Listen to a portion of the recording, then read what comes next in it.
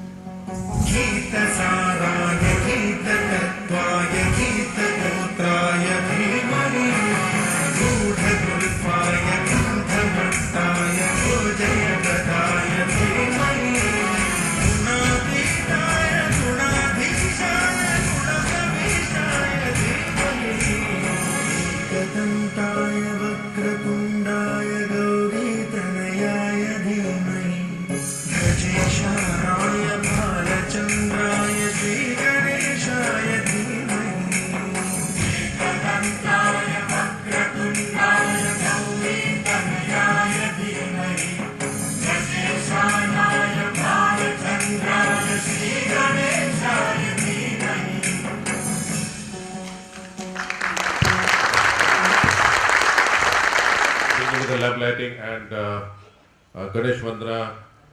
Wonderful performance by the students of Mahatma Gandhi Labour Institute. Can we have once again a big round of applause for all of them?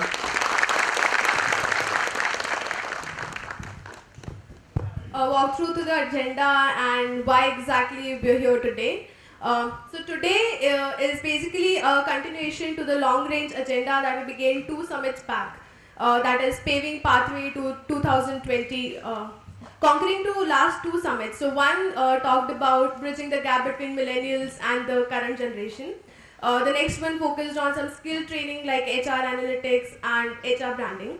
So today is a continuation to that, and we have our honorable speakers here who will be exactly telling you how they have anticipated already. They're going to tell you how workplaces are going to be like in 2020 and how workforce is going to be like and how exactly do we prepare ourselves for that. So I'll run you through the agenda. So first, we have a small website launch. Second is we have a keynote by Mr. Nishit Mehta, who is the CEO of Microsign. Third is we break for tea and coffee. Networking, obviously, I'll reinstate, please make the most of networking time, like really good people here, talk to them. Next, we move to a session on leadership transition by Mr. Vivek Mehrotra, who is Director HR at Flipkart. Then we move to a session on employee engagement by Ms. Charlie David, who is head at Aircel Academy. Oh, should we take a break? Too much of stuffing.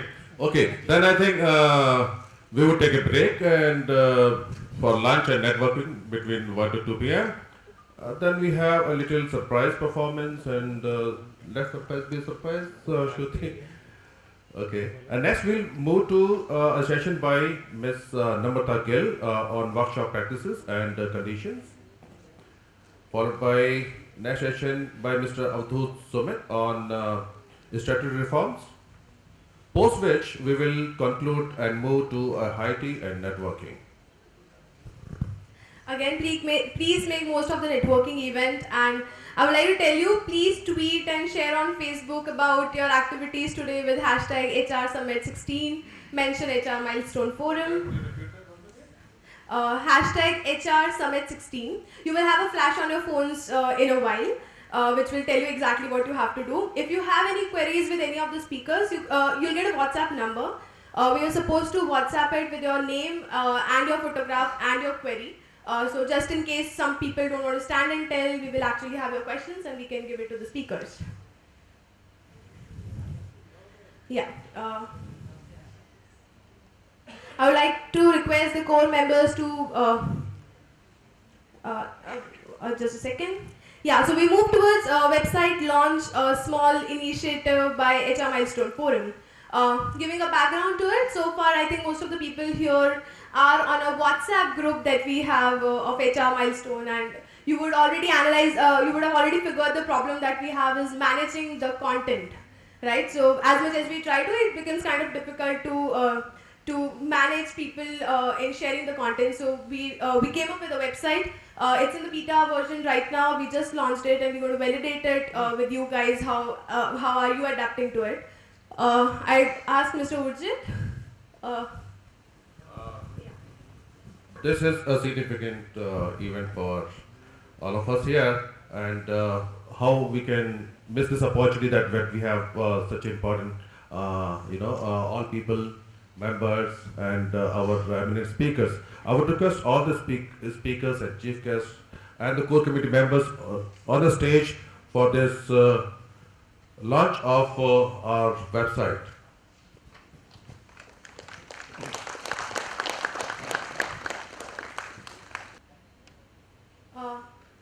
So here is a question where if you have a question you can post it. Before that you have to go to login, and everybody will have to create their accounts. It will ask you a few details, and with which you will be an official member of HR Milestone community as such.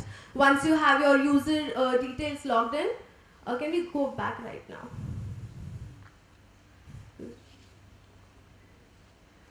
Well, now is the time to invite our keynote speaker, Mr. T.S. Rajan. Mr. Rajan, can we have you?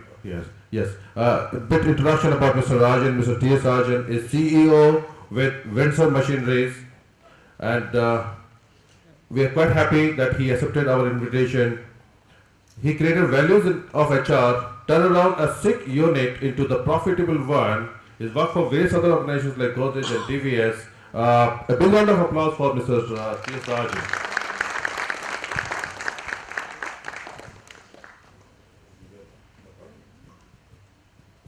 Good morning. It's indeed a pleasure to be here, more so with the younger generation, the future, not only for this country, but for the global business. It always gives me immense pleasure to be with youngsters because I travel back in time and at times regret for all that I have missed when I was younger. Before I move ahead, let me just share one thought. The lady who started the introductions, Ms. Shruti, made a very valid point which really triggered off some thoughts into me. She said, switch off your mobiles. If you get any calls from office, just don't take it. But in case you get it from home, please go out and take the calls. It really triggered a lot of positive things in me, and that's what's happening today. Wherein all of us in various businesses are facing this big challenge of having a balance between our work life and our personal family life. You're going to hear a lot on this from eminent speakers out here. This initiative of the HR professionals coming together started probably about 5 years back, and somewhere my colleagues from the HR was also one of the key initiators of this activity. Like any other business activity, no more is it considered not to talk to a competitor. We are all moving beyond competition. It's more of co-option. Various industries today have realized that you got to move much more ahead than thinking merely within competition. And that's how, because we all believe that knowledge sharing is ultimately going to benefit each one of us. There is always a lot to learn from the other side. I came to know that some of the initiatives that our colleagues from this fraternity have been taking in the last few years of sharing some good practices that have been initiated at individual organizations, not only benefiting the organizations, but more so benefiting the future generation, the future HR professionals, of planning and thinking for the future.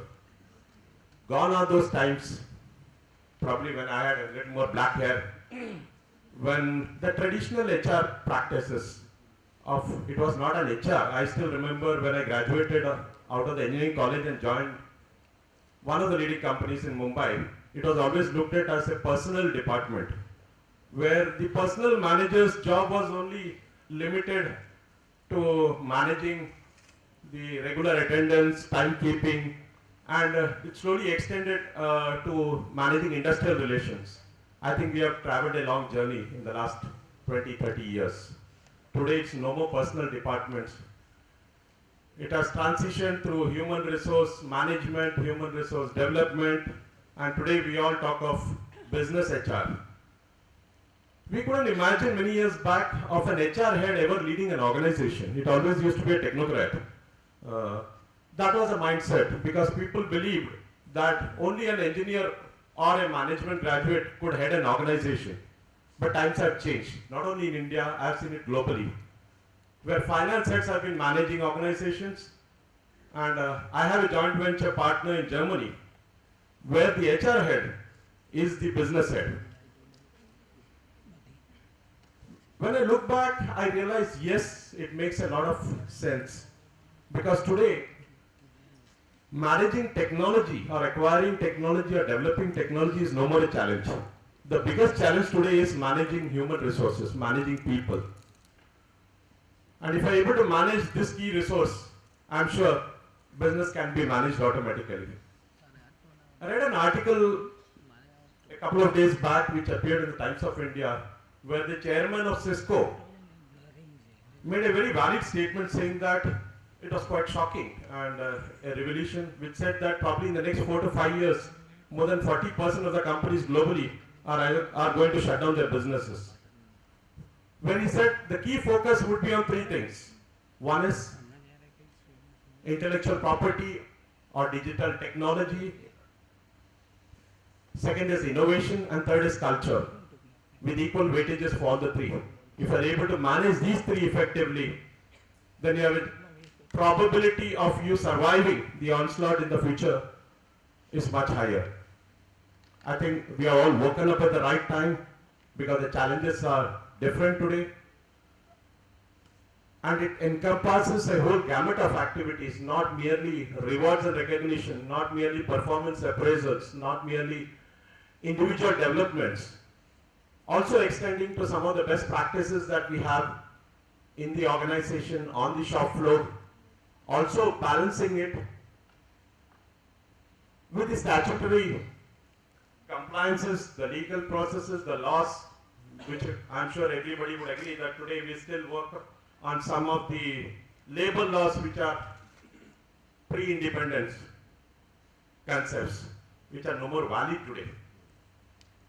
Rather than taking much more of your time, I think we should wait for the eminent speakers whom we have here, who are going to cover this entire range with their experience and their expertise, whatever they have done across in their organizations.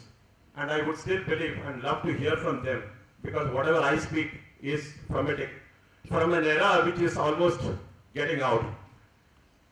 It will be nice to hear from these eminent speakers who would give you an insight into what are the best practices. I'm sure that's not the end, because this generation, the future generation, the present and the future generation, the expectations are much more different. But we need to have a smoother transition when this handing over is being done. And that's a real challenge for all of us.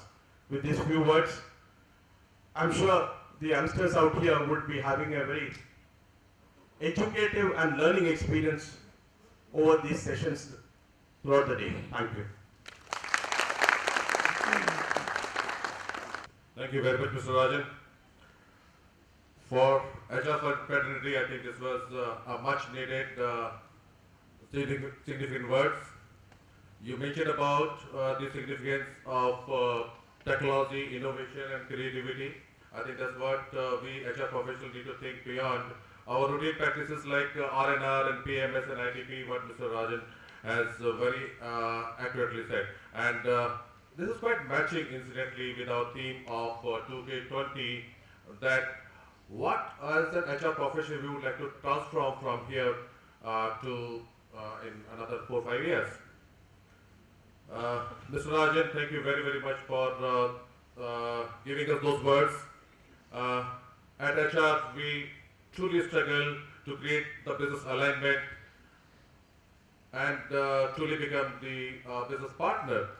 I'm very sure with your tips, it will become easier for all of us. It was running so nicely, smoothly, and today also it is very much smoothly running. But with concern, I felt that in 1985-86, I felt that anything should run with some concern with the society, as well as how I can run my company more smoothly. Because sometimes what happens that in a routine people's, what type of commitment I needed in my company, what type of sincerity is required, what type of grasping power is required, that everything I have tried my best to do the experiment with the differently abled people, and they have been proved as they are uniquely abled. And I felt that I am very happy whenever I am having the requirement of any kind of person. First I will look to the matter that which kind of differently or uniquely able person can be much more helpful to me. because we are not helping, they are helping. That is being proved because of their attitude, their commitment, their sincerity towards work. What is my feeling that how this experience can be shared with you? I got opportunity to this HR forum. I am very much thankful to you everybody that I got opportunity to share my experience. I am not a so much HR field experience person, but I am not educated in HR, but I have done the practice since 1971. But practicing with the differently abled people is since 30 years. What is my feeling that how by inclusive practice or by integration workforce, how we can make our all अपना जो वातावरण जो business का है factory में उसमें integration practice से how we can get the best benefit out of it and they can be adjusted in our industry so nicely and with pride how they can we can give them a good life and how they can become our growth partner because of their attitude, because of their retainership and everything. I think they have become the true growth partner in microsign. I think that this experience, I think gradually everybody should start that instead of keeping them away, how we can give them accessibility in our without prejudice that can be benefited to the industry. I think that should start at any time, as and when you require any kind of assistance. You are most welcome to microsign or contact me over the phone or by email. That can be answered very properly. And what is my feeling that after having the experience of differently abled people, what is my feeling that they are not changed only, but my normal staff has also changed a lot, because everybody were not known that whether we are growing or they are growing, but everybody is feeling that everybody are growing all together, because something we are not discovered, that we have been discovered what is the talent behind the differently abled people, because sometimes what we see is their disability only, but behind the disability there is always a big opportunity and big talent is there that challenge people can bring you a challenge taking capability for the company, because they have always taken the challenge for their life, and when they become the partner in your company, I think you are having the challenge taking capability people with you, and I think you will never be behind that.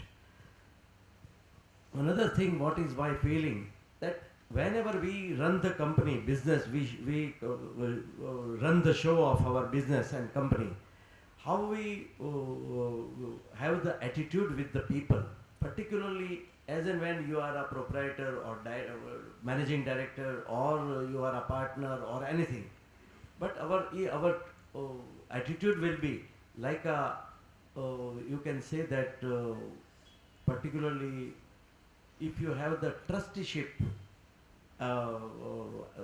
attitude, I think you will be more succeeded. I think that is more required at this time. This time, opening the trust, that is important because of many things, but without opening the trust also, you can have the attitude with the people like a trustee. Yes, the trustee of foundation or trustee of the company. Second thing, what is my feeling, that particularly this kind of people, when you work with them, you will always feel that many things comes out of your things, and it will be discovered many other things which is very important. If anybody is having any kind of question, you can also ask, and before that there will be a 5-6 minutes glimpses of microsign which will give you the overview of microsign, how they are started and at present what we do. Thanks a lot for everything. Welcome my friends. Here is Mehta Terrace, Microsign was started here on 19 February 1978, a small monument of dedication and determination. For the visitors, it can be a small industry, but for us, it is a temple where work is prayer and workers are worshippers. Microsign is a unique place. It is a laboratory for human resources. Here the workforce is integrated. It means able and the disabled, the normal and the challenged work together. Yes, with great love, deep gratitude and a lot of friendliness. These experiments in HR have remained the longest and the most fruitful experiments so far. There are the lessons of mutual teaching and learning process. The world of work and disabilities have traditionally been viewed as diametrically opposite to each other, but Microsign has harmonized them. We have attained the goal of unity in diversity. I have been taking personal care for the right place, for the right people, respective tasks for the respective disabilities. I do job analysis, identification, training and recruitment with the help of my normal workforce. We train them together. Employees can be anything. I mean, he can be mobility, speech, hearing impairments, or mentally challenged, or learning disabled. Microsign has 4 operational areas where I do match the skills of persons with disability. The analysis of work and the worker makes it easy. The first is processing area of plastics.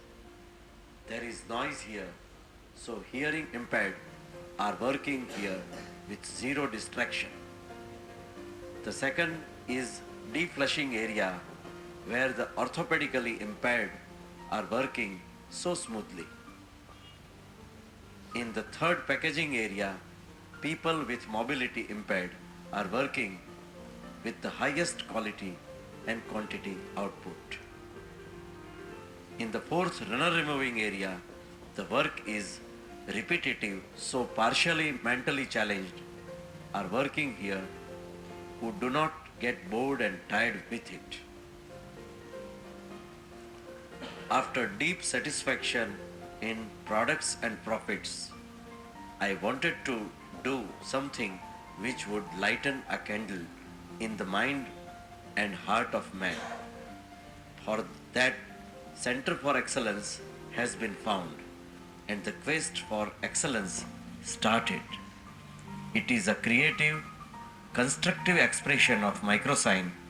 It is a creative space for all creative souls. It is a movement to create better human beings and harmonious living.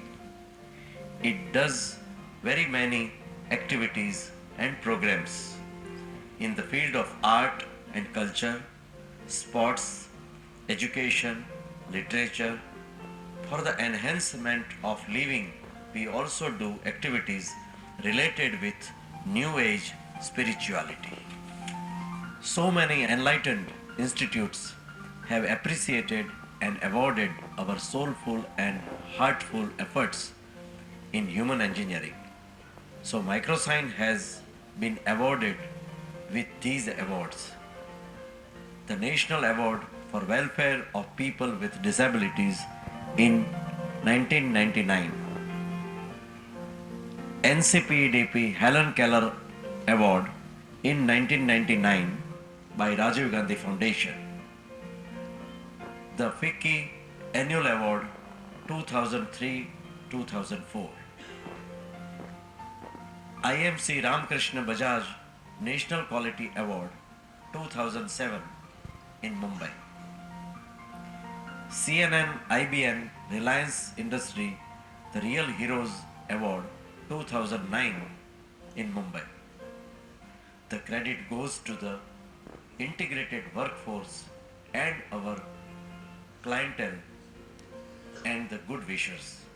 Thanks a lot to you everybody. Listening to me.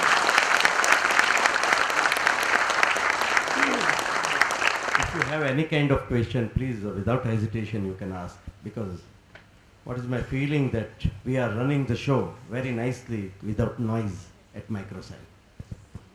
Because we have the nearly 15 people deaf and mute. Nearly 15 to 16 people are orthopedically handicapped, and nearly 5 to 6 people mentally challenged, hyperactive people. And balance is nearly 40%, that is a normal workforce. And anybody is really interested, you are most welcome to Bhavnagar with the proper appointment, and you can note down my cell number 09 22 755 0777. Nishit Mehta. And another cell number is of my son. Now he has taken over most probably 90% work for my new plant by Pathik Mehta. Pathik Mehta is an international table tennis player of India since 2012. And he is also here. And his cell number is 0922 755 6677. Because nowadays, since last 3 years, he has picked up everything and he has left table tennis, and now only motivated to the children who has like to learn table tennis, he is giving them. Because he is the first person of Gujarat to represent Gujarat and to represent India for 45 times in Indian team, in senior level.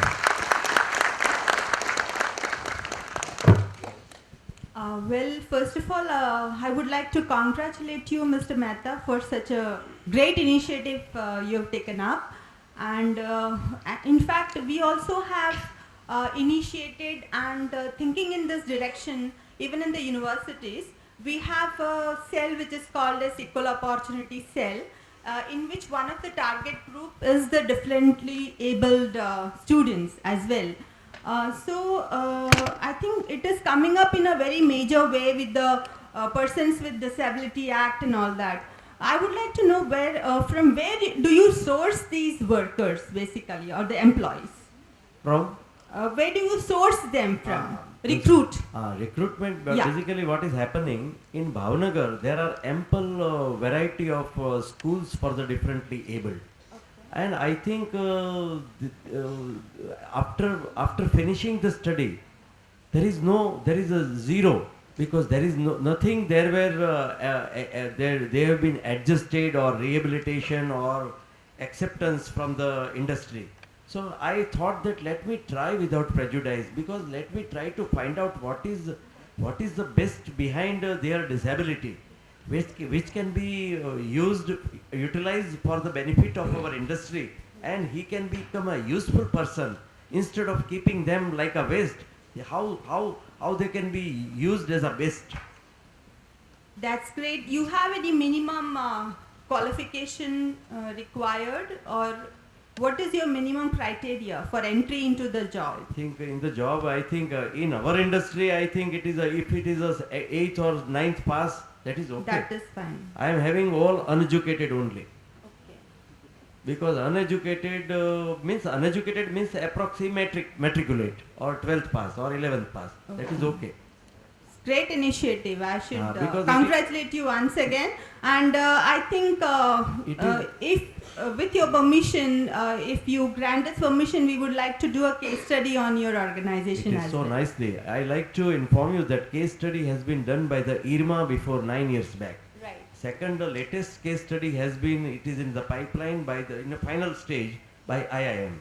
Second Okay. stage study is also in finals in pipeline in IIM also by behavior.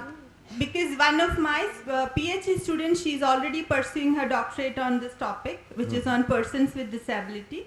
And I am also the coordinator and member secretary of the Equal Opportunity Cell of Gujarat University, Very good. under which we are supposed to have these kind of activities for them. Okay, I'll be in anybody touch is the with- most welcome to Definitely. Bhavnagar sometime if they like any kind of our helpline. I should certainly like to give the helpline, because in this kind of case study, one of the Madam Geeta Mohan at the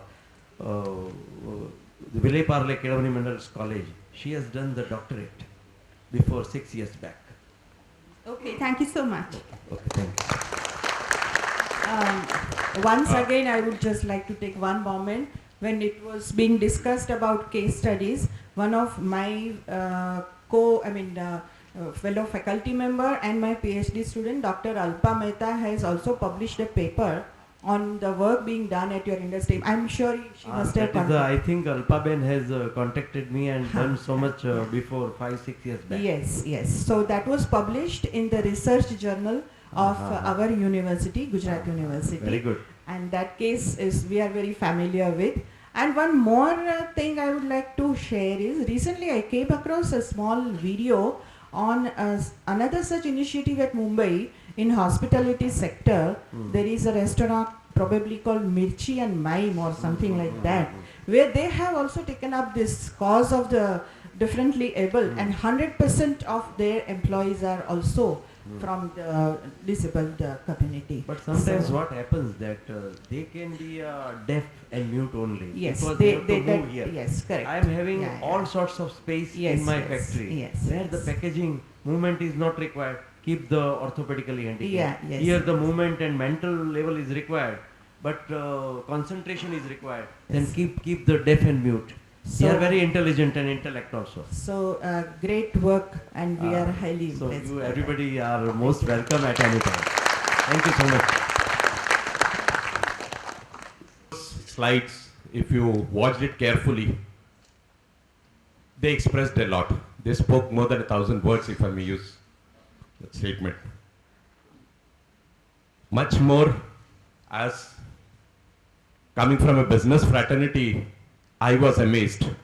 At the end of the whole presentation, I can only say that it's much more difficult to manage healthy, fully able people, because that's the challenge. Great work done by Mr. Nishit Bhai. I think it deserves a standing ovation from all of us. Please.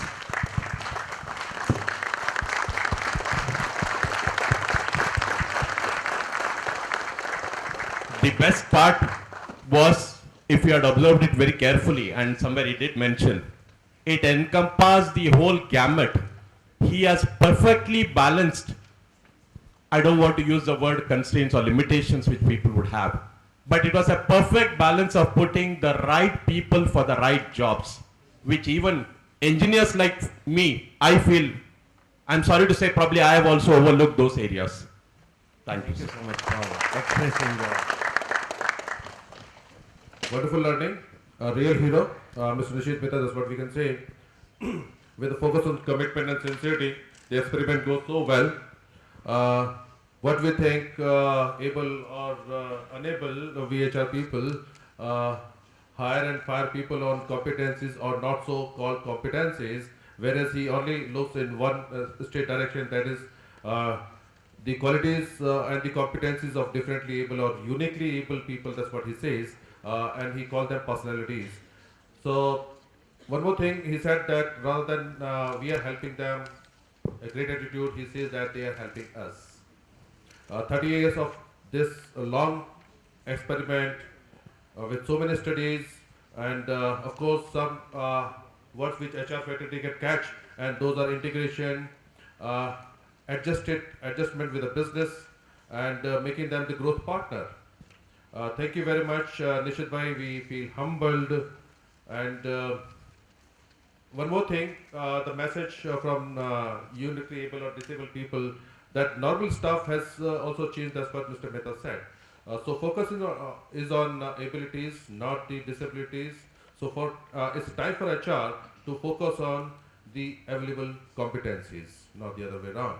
Thank you very much once again, Mr. Mehta. I would request. Yes. Just a minute, I like to interrupt. That so many things is going on nowadays. From the MSME people, they have sent many things to the Delhi, and their World Bank representative along with their consultants has visited Bhavnagar. Okay, how you have managed 60% people in the industry and how what we should do. You can give us the direction or something. Some people has already visited, some people are coming on something 6th, 7th of March also. I think what is the initiation, anybody has an inner initiation, taking capability, what we can do now. So that is my motto. My motto is not to come out with anything, but if somebody has done the experiment in one laboratory, HR laboratory, when IIM has given the heading of human engineering at microscience, then what everybody should think about very seriously about this matter. Then when the global competition is going on, what these 2.5% people are just untapped.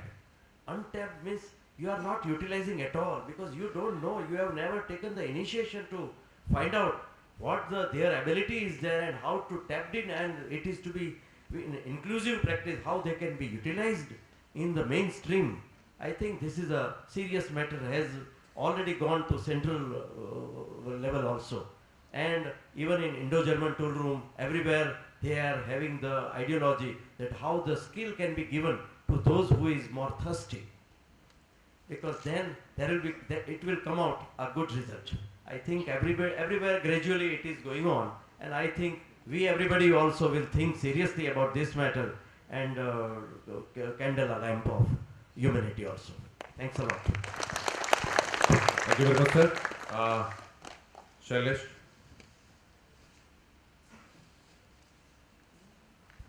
And what we are offering is, as a part of eco-friendly gift, a book and of course a plant in the test tube. So when you open this, I'm sure you would like to preserve it forever. Eco-friendly, and this will last longer for many years to come. Thank you very much.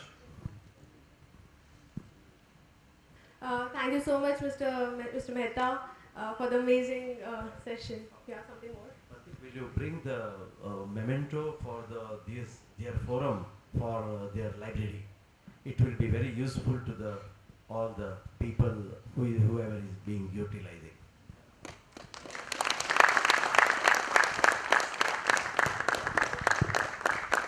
This has never happened earlier that a speaker is giving us something.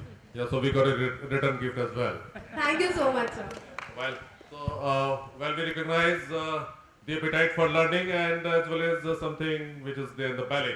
I think it's time for a break and appetite for wisdom. I'm very sure after the break when you come up, we have the session by Mr. Vivek Mehrotra. Got to wait for some time. So please freshen up, have some good time.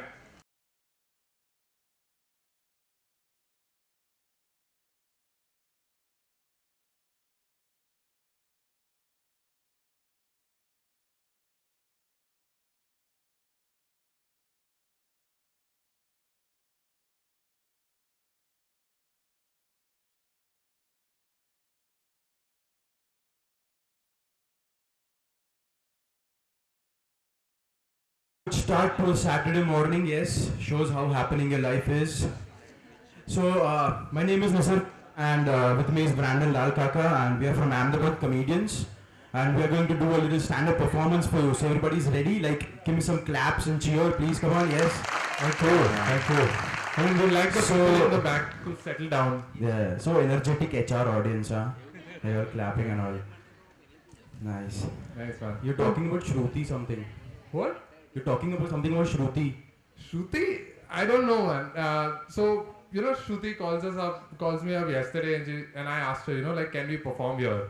And Shruti was like, हाँ, bilkul, come on, why? So we said, we charge like $1,000 a minute to $1,500 a minute usually. And she said, so what? तुमको exposure मिलेगा. You know, that is everyone in a startup here knows that. Exposure is the main selling point. मैंने बहुत लगी है ये बेटा exposure. Yeah. भाई साहब वो जरा 2 अमूल की bottle देना ना exposure. I mean that's the thing that happens to us. How many of you took engineering here? Alright, wait. First, let me look at the arts and commerce people. Come on, lift your hands up. Wow, so many. Look at the unemployed youth of India. And how many engineers here? Nice, the virgin unemployed youth of India, you know. That's the difference. I mean, he. Sorry, we started a little bit late. Would you like to explain why? Yeah, like I went for this Indian Navy interview. Okay, there's this SSP training that we have to go through, and I cleared the aptitude and the intelligence test like par diya usme to. But they had this condition that the person cannot weigh more than the ship, so they did not take me. And it was just one ship per person. That is not how it works. Yeah. So how many giants in the house? Give me a cheer. Come Giants, on. come on. Giants. Woo! Cheer. Come on. Minorities. Minorities. Patels. How many Patels in the house? Give me a cheer. Come on. Cheer. Come on. Anamat જોઈએ છે ને. Okay, how many Parsis in the house? No. Just me. You need anamat, man. Yeah, I need an Amat. So what happened was that after all this Patel thing that came up, Parsis were really fired up. You know, कि दिखरा आपने भी minority बनिए. So we were like, okay. So we went to the riots commissioner in the government department, and we said, you know, we need a form for this riots thing. So he gave us a form, and like there were just 2 main questions inside it, I guess. One was like, what is your motto? Patels had, you know, the Jai Sardar, Jai Patidar, yeah, that thing. So Parsis were like, okay, what can be our motto? They're like, Karam Ramanu, juice pivanu, majani life. And then he was like, what will you do that will shock the nation? Like, what we've been doing since the past 1500 years, we'll marry our cousins. Yeah, because see, as a Parsi, like as a regular person like you people, you are allowed to marry whoever you like. But as a Parsi, I'm expected to marry inside my own community. So, you know, when your wife is angry, you either spend Valentine's Day or Raksha Bandhan. That is how bad it is. And it's really screwed up that way. And how many people have startups here? Okay, don't be shy. Come on, you have startups here. Make some noise. That's it? Yeah. Give me some cheer. Come on. Give me some Cheer cheers. up, guys. Come on. I know it's Saturday. You know, nothing better to do in life. Okay, that's good. I mean, like usually there has to be a bigger crowd for startups.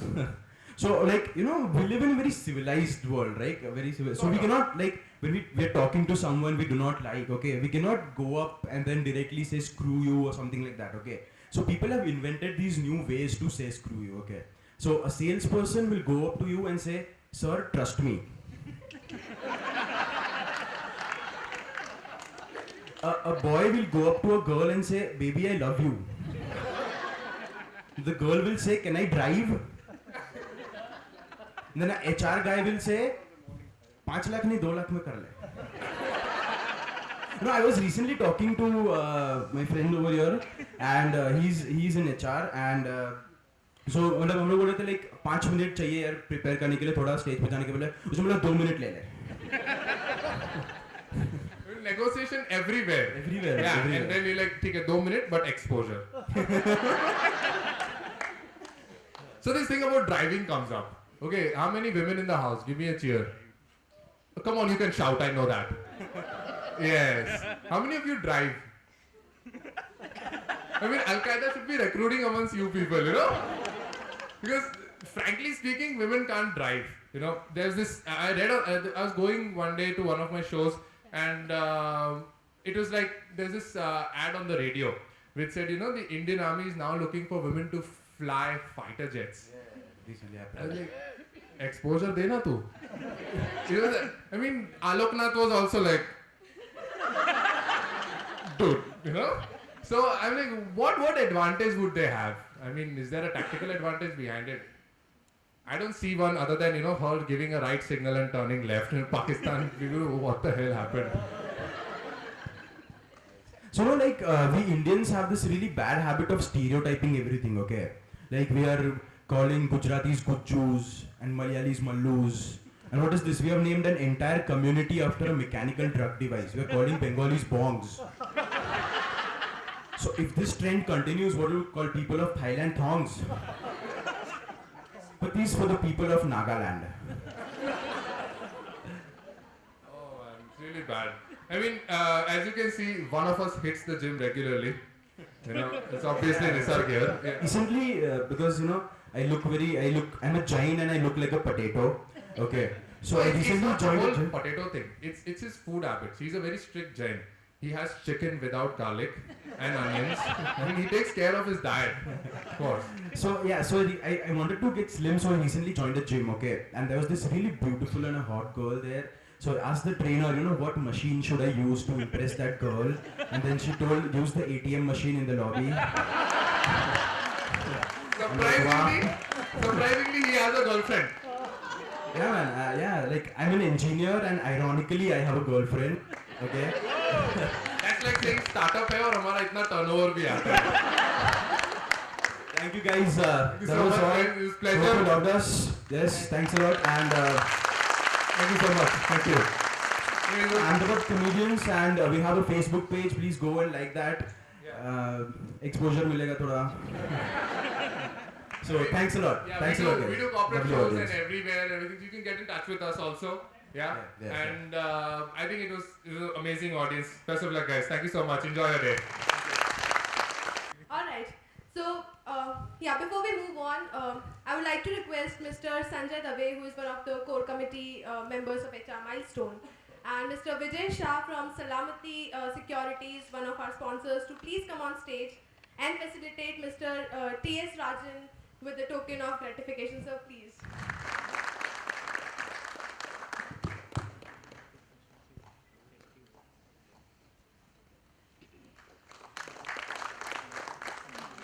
Those are the helm of affairs from generations of baby boomers to Gen X shall by 2020 be anticipating the transition of leadership and perhaps may already be aggressively working on the succession. However, the would-be successors that are empowered by technology, dynamic knowledge, unimaginable skills have very different approaches and even expectations to manage and lead as compared to methodologies of the yesteryears, and those followed to an extent even now. The gestation periods are shrinking, whereas expectations and requirements are high. So irrespective of the segment and the sector, what is that the current leadership and the successors must expect so as to gear up on a pathway to 2020? Yeah, that's very right, Shruti. Thank you very much. And now the time to go on to the leadership transition. And for this, I would request Mr. Vivek Mehrotra to be here on the stage. Before I can say a few words about him. A very small person to say anything about him. Mr. Vivek Mehrotra, Director HR for Flipkart. A little background which I know about him. Started career with pharma sales and marketing. Worked for certain organizations like Lupin and Torrent. Transformed towards HR and training. So he joined NS Sparta, moved to Reliance and then Reliance Retail, Flipkart, where he's looking after responsibilities like HR, supply chain, training, and a lot of other things he has been passionate about, he's been doing. But at the end, he remains a wonderful salesperson, that's what I know for sure, something very internal. He might love to be called as HR or training professional. Of course, a wonderful author, writes with the kind of language which connects to all of us. One of his book, a very famous book that is called Why My House Doesn't Ring. And the newer versions of this, Why My House Doesn't Listen or Coach are in the pipeline. I'm wondering and waiting for the book, Why My House Doesn't Fly. So I would say give something else to drink to him. I think the horse one day will fly. So, anyway, I would sum up this introduction by saying that Vivek Mehrotra is my guru. I got an opportunity to work with him in NS Sparta and learn a lot of things, and most of the things yet to be learned.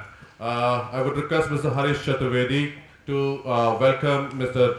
Vivek Mehrotra to with the flowers. Flowers forever, eco-friendly.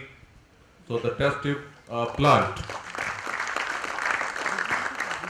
Thank you, Vivek. Now, I really don't want to be between the audience and Vivek Mehrotra. Vivek, I would also request something. If I missed in your introduction, please complete that. Thank you. It's all yours. Thank you. A very good morning to all of you. And thanks a lot, Neeraj, for your gracious word. It was really flattering. But I am like one of you. And I have learned through our experiences. So what I am going to do in the next 45 minutes or so is to share my experiences. Whatever I have learned, I am trying to give it back to all of us. Well, this is what is my official introduction. I have 3 different roles that I am playing currently. I am the Director HR for Last Mile, the people from Flipkart who comes to you our face. I head them, the entire end-to-end HR for them. I also head the Academy for Supply Chain, that is the training wing for supply chain, eCart. And currently, from January onward, I have moved as a Dean for Flipkart University. We are setting up the Flipkart University. In short while from now, I would also share a little bit about that. So, but my real introduction would be that I am an author, I am a trainer, and more than that, I am a colleague. I would love to work, and that's where when Neeraj called me, I think we have worked some 10 years back together, but the moment he gave me a call, I said, I don't know how many of you know, for me, it is coming back to home. I am an Ahmedabadi. Yes, for long, 1995 to 2010, I was in Ahmedabad. So my children, they speak Gujarati, though I don't. But at heart, I am also now a Gujarati or Gujju. Well, this is my URL, vivek.mehrotra.com. If you want to visit, love, you can get all the material that I have, whatever little I have done, all free downloadable. There's no charge, nothing. It's all free of cost. Coming to, before I move to the today's topic, I think it's important that I should give you a small introduction of the industry where I am in. Of course, this is the dawn of e-commerce. In India, the way I am sure each one of us is witnessing, right from online travel that we were there for long, now the online retail to marketplace to online deals and online portal classified. I'm sure the list is endless and it's going to be endless. It will continue. The growth rate that you are seeing between 2009 and 2014, the CAGR for e-commerce is 36%.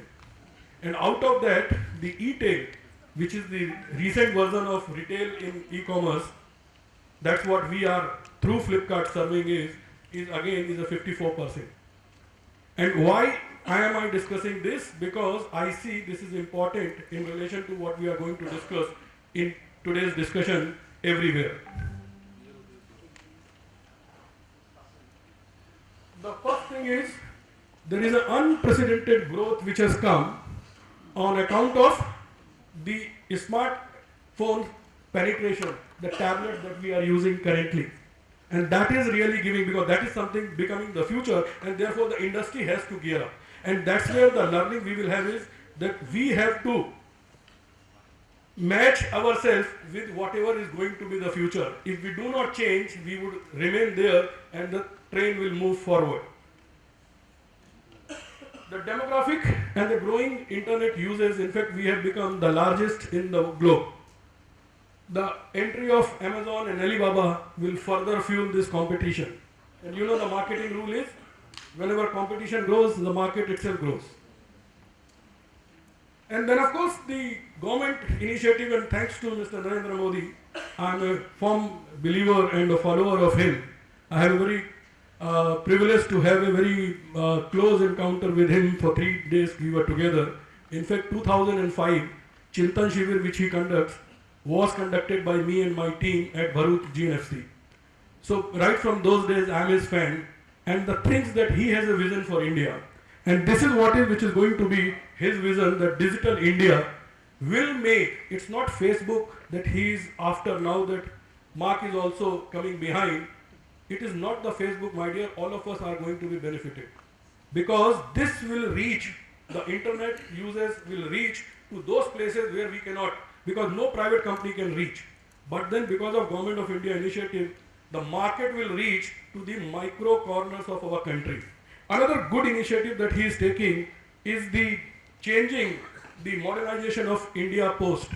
I don't know how many of you know, the India Post has done a business of 280 crores last year through e-commerce.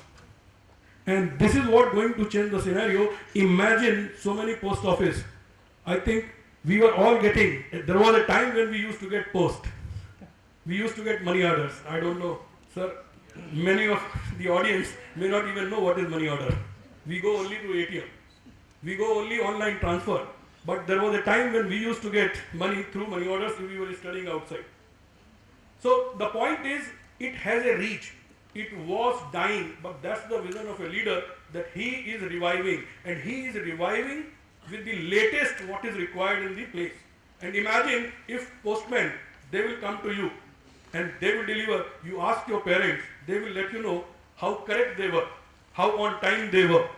And that's the beauty. Because of them, e-commerce will reach to every nook and corner of our country, and that will give further boost to this industry. Last and not the least, one good thing, they say whatever happens, happens for the good. What Mr. Sanjay Gandhi could not achieve, or he was made to fail, is really paying dividend today. I don't know, sir. Audience may not know, because in 70s, he started family planning and he was a single torch bearer, and the way he was going, we would have become China. But thanks to the opposition parties who only knows how to oppose, opposing means they have to only oppose, they have stopped this, and because of which India has got the largest demographic dividend today. We have the largest population in the world which is in the employment stage. We are largest population of 25 to 45 is in India. And that is what giving India such a power. And that again gets us the money, because they have money to spend, and therefore e-commerce. And more than that, they have habit. Because we used to go, like Rajan Saab will agree, my father, he would say, पैर टूट गए हैं क्या? चला नहीं जाता है? 2 कदम चाके लेके नहीं आते हो? आज मैं अपने बेटे को क्या कहूँ, मैं खुद ऑर्डर करता हूँ e-commerce में. The other day my family has gone to out of city, and 2 of us were there, and he said, Dad, खाने में क्या बनेगा? I said, सब्जी तो बना दूंगा, पराठे नहीं बनते, क्योंकि आटा मलना नहीं आता. And he said, don't worry. He works, by the way, Look Up is a small startup funded by Tutor, and he's ordered through his own mobile app. Within half an hour, we had parathas at home. Just one single packet of parathas costing $90. And that's the beauty.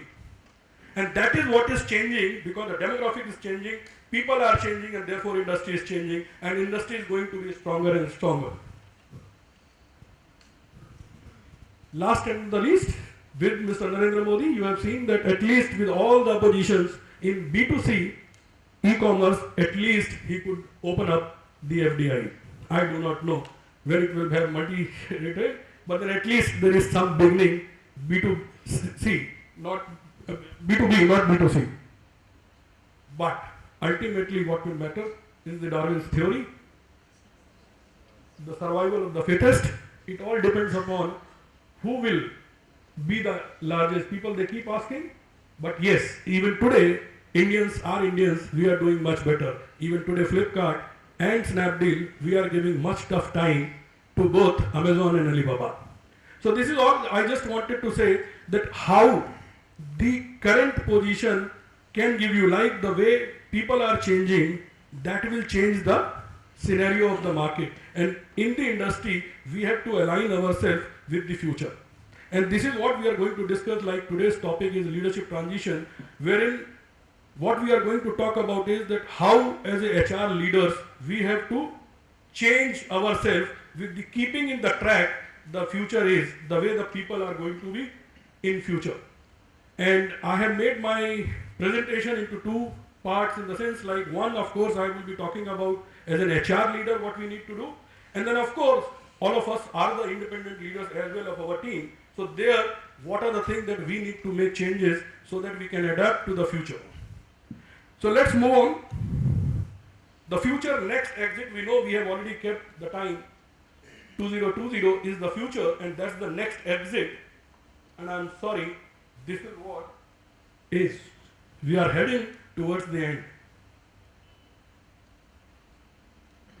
Yes, my dear, those of you who are having dull faces, it's a fact that HR as an independent function will no longer exist. That's why Mr. Rajan was telling, he has already touched about this, that as an independent, like today, we are a support function, will not exist. What is going to be the future, and that is what we are going to discuss. In this, there are challenges, don't worry. मुझे भी 4 साल नौकरी करनी है और शायद आप लोगों को तो जिंदगी भी बहुत बाकी है, तो there are HR will be there, but certainly in-house HR will downsize because lots of things will be outsourced. So it's good, you will have less work. But my dear, that's where the issue is. When you outsource, we have to work more, because we know, or we should know, what to outsource and how to get outsourced. Then of course, better technology, more of the self-service will come. Like today, how many of us go to bank for withdrawing money? We only go to ATM. And that's where that we have to give things to our people, that why are we asking them to do the things they can do themselves? And that is what is going to be the future. Many departments will disappear, especially the benefit like we are giving, rewards and recognition. Those departments will go off because there will be services available which will provide that benefit in a box. The entire gamut of benefits, there will be companies who would be ready to take from you and they would manage it for you. So the new role of HR would be what? I'm sorry for the quality because lights are too much. Can we have this light switch off? Sure. Now, I think I really liked what Mr. Rajan said in the beginning when he was talking about HR. He's right, because I also heard from my parents about a personnel department which became HRD. And even today we have an HRD ministry, but we do not have an HRD department.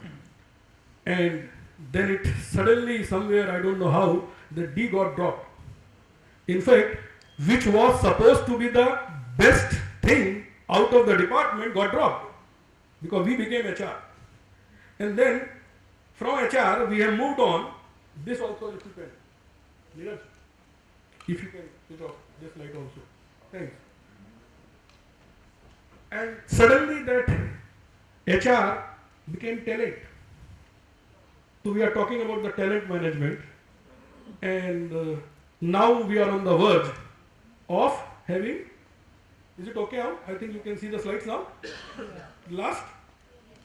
So the talent is now becoming people. My only submission to the HR fraternity is that this flashy nomenclature will not do anything, will not get us anything. Because the main business of HR is the development. But the kind of practices that we have, we do HR destruction, the human resource destruction, rather than development. Am I correct or not? The kind of bell curve, the kind of policies that we adapt, that leads to destruction rather than development, which is supposed to be the main function of HR. And therefore, what I am saying, that we should look forward to the strategic value of HR department. Unless we believe in that, we will be nowhere. We are going to be outdated and we will be out of business. And that's where I say that what is your ability as an HR, what is your ability to make accurate projection for the future? Maybe it may be cost, may it be the performance, but what is your method of projection? Understanding of the goals of the business. As Mr. Rajan rightly said, he himself is an example of this, that managing both, and that is something great. Unless we know the business, how can we provide support, what we consider us as an HR as a support? Using matrices that have business impact, because unless there is a business impact, we will have no say in the business itself.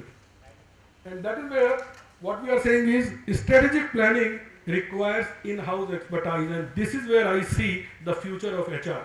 Because all other things, right from hiring to retiring, we can outsource. Tell me any HR function which cannot be outsourced. To me, only this. Because this is something you have to have an internal expertise. Rest everything is common, can be outsourced. So this is what is going to be our core competence. So if we have to survive in HR, my dear, we have to have this in-house HR competence in us that is of our strategic thinking. And this is where I say that we have to move from HR business partner to HR business professionals. What is the difference? As an HR business partner, we would be considered as a support system. We are a support function. Whereas as an HR business professional, we are the part of the business.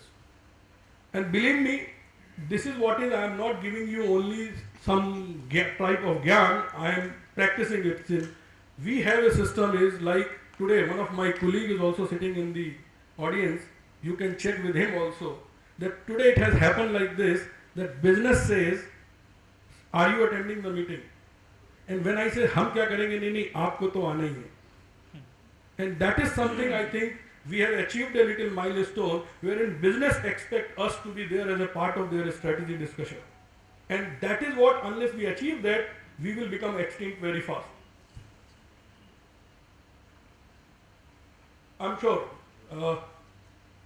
This again is the pendulum. Earlier we used to be specialists, then we became HR generalist, and I think pendulum is swinging it back, and we have to become again the specialist. And that specialist, as I discussed, has to be business acumen, because that is the single most thing which will be required from an HR professional. I think we all know that this is what the 4 words that are going to exist. People like me will get retired by 2020, certainly from the active corporate life, not out of the business, otherwise I would again meet you somewhere else in some other role. But yes, active life, I would have to retire as per the rules. But baby boomers will still continue to be 4 more years in the system. As now the retirement age is 60. So they will have 4 more years to be there. And then of course Gen X, Gen Y, Gen Z or Z, I don't know, I keep listening these contradictory terms. So they will all exist. And this will lead, now this is what is going to change the HR landscape. And we have to keep, like I gave you an analogy of e-commerce, like how the demographic dividend and how the technology is changing the shape of business, we have to change our landscape as per the availability of human beings, because they are our business. This again, like I'm sure, like the landscape is changing. We are using there is a research which says that in a day, average human being touches phone. Any guess how many times? Our mobile phone? Any guess? 500 is too much, I think. Your guess is very high, but 150, yes, you might be using 500. But average is on an average 150 times. How much working time we use in just looking into mails? 1/4. So roughly 2 hours into 8, so divided by 2, 8 divided by 2 is exactly 25% of our time goes in mails. So things are changing, and therefore we have to change. The roles are changing, the jobs are changing, we have to change ourselves. So what are the HR challenges which we foresee in 2020 is that there will be a tech orientation. The way technology is changing the landscape of our country in terms of business, it will also change for us. There would be a disruptive thinking which will come, and that is because of old practices will all be challenged. The way we reward PMS, comp and benefit, everything will be challenged, and this is what we are going to discuss in short while. the typical bell curve, the 10, 80, 10, because it's very good to reward those 10% who are the superheroes, but what about 80% who pulls you down? And that is what companies, they don't realize, that 10% superheroes will produce good result, but whatever they produce cannot match of even if 1% down of those 80%. And that's where this is going to change. So we need to think differently. And of course, the time will come when there are individual contracts, more work, more pay. That kind of concept is going to come. And what is going to change? Again, technology. Like the way technology has changed the world of business, technology is going to change. There will be a disruption through technology. I am sure many of you must have received this WhatsApp message. Right? Many of you must have received or otherwise going to receive, because वो viral होके कहीं ना कहीं तो आपको मिलेगा. Now, right? That has become. In fact, it is a fact. A son of my friend, my colleague, he's just 5-year-old. The other day we were having dinner. He came with this tab. He has already ordered a Lego toy, and he came it to Papa. He has also put his credit card number. He just wanted password. And that is the future, my dear. Because if that 5-year-old child is using this, imagine what you and me are using. So, we have to adapt. And in fact, this is what is a real picture of an app which we are developing for Flipkart, training our delivery boys who come. In fact, you must have noticed that when they come, they deliver product through an app. Yeah. No more they carry a paper. Now we are going ahead and we are trying to teach. This will have video messages. It is an inbuilt assessment. All this technology we have developed in-house. And this is what, because if people are using, because they are not used to, you ask them to sit and write, they will not. But if you ask them to play on the phone, they would love. It's a fun. In fact, recently we have taken English Dost. It's an app which is available. We have asked them to customize it for us. Because it's a game. It's a 36 level game. People, they keep playing, and then in playing, they learn much faster rather than asking them to sit in a classroom and teach. So the whole thing will change, and that's where we have to keep ourselves agile, updated as per the business needs. Because this is the future. Right from, tell me out of this, how many of us are using? Most of us are using most of the things, but the list is not. In fact, recently I read a book called Modern Workplace Learning, and it came to me as a startling fact that I am so uneducated. There were tools, these are 100 tools. I could say that 28 I can recognize. I will not say that I am using. If I say, I would be cheating myself.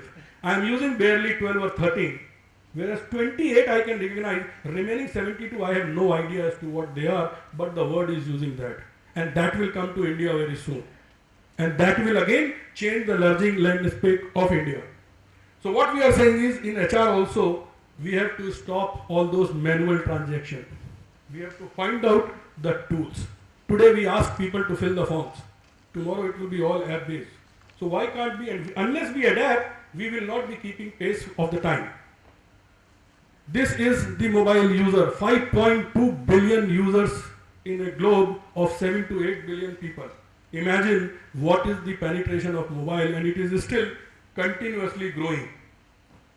And in that, what is surprising is that app, if you see, this is something which is growing the maximum. The desktop has come almost stagnant 1%, the 17%, 52% growth is on app. And that is where is, are we really keeping us in sync with the future? Are we really working on the apps? Can we develop all our HR practices, all our HRIS through app? Instead of asking reports, can we change our HRIS through app?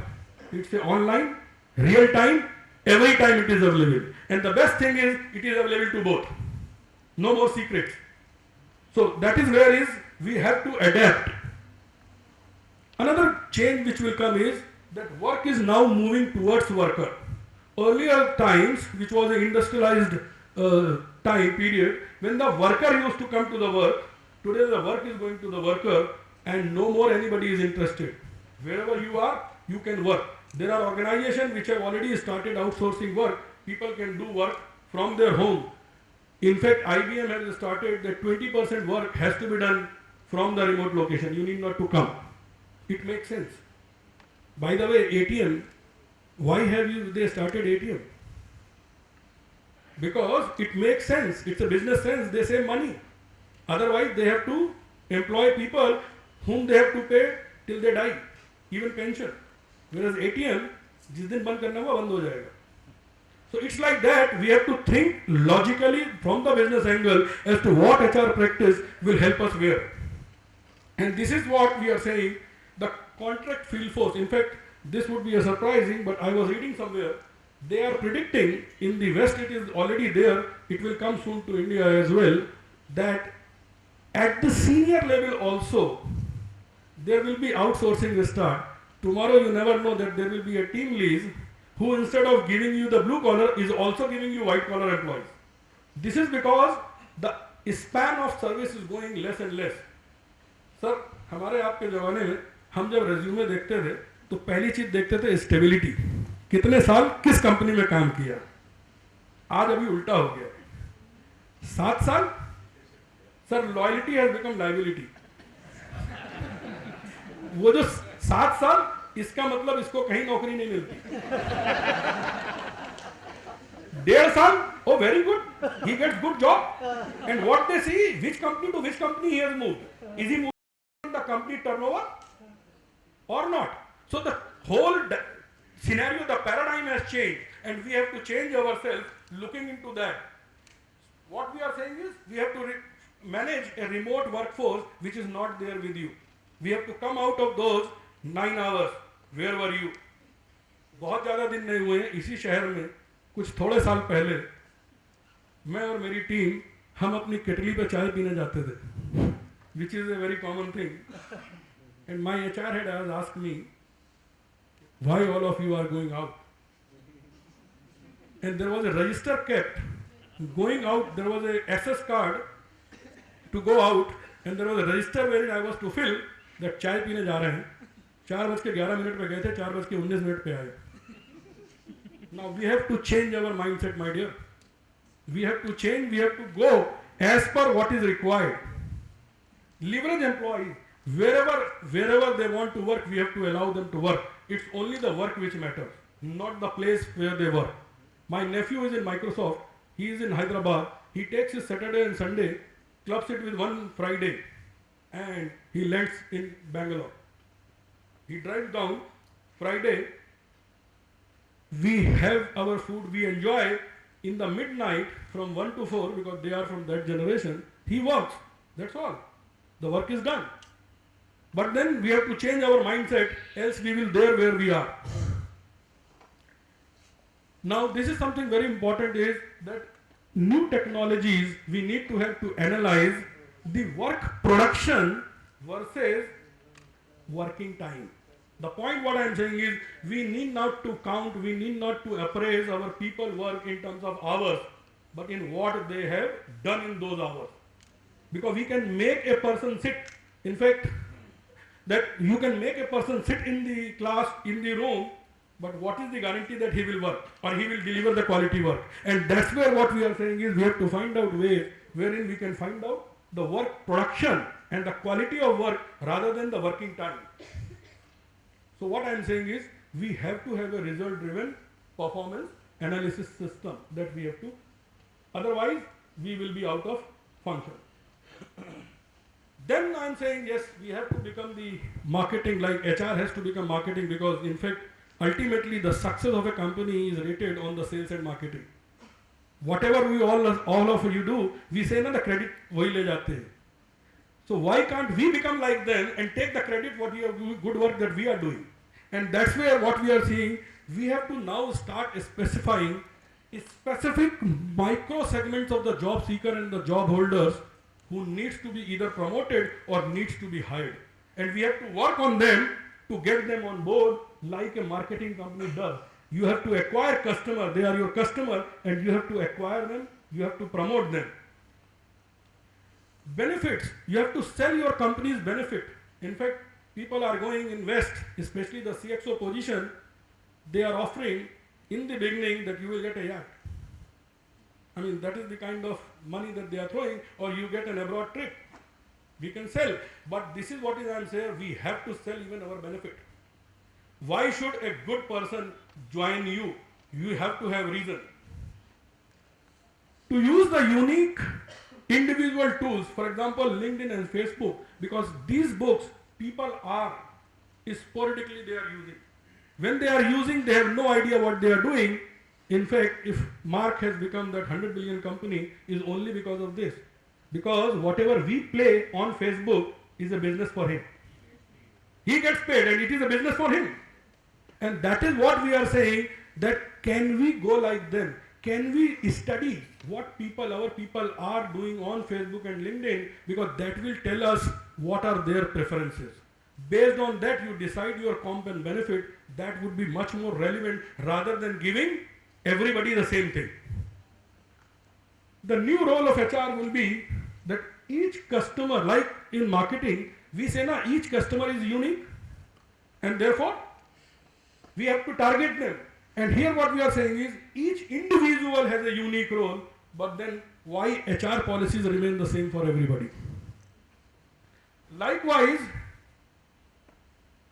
Airtel My Plan, you know that Airtel is selling, and then they are selling, they have become number one. Just because of that My Plan, because they can customize, every single customer of Airtel can customize plan as per to them. Same way, why can't we plan or match our comp and benefit as per individual? Show me the person and I will show you the policy. That is going to be the future. Customized approach for each employee, yet we need to be fair. And this is what is, don't tell me that it is not. RMSI is one company that already initiated, they have an intranet wherein you can go and ask for any policy exception. If it is approved, that policy becomes your policy. So people are starting, but what I am saying is this is going to be the future. Performance management, I am sure that one time, one quarter, half yearly, we have to now come out, we have to really develop app, because all of us know, and I think all of us have suffered a lot on this performance management system, because whatever get measured is in the last fortnight that you have done. बड़े बड़े काबिल manager देखे मैंने, लेकिन what get measured is only the last fortnight, maximum last month, or whatever good or worst you have done in the last time, earliest. Nobody keeps record, and I am sure all of you will empathize.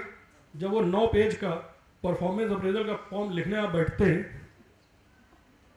तो you have to really burn midnight oil to remember आपने क्या किया है. Forget about the manager. लगता है नहीं time, and that is why it is of no use. बाद में जब सब हो जाता अच्छा मैं वो तो भूल ही गया. हाँ यार वो भी लिखना था. Now those are the things. Why can't we make it as an app based? The performance management, you do it, you put it.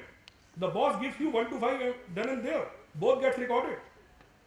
At the end of the 3 months, I am not saying you change the cycle. 3 months, 6 months, 1 year, you decide what is going to be the performance period. But then it has to be real on time. So what I am saying is now this is where is that goals that we used to have in Flipkart, we have already moved to this OKR, which is much dynamic, which is future, it is quarterly, and I am sure you are aware of this OKR, objective and key results, wherein it is forward looking, because if you are doing the best, the rating is what? 0.7. Why? Because if you give 1 out of 1, it means you have not taken enough stretch targets. And that's the beauty of OKR, that you are going ahead with 0.7 performance, feeling very happy and keeping a track for next of the 0.3. So that is how what we are saying is recognition, rewards, coaching and developmental feedback. Now we are moving out. In fact, this cycle onward, we have changed that. Right now we have done it director and above. Next time it is going to be manager and above. That we will stop this goal performance. What we are doing is it's a developmental feedback as to what you have done, what you need to do. But for that you should have data. And the data will come only through those app or the program wherein something can be jotted down then and there. Then of course pulse survey, supervisor coaching. The shift has to come from system of record to system of engagement. The data is there. Why are we asking employees? Even today, we keep getting, and I am sure all of you who are in HR will, I empathize with those people when you keep asking data from the field. जबकि data हमारे पास रहता है. We are supposed to be the custodian. But every time, this detail, that detail, we ask people in the field. Why can't we have it? There are portals available now. Why can't we make one for us? Wherein employee. Why I am saying the way people love putting their all details in Facebook. Now Facebook in fact is the height. It is going towards narcissism. It is too much that people are putting everything that wherever, except for the toilet, they are putting everything. Where are they gone? They are giving it map position. Everything they are putting in that, they are moving on. But why can't we create an app like that wherein people would willingly put the data rather than you are pushing them? And that would be time. I mean, we have to do like that. And this is what, all these things we can do through mobile. We can do right from time and expense reporting to employee directory to knowledge sharing to goals, recruiting, applying. Believe me, any function of HR which you say cannot be done through an app. And this is what is going to be the future. Companies who will take lead, they would succeed and they will have most of the smiling faces in their company. The engagement survey. We keep doing engagement survey. Survey Monkey is there, and then there are many other survey forms that we keep sending online, offline. But what is the fun? Tell me how often we really look into those survey forms. As against this, why can't we have something like this, which is there in the Changi International Airport? It is there online. It gives immediate. It gives even the scale where the services are.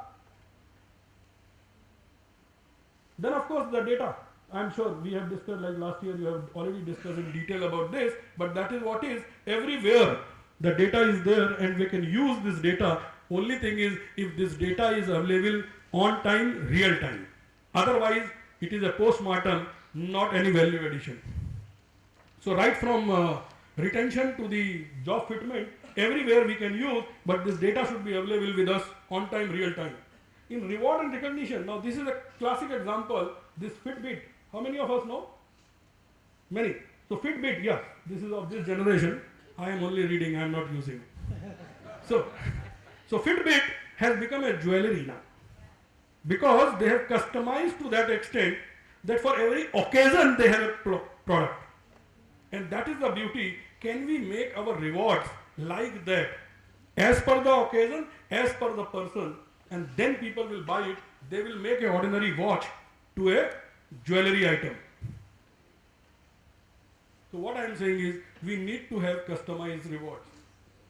Coming to L&D, which is again a very integral function, and in fact I am the role there, I am having the role of L&D, wherein we are saying there is a host of content explosion. In fact, at Flipkart University, which we are creating, and my primary role is this, is to come out of those courses, which we keep nominating people. Nomination 875, attendance 19, वो तो बहुत अच्छी है, 14, right? We have to come out of that business of people nominating. It is like instead of pushing, we have to pull people coming to L&D. And that is where there are so much of content. I am sure you cannot read. I'll share, I have already shared these slides with Neeraj. He will share with you. The idea is there is so much in the available in terms of courses, resources, the social collaboration that we can do in L&D field rather than asking people to come and sit in a class. We forget, जब हम class में बैठते थे तो कितना पढ़ते थे. You go and ask people in IIM. Incidentally, I have many friends who have passed out from IIM, and when I ask them, they say, "वहाँ पढ़ने कौन जाता है?" हम तो चले जाते हैं. The case study that they share, the methodology they share, and that is what class में पढ़ने का मन कहीं नहीं करता था. Am I correct or not? So if that is the case, why are we making people forced to sit in the class and then study? Why can't we bring study to them? Why can't we bring library to them? Why can't we make those things available in plenty? Like the other day we had Safari online book. You sponsor, there are 45,000 books available. You need not to buy anything from Flipkart. You can read there, it's a free. Online, your company has to sponsor one or you have to buy. So the idea is there is dearth of things but we have to use. We have to come out of these courses and LMS. There are, my God, कितना हुआ? 17 lakh. 17 lakhs of classes, live classes. These are live classes available. Then of course, e-learning courses, books, articles, videos. There are so much available. Why can't we make things available to our people? And they would love to study because they can customize. They will use it. What I am saying is we have to move from training to learning. And what is the difference? Training, we are asking people to study. Learning, people are willing to study.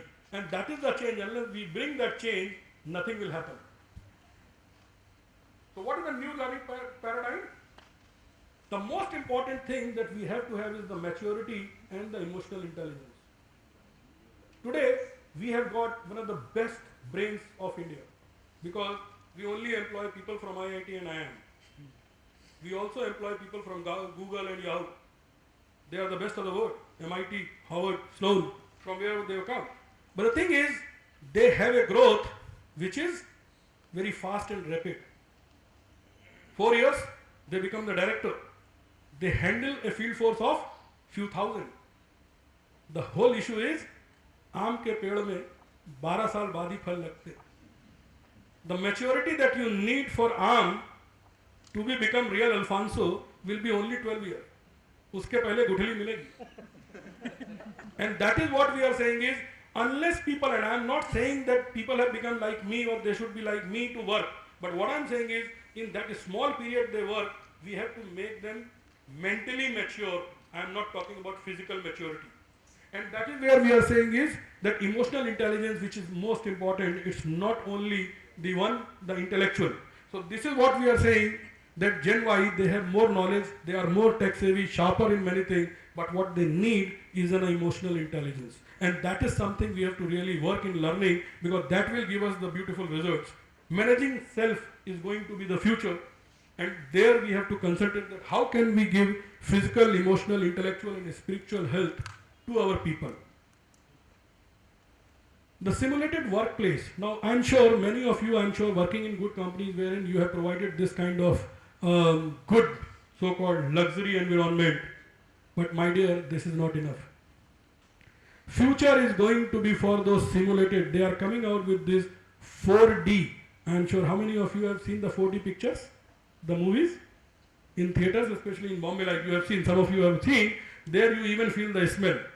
There you even really feel that you are in the place, and that is what they are creating, because the people who are coming in from IIM and IIT, for 4 years, if you have to give them the ground reality, first of all, they will not be interested in going field. So what companies are doing, they are bringing field to the office. They are creating those environments wherein you will really feel that you are in a place. And that is what is going to be the future. So we have to come out of that luxury that we provide. Luxury, people will feel happy, because luxury today is available to everybody. In 800 rupees, we buy this bean bag at home. No more people are willing to. So point what we are saying is that we have to really go as per the time, whatever people are looking. Now, again, this is about the physical, but more I am saying is about the psychological health of each individual, and what people are looking for: independence, their autonomy. And believe me, when I read this thing, conundrum, आपने लिखा 2020, मैं तो ये पिछले 55 साल से देख रहा हूँ conundrum. I don't know how many of you have heard. तुम्हें मालूम है, जब मैं स्कूल जाता था, 5 किलोमीटर पैदल जाता था. तुम लोग 2 कदम पैदल नहीं चल सकते हो. तो ये conundrum आज नहीं है, सब तब से है. And the problem is, there is a conflicting expectation. चाहे वो father and son हो, चाहे वो junior or senior हो. This conundrum is always there. This confusion is always there. And it is the expectation that people have from each other. And that is where we are saying that empowerment and independence, this is what people they want today. काम चाहिए ना, हो जाएगा. Sir पे मत बैठो. वो जो हर्सबर्ग ने लिखा है close supervision. How many of us do not know that calling a person in the midnight, 9 o'clock is sitting on the head. That amounts to close supervision. But we keep doing that. Gen Y, if like the thing is that there is a conflicting expectation. People at my age, कल के बच्चे हो, मुझको बता रहे हो क्या होता है? If any question is asked, they consider as an attack. That who are you to tell me? And that's where the issue. Whatever they say, suggestions are radical. तू वही बच्चे हो, ऐसा नहीं होता. हमने दुनिया देखी. Lifestyle is very provocative. ये mobile, tab, now these are all very, very provocative to parents like us. I will never believe 60,000 का phone. But my both kids, incidentally they are earning, so they can afford. Because मैं तो नहीं देने वाला था. Both of them are having Apple iPhone 6. But the point is, because we have not seen and we don't relate, but then they want this. Independence, autonomy, higher flexibility, work-life balance. They are looking for. They want to work when they want. Customized career paths. Transparency. They want 99% things to be known to 100% people at 100% at time. But we are still not having this mindset. No, this is not there. We have HR department. Open culture आ गई है. We do not have any cabin, even for the CXO, but for HR के लिए, because वहाँ personal requirement, personal documents रखे जाते हैं. Salary के होते हैं. Now, what is this nonsense? When you are an open culture, CEO is sitting open, but then for HR you have a what? Wherein papers are kept. Opportunity to make a difference globally. Major dichotomy is, now this is again a major dichotomy with this audience, and I think we have to go to the depth of this, that these are the people, and I would, because I see a lot of Gen Y and Gen X here, especially for Gen Y, they want entrepreneurship but a job security. It's a dichotomy, but we want. Yes, paradox.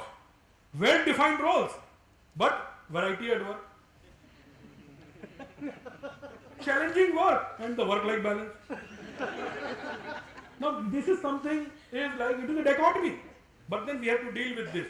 How can we, and that is where we have to reach to the psyche of these people. Am I on time? Now opportunities for entrepreneurship. This is what is Google is giving, is willing to fund the ideas that people at Google are working with. They have no, this thing what Google is not doing. In fact, I told you about my nephew at Microsoft. He is allowed to work on those apps which does not interfere with the business. He has 5 apps already working, and they are commercially viable. But why can't we? We still say, no, you cannot do it. Like for my books royalty, every HR department I have worked so far, I have to give it in writing that I am earning so much out of my royalty.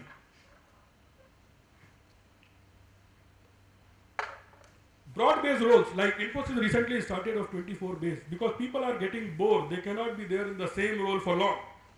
Attention, the attrition is going up, because if people are like 3 years I have written more, the attrition is now 1.5 years it is. The movement is so much. Frequent changes in job. Now this is again multi-skilling. It was like till very recently, and even today we are using this multi-skilling. Job rotation. Those ideas are going to be old, because they never allow an employee to acquire a depth. You will have exposure, but you will not have depth. Whereas companies like the Adobe and all, wherein they give you a solid role which will make you an industry expert. The expert, even which MIT and Sloan, like the universities of international repute, they accept that okay, you have expertise. So we should work for developing those expertise rather than just giving a rotation. Flexible timing, I think we have already discussed, and all of us now I think getting sync that, but still HR in India says वो एक period क्या होता है 10 से 5 वाला एक period कहलाता है ना कुछ है? नहीं, in a day that they say that you have to be there from 10 to 5 is the time, that whatever flexibility you want, but then 10 to 5 you have to be in office. What is this nonsense? What kind of flexibility it is? Why can't we? Like in India, the biggest issue is what? Traffic. Ahmedabad that way is still good. But in Bangalore, we do not have distances in kilometers. We have distances in hours.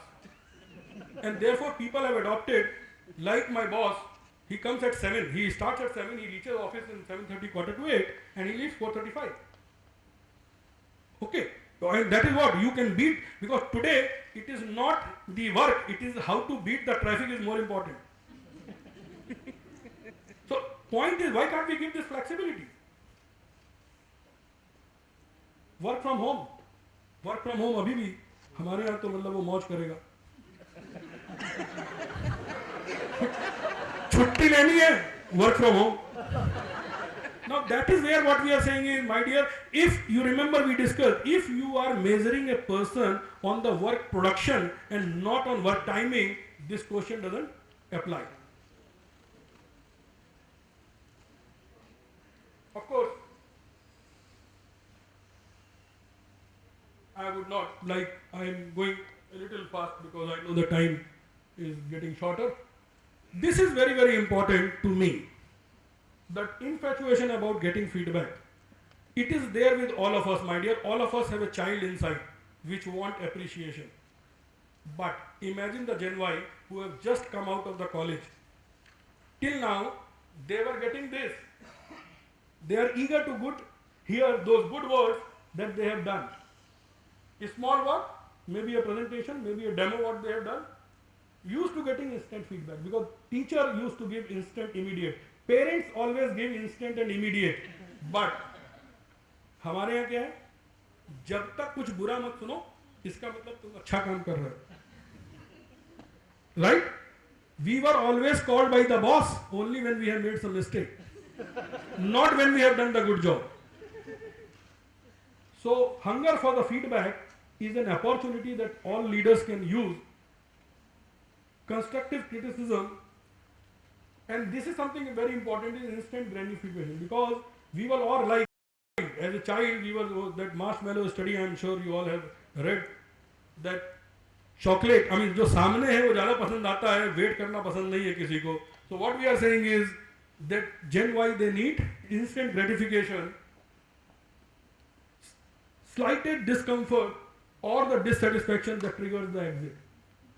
आजकल आदमी सोचता नहीं है कल क्या करेंगे, because ये उस जमाने की बातें थी जब नौकरी मिला नहीं करती थी, जब एम्प्लॉयमेंट एक्सचेंज हुआ करते थे. आज की डेट में वो सब नहीं है, नौकरी तो लोग लेके खड़े हुए हैं आपके पास, आप तो आ जाओ. And that is where those thing is, and that is where we have to work on those dissatisfaction and how can we reduce that. Poor relationship with the boss. I think all of us know that people, they leave people, they don't leave organization. And this is where, in fact, I would love you to read my book, Why My Horse Doesn't Drink.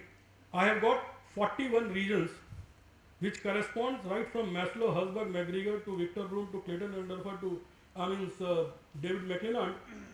I have only proved one thing is that how as a practicing manager we prove those theories are right. The whole idea is people, they never refuse. People, they never refuse to work. What they refuse is how they are asked to work.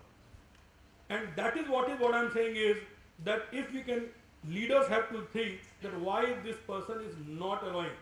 And if you can do that, probably you can take work of any generation, I believe. Another thing is, this is there with everybody, that people, they resist top-down approach. Today is time when children, they don't want the top-down. They want you to sit with you and talk. So that is where what we are saying is that no top-down.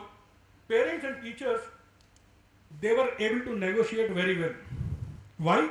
Because the stakes were not that very high. Neither of parents, of course, the stakes are very high, but the teachers' stakes were not very high. But when it comes to people, they resist. They do not resist the person, they resist the approach.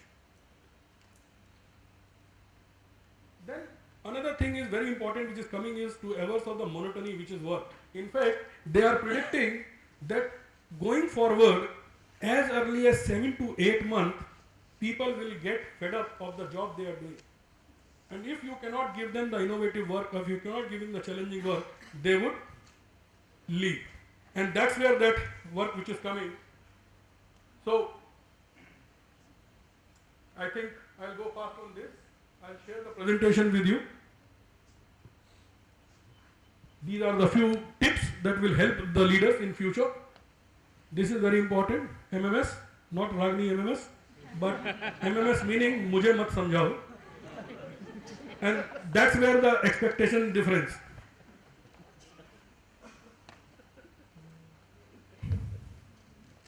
I will leave this presentation. So what conclusion I am coming to is no one rule fits for all.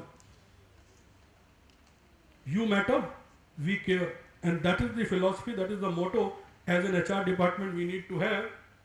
You cannot clap with one hand, and last and not the least, work hard, but smartly, both the people and us. So in conclusion, what I am saying is, we need to really look into, right from the meaningful work to the great management to the fantastic environment to growth opportunity or the trust in leadership, everywhere we have to keep in the helm of mind as to what is, whom I am serving. Servant leadership पढ़ने में बहुत अच्छा लगता है, but करने में बहुत मुश्किल है. And that is where we have to really become a servant leader to reach out to this. Thank you very much. This is what I had some thoughts.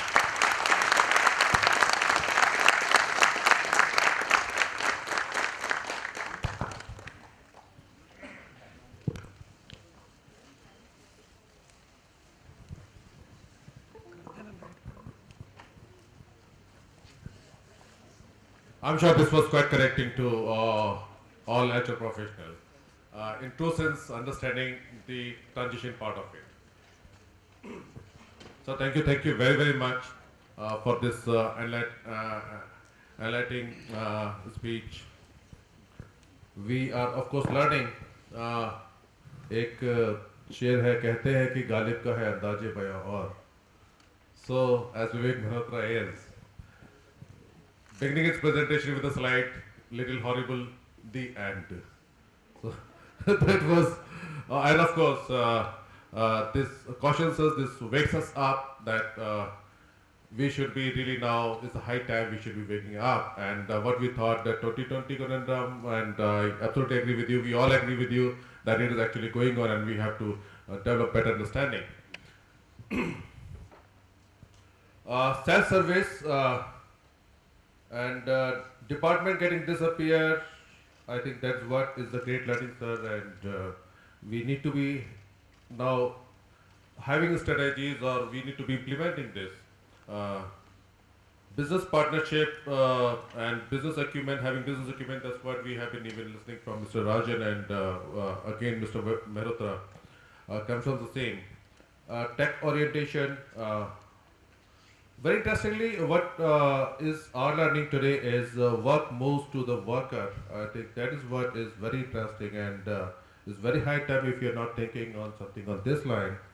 Our 2020 would be a little different.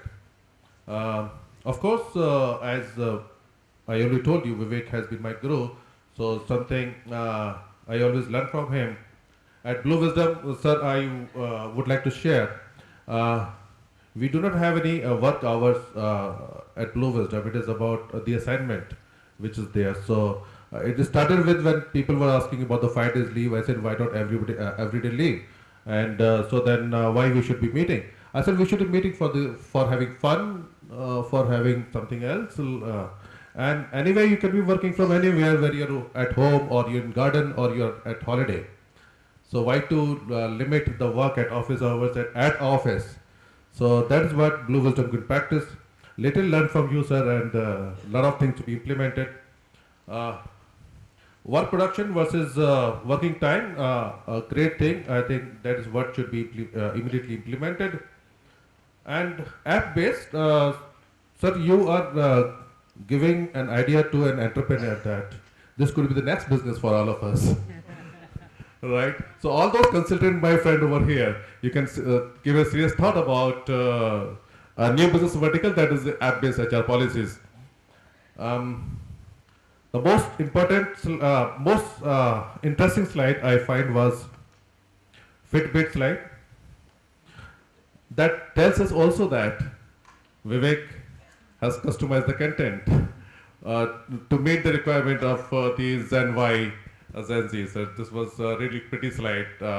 Thank you very much. Deepak is heading the Business World magazine.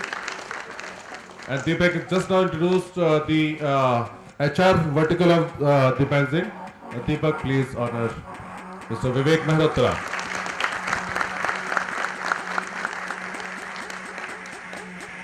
Thank you, Deepak. Thank you very much. Moving forward, the buzzword of the last decade, employee engagement. Like it's everywhere, right? So till now, employee engagement has been seen through various facets of interpretation and execution of initiatives along the phases of time and business cycle, which is usually led by the segment of the business or the nature of the business.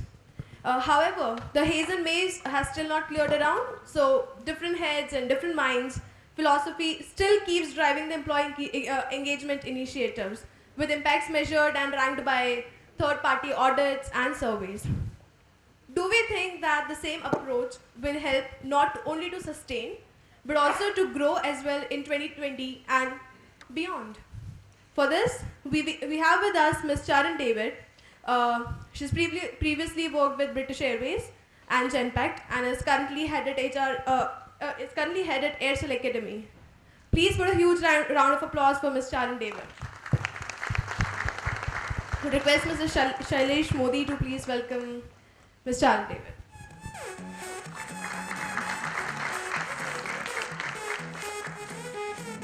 So good afternoon, everyone. And honestly speaking, when I was sitting through the presentation I was actually thinking, what am I going to present now? Because I think almost everything was covered. So I started off by saying, okay, I think my presentation is all wrong. And then slowly as Mr. Mehrotra proceeded, I said, okay, now I think it's relating a little bit. And then suddenly I realized, do I really have to present after this? That's the journey I went through. Okay, so while we get the pointer and get this in order, sometimes technology can, make you delay things. But what I'm going to do now is, I'd like to make this a little more interactive now. Considering that we've kind of gone through a presentation, I'd like to make this interactive. Also because I am a trainer. I head the academy at Aircel, which is a learning and development academy. So for me to interact with people becomes very, very important. Okay. So with that, can I ask somebody to just hand over this mic to the people in the audience? And let's move to the next slide while we get the pointer. Okay. So I started off by thinking and saying, why do people leave? Which is what we normally ask ourselves, right, as HR professionals. Why do people leave organizations and go? I said, why think about why people leave? Why not think about why people stay in an organization? Any thoughts on that? Who would like to answer that for me? Yeah. I mean, honest answer would be either they are not getting job anywhere else. Okay, they're not getting a job anywhere else is what he says. Okay. Like having a sense of identity, being part of an organization.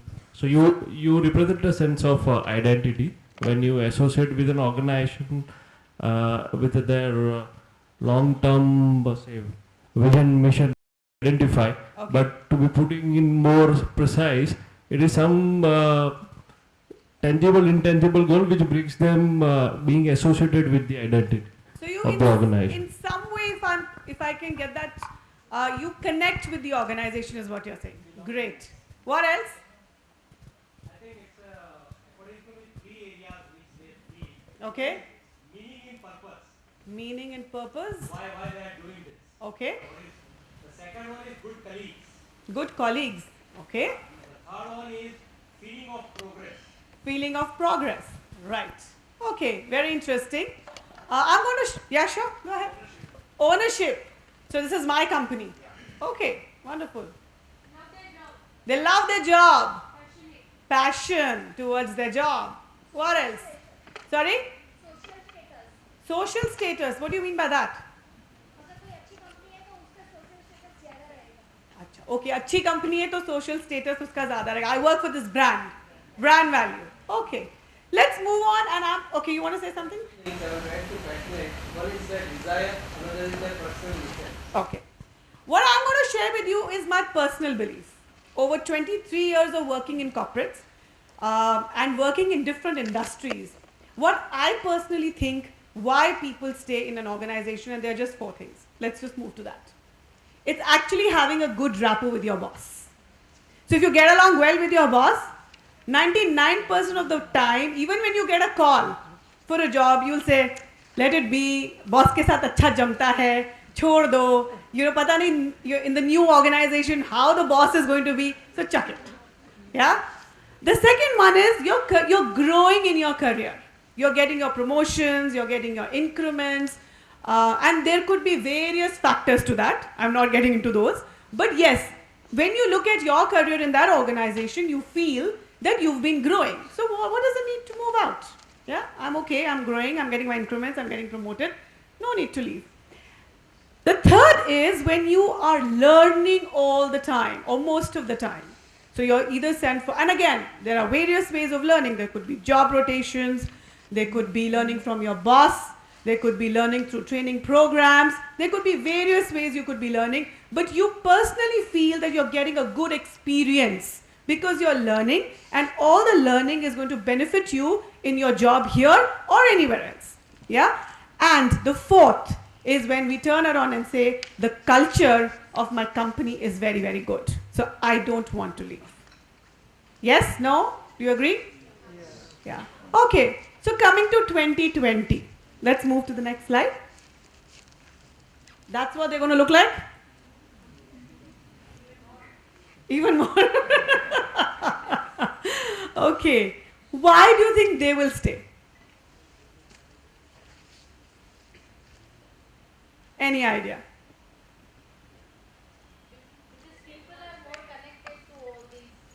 People will feel more connected to these 4 points. Okay, that's a fair point. So I think you've already taken away my next slide. Let's move to that. Absolutely. Some things don't change. Some things are not going to change. They will just remain the way they are. You may work from anywhere, and I've done that kind of a job in my previous organization, where it was a global organization. I have done presentations at night with customers sitting out of UK, USA. But if my boss is good to me, I will stay in that organization. Similarly, if the culture is good, why would I want to leave, right? If I'm learning, I'm getting new opportunities, why would I want to leave? So I think some things are going to stay, come what may. Even if it's completely digitized, we will still, I think, stay for these things in an organization. And the staying can have a different definition though. Yeah? Today, the staying in an organization for someone like me has been 9.5 years in every organization. So I don't even think about leaving till it's 9 years. So last 6 months I say, acha, ab naukri dhundni shuru karni chahiye, 9 saal ho gaye. That's been my track record. Okay? But I think that definition may change. It may be 2 years, 1.5 years, 6 months. I really don't know how it's going to go. But I think people will still stay for this. Otherwise, I think they will start leaving in the first 3 months. And I think that's a problem we have a lot of times when our new joinees leave us in the first 3 months and go. And that is a challenge we face a lot of times in organizations. Okay, so let's move on, see what is going to be the role, or what is the role, next slide. What is the role of employee engagement in this? People looking like this? What is going to be the role of employee engagement, or what is the role of employee engagement today in this? Any thoughts?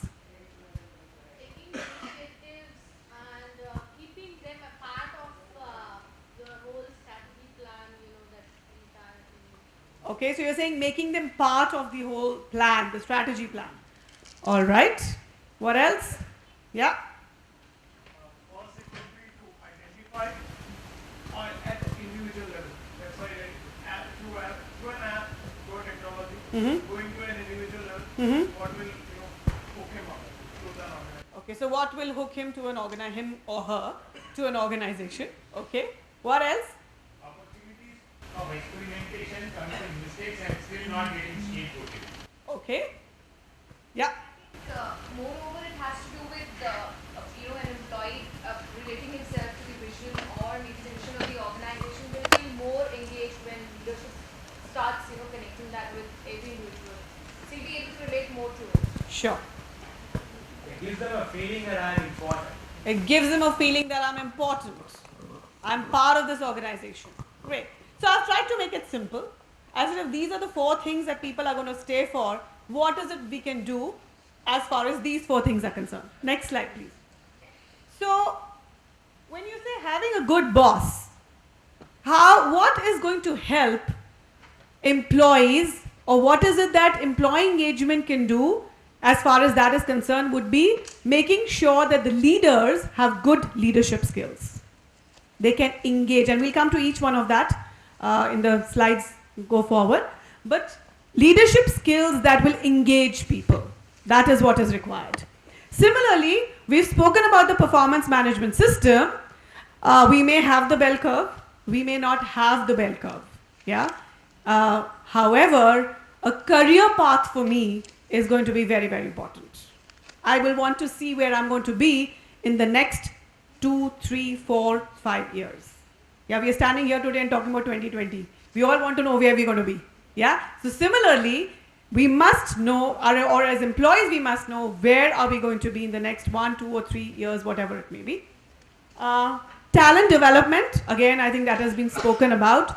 I think developing talent, and after developing them, managing them also becomes important. So just training them, just developing talent, identifying talent, developing talent is one part of it, but I think managing them after that, because they've become more smarter, intelligent, you need to then again, link these things and make sure that they are managed well in the organization. And of course, a prominent values and a prominent culture, where people can actually stand up and say, for example, I can give you an example of organizations I've worked for, where integrity has been one of the most important values, and it becomes part of the culture. Transparency is an important value. Yeah, so these values are prominent and they are part of the culture. People are living these values in that organization. With that, what's employee engagement? We said the role of employee engagement is this, but what is employee engagement?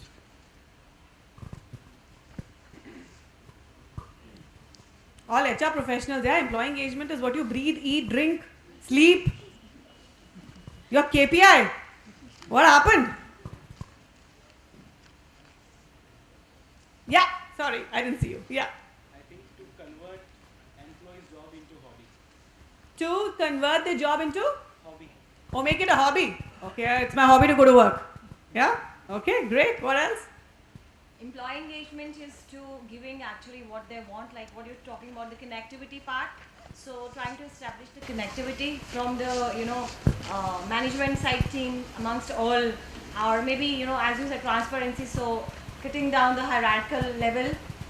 Okay. Giving them passion, innovation, giving them a feel to, yes, we are growing in So all aspects. who's giving all this to the employees? The top. The top all the culture everywhere. Okay. The growth is everywhere. Okay. Love, passion, learning. Okay. So it's coming from the top is what you're saying. All right. all over. I love the thought when we say, okay, the organization is the top management. I love it. I think the employees are best engaged when an organization is giving them an opportunity to use talent within, or Okay. make them realize what talent they have, and in doing so they improve their skills, or what we call talent development. So it's about every employee has their strength, given opportunity to use their strength daily, which help them to grow and get more engaged in their job. So you're saying that understanding the employees' strengths and utilizing those strengths. Is that what you're saying? Yeah. Okay. Yeah, you were saying something. I think it's you provide various platform to them to stay connected. Okay.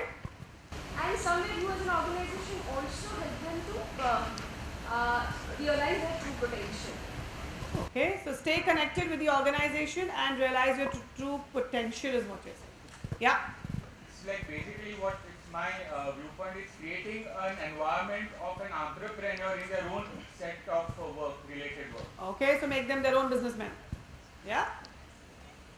In my view, employee engagement is not just when a person becomes an employee, it actually starts when the person begins his job. Okay. So from that time onwards, the objective why that resource was hired, how he is supposed to be utilized, and that matching with the expectations that an employee has. So that expectation setting is what you're saying, right? If I'm right? Okay. Great, great. I think all of you are right, but I've got some points there, so let's have a look at them. Employee engagement is absolutely when you and I feel passionate towards our job. We like coming to work. In the morning when I get up, I'm not thinking, oh no, I have to go to work again. You don't have those Monday blues. That's when you're an engaged employee, right? You're committed towards the organization. So if the organization is running after something, whether it is revenue or whatever it may be, you are committed to make that happen for the organization. You're an engaged employee. Okay? You are putting your best foot forward as far as your work is concerned. You're doing the best that you can do. At all times, you're trying to put your best foot forward. Whatever you do, you want to do the best of it. Again, the organization and you both get benefited from it. So that's when you're engaged. And of course, it is not the same as employee satisfaction.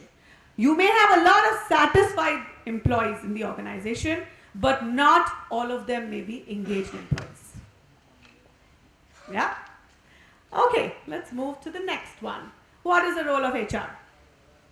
The role of HR is to continue to build on all of these. That's what we need to do.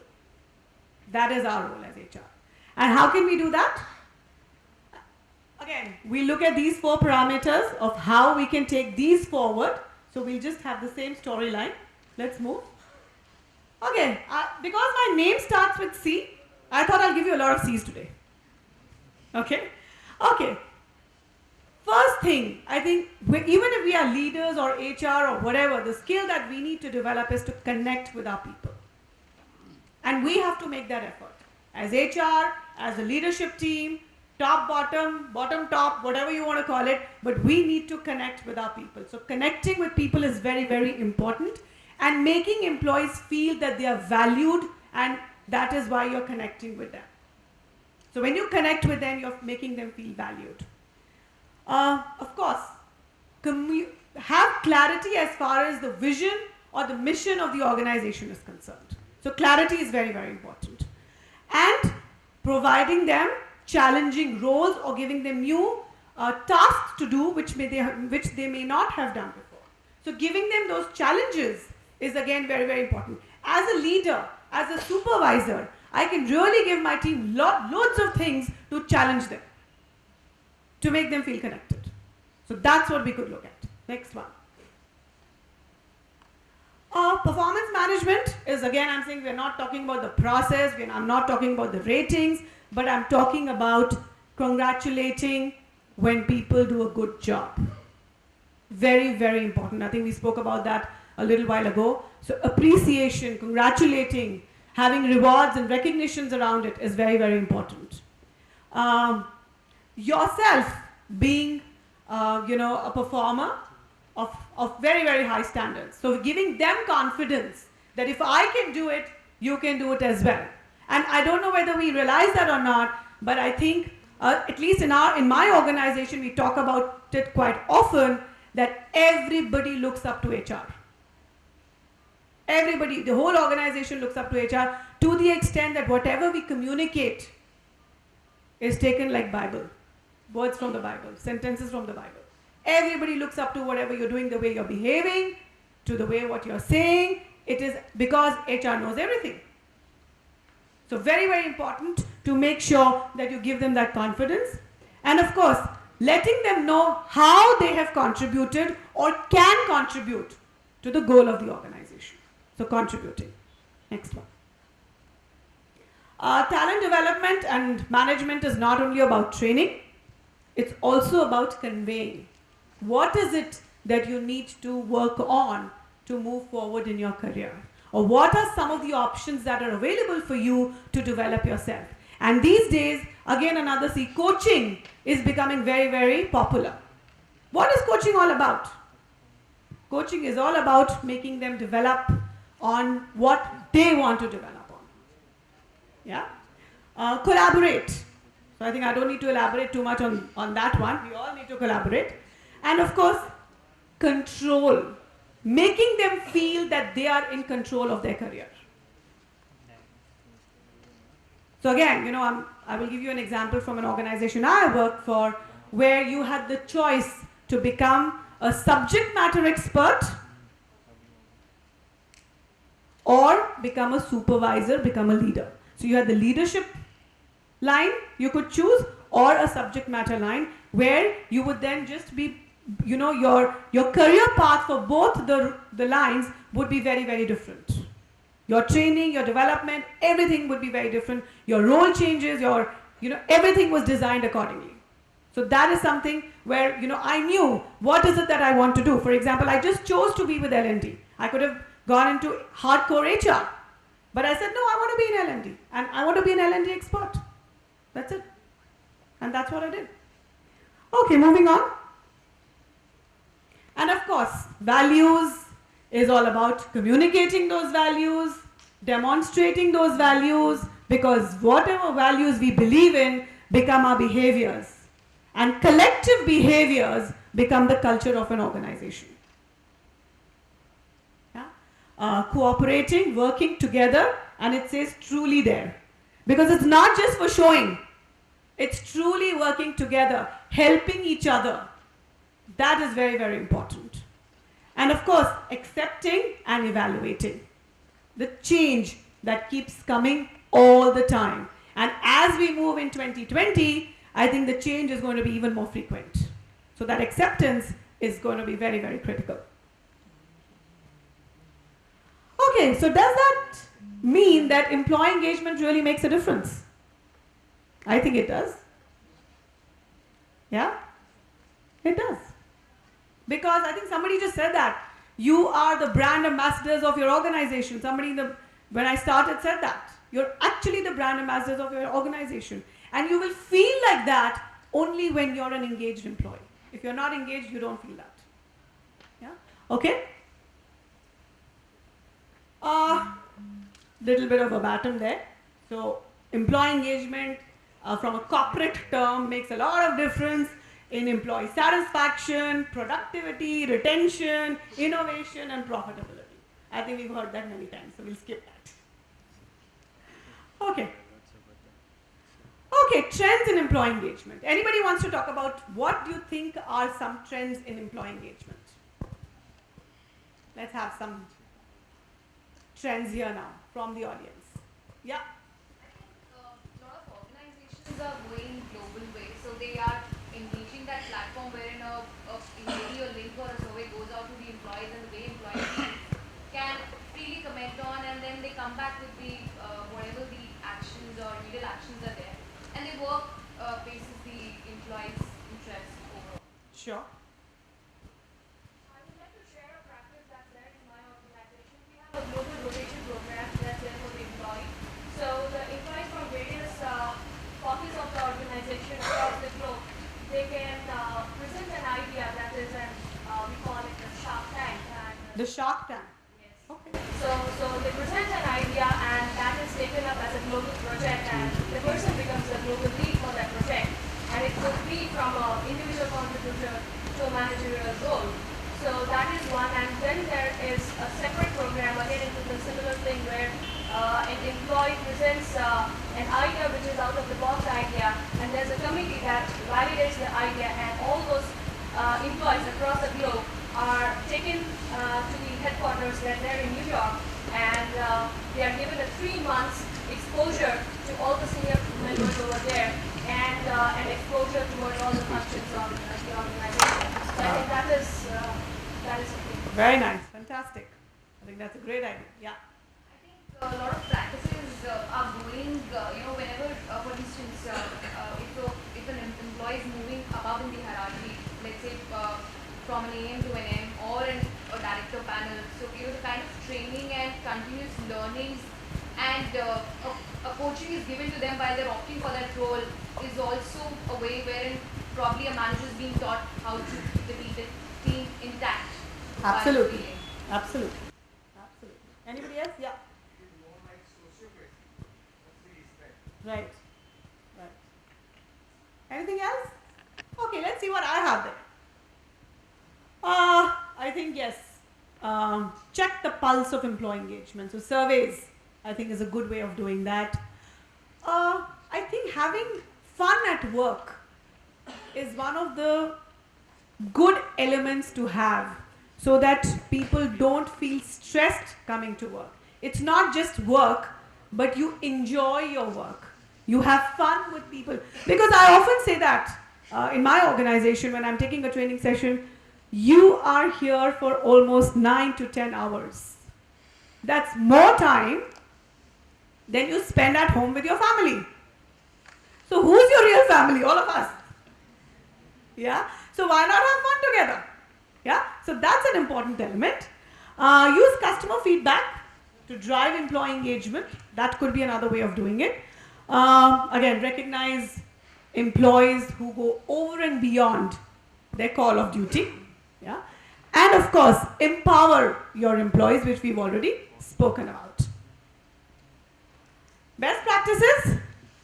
Yeah, so I think we've already had few in the room here, but I'll share some more with you. Make sure that the new hires are inducted into the system very, very quickly. I think they are the ones who need to be really taken care of. Because a lot of times today, and more so in the future, I think people are going to walk in with at least 2 or 3 job offers. Even today that happens.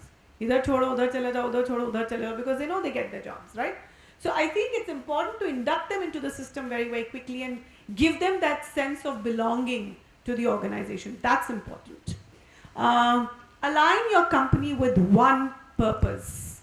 And I'll tell you that worked very, very well for Aircel. And I can share that story now because it's out in the papers. About 2.5 years back, we were an EBITDA negative organization. We were not making money at all. We were losing money on a daily basis. Okay? And as the management team, the decision was that nobody is going to have 10 KPIs anymore. No more filling of 9 pages of PMS. Okay? Everybody will have only one single goal, and that is how they can contribute to becoming an EBITDA positive organization by so and so time. And you won't believe it, but I was actually sitting there with my team, the learning and development team, and saying, now how do we contribute? I have no idea. How can I contribute? I'm not going to generate revenue. But then we thought and thought and thought, and we of course got many things, you know, for example, a lot of cost cutting was done by the L&D team. So the whole idea was giving everybody one purpose and everybody connected together to make that happen. And it happened. And that's engagement. Yeah? Giving your people that inside information. Andar ki khabar. We love that, right? So if we are transparent and we already have shared that andar ki khabar, there's going to be no gossip and people will feel engaged. That's when there's gossip, they start disengaging because gossip takes many shapes and forms. Right? Again, survey, I think we've spoken about. Give them healthier options at work. I think everybody feels stressed today. Stress is the buzzword in our lives. I'm so stressed. Too much work. I mean, I'm running from morning to evening. I mean, I'm not sure if Ahmedabad is like that, but at least the metros are like that. You're always running, that's it. You're not doing anything else. So if I have a healthy option, even from having good, healthy food in my organization, I'll feel better. I'll feel connected. Organization is thinking about my health because I don't have time to do that. Yeah? Okay. Work-life balance. So we've spoken about that already. Bring in motivational speakers. And I personally run a program which is called Coffee Connections. So I actually wanted to call it something else. So I said we can have coffee with Karan. Why can't we have chai with Charan? But then obviously the organization didn't agree. They said, no, that's a bad idea, let it be. So we said, okay, we'll call it Coffee Connections. Where we've got people like Manish Paul to come and entertain our employees. We've got people like Dhoni, Vijay Amrit Raj, and I was on the flight with Barkha Dutt in the morning today when I was coming from Delhi. And I patawed her also to come. So I'm going to get her also to come and talk to our employees. So that's when, and they come and talk about their life, you know, what are the struggles they have seen, just to make people realize that everybody goes through these phases, and they are successful, and we are also successful. And we give them a little bit of brief of what the organization has done so that they can connect with our employees. So, I mean, just a best practice I thought I'll share with you. And of course, training, coaching, I think we've spoken about that. Things that will continue to be, and you can do it online, you can do it over the mobile, the methodology can be looked at, you can do a blended solution, whatever you want to do, but I think these things will remain. And if we do all of this, what do we get? Happy, engaged employees. Yeah? On that note, thank you so much. If you have any questions, I'll be happy to answer those.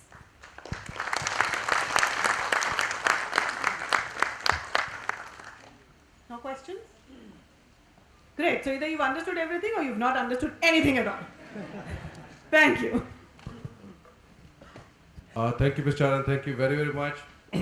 Quite enlightening speech on employee engagement, connecting with people, giving challenge to employees, but giving challenge with the clarity. Also taking responsibility by coaching them.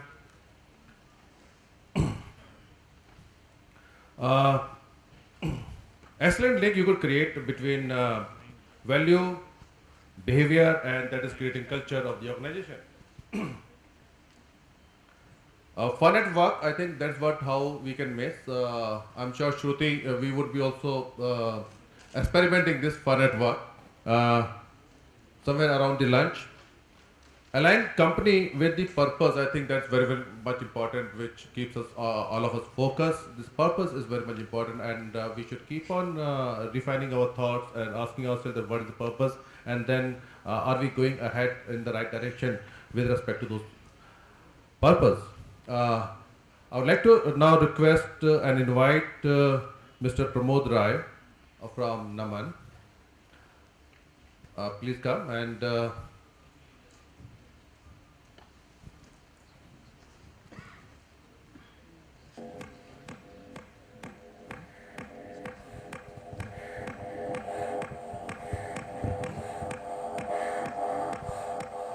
so momentum, for momentum.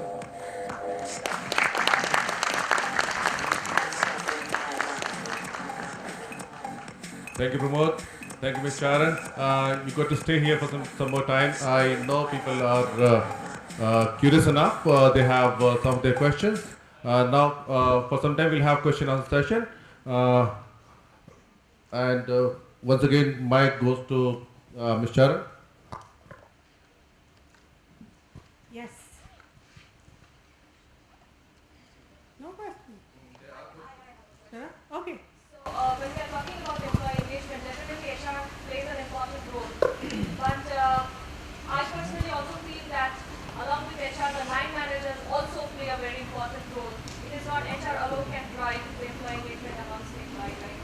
So what are your views on how do we inculcate those thoughts amongst the line managers as well, that they also become an equal HR partner to the HR and drive the employee engagement initiatives? I think that's one element I would say can be brought in to the culture of the organization.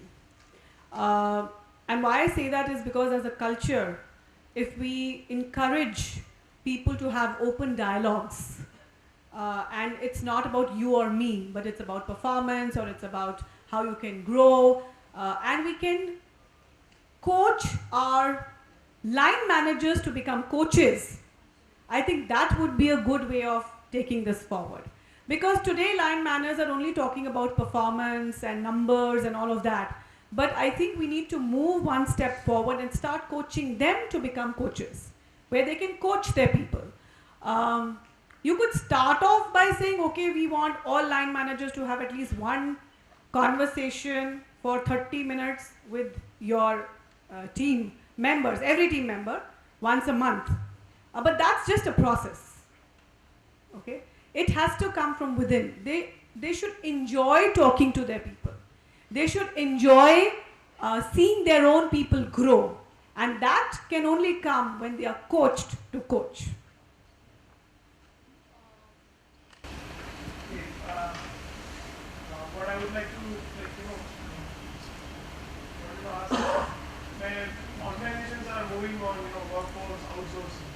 and much of the field force is outsourced. I have been into multiple roles in different industries. So it's very difficult when you outsource an employee and you try to engage with the parent company. Okay. So those kind of employees were on somebody else's payroll. Somebody else's payroll. Pretty much nothing you can you engage those employees on. Okay. How do you Great. So I'm glad you asked me that question. Okay. I'm not sure if you are familiar with how the telecom companies operate. Okay. Most of our field employees are not on our payrolls.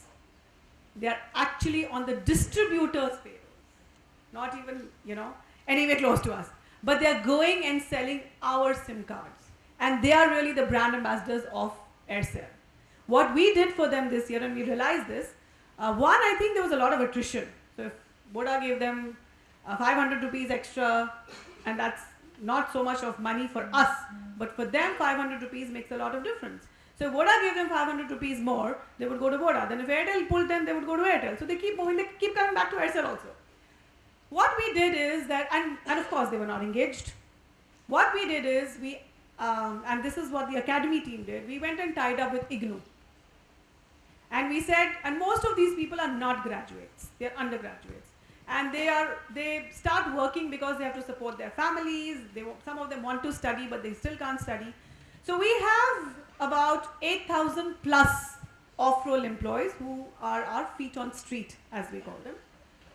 We took out a scheme with IGNU because of the pan-India presence that they have, and we said, we will sponsor your graduation. Come and enroll for it. So we kept that money aside as the academy, saying we will, and it was not costing us too much. It was just about 6,000 rupees per employee.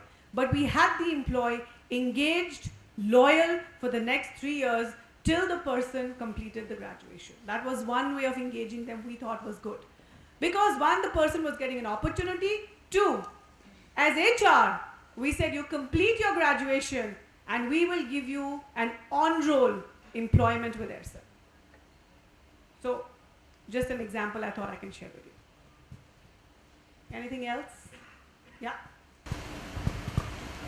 Now I understand having more engaged employees, definitely the productivity and the output of employees go up. Yeah. Now I just wanted to understand, we measure the employee engagement through some surveys or something. How can we measure something on maybe a monthly basis of fortnightly or something? Because many times we start so many activities for the employees, and at the end we again we are saying that the production is getting hampered. Stop the activities, or maybe this is the time for us to complete the target. And it becomes difficult again to slow down those activities. Is there anything where we as an HR can have that continues a part of a production, a part of organization culture? What can we do? Okay. Why employee engagement? Doesn't that happen for training? Yeah? When you're training, suddenly, I'm told, training karo. So training shuru kar dete. Suddenly, slow down, because now too much of training is happening. So is there a right number of trainings that we can do in a month or people can attend? I really don't know. Actually in Aircel, so a lot of people ask me, what are the number of days every employee is supposed to do in Aircel? I say nothing. Depends. If they want to come and get trained, they are more than welcome. If they don't want to get trained, they think they are okay, we are fine with that. We don't have any mandate as far as that is concerned. Similarly, for employee engagement, I don't think we can put a number or we can say once in a quarter or once. It depends from company to company. It depends from industry to industry. It depends whether you're doing it at the corporate office or you're doing it at the location office or you're doing it with a distributor point. It really depends. And I think you as HR need to figure out what works for you. For example, you'll be really shocked to know that in Aircel we don't do a training need analysis. There is no TNA. And all my life in training I was taught TNA is the first step. You can't move without doing a TNA. We don't do a TNA. Because I just realized that doing a TNA made no sense. Every 3 months the market was changing. Something new was coming. What TNM am I talking about? The needs have changed completely in 3 months. What to do? So we said, okay, We will just say what is the organization wanting to do and how we can align ourselves to them. That's what we do. For example, when we said, okay, there's only one goal, one purpose for the whole organization, which is to become a beta positive, we created a program which was called Winning Together. And we ran that program in all the circles, just telling people how you can come together and align yourselves together to make that happen. So win together as a team. So those are the things that we do. And like I said, there's no right or wrong answer, there's no number which I can give you. It really depends what works for you, and you have to figure that out. Yeah, does that answer your question? I can only give you examples, that's it. Anybody else? Yeah?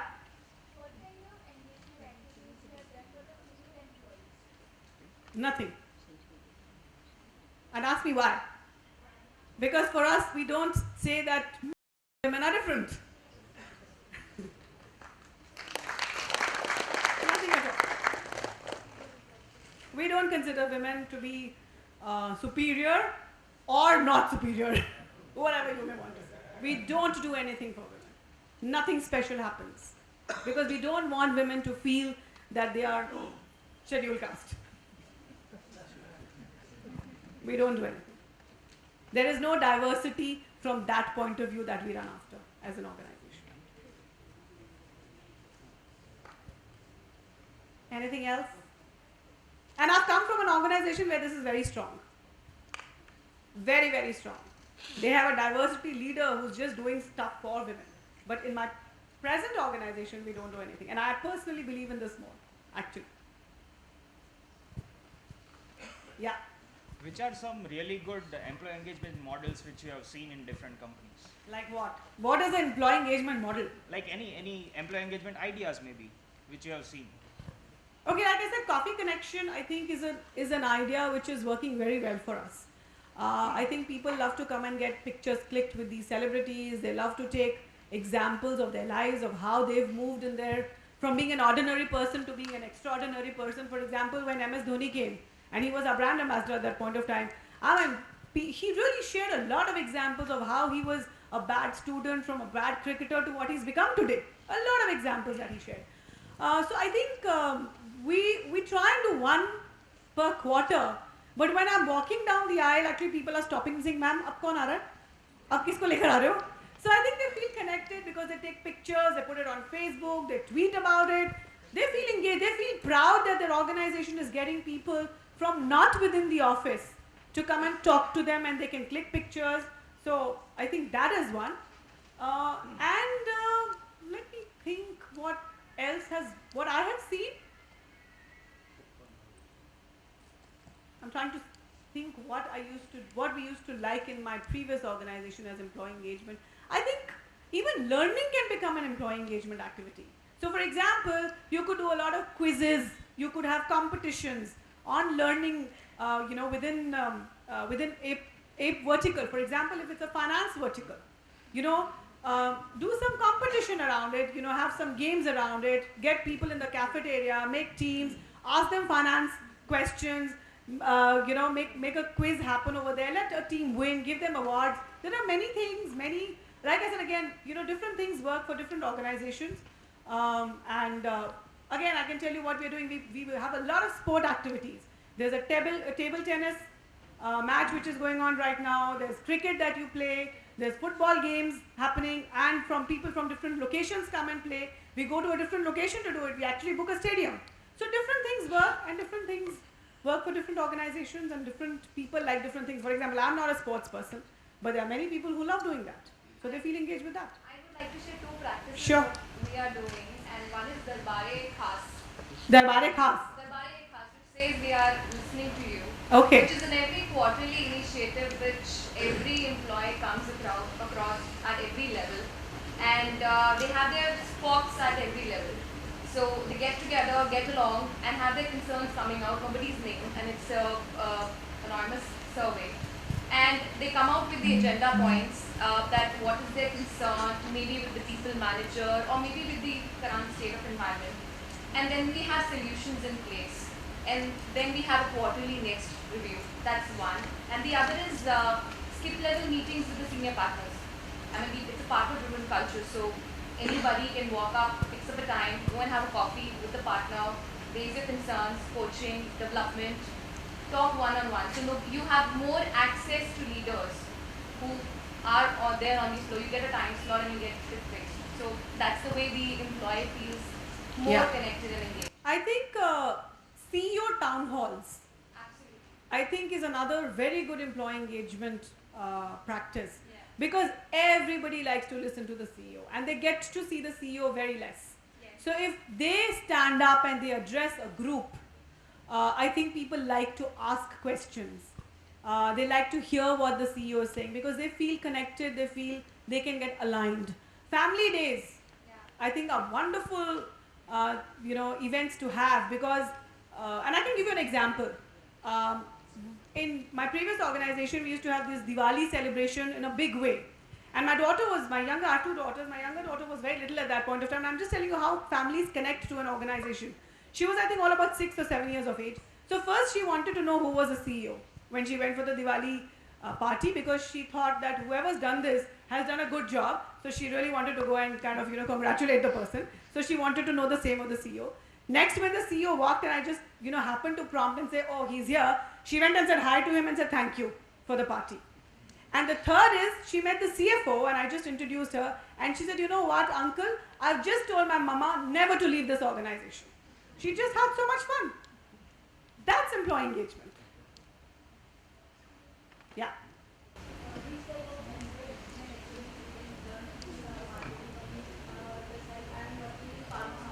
Okay. Field पे रहते हैं.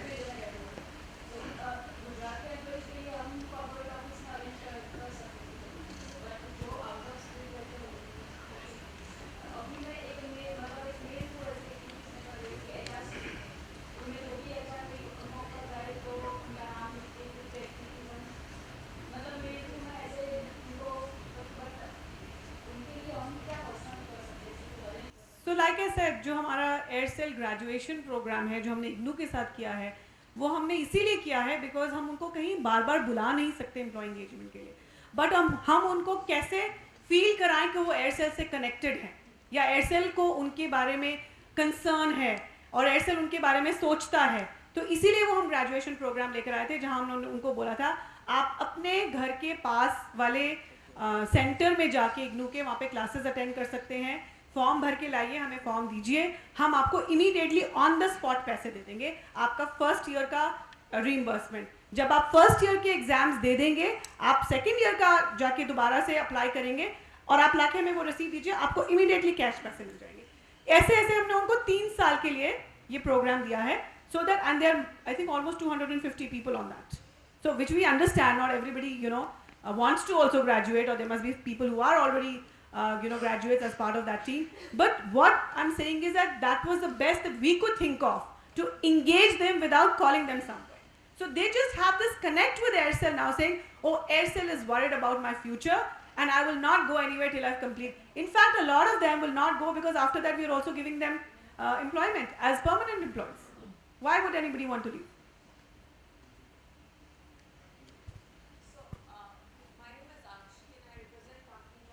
HR. A lot of our clients have asked for these kind of help, that what should we do for our employee in terms of engagement activities, how can they be engaged. Many times we say a tap on the back by the manager every second time you cross the table. Good job, you did that, even that works. But connecting all the dots together, we came up with a complete vertical called an engagement cafe, where we have put in a lot of effort in terms of saying, if you are a pharma organization, what activities you can indulge your employees into. These are the 12 activities. We can help you assist them.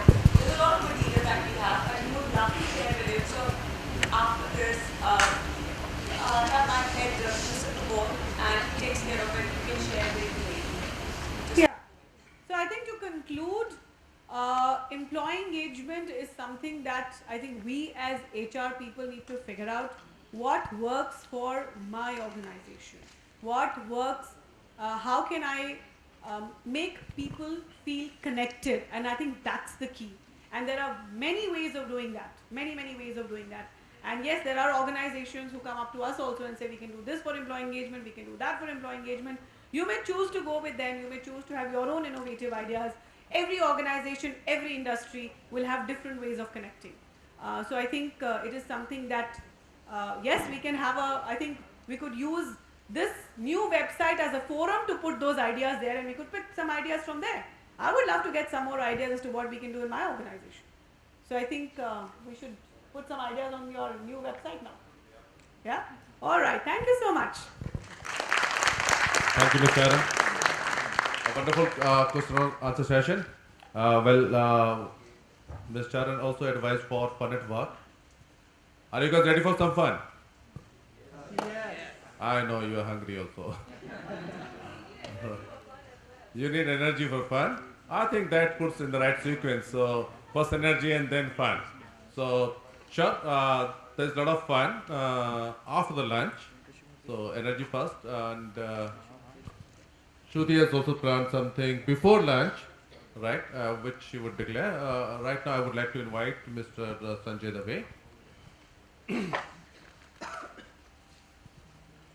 Mr. Sanjay, our core HR founder member. Good afternoon, friends. As the sessions are leading to a different height, one of our sponsor partner business world, Deepak, where are you? Yeah, please come. He has got an idea as of now of sharing some instant gratification for all those who are attending here and who would be willing to subscribe spot subscription. He has requested for making an announcement of spot subscription 20% discount, yeah, for all the members over here. Whosoever may be willing during the lunch and network time, the forms and Deepak by face, now you know, you can meet over. He is looking forward to meet as many people as possible so that through network can be enhanced mutually.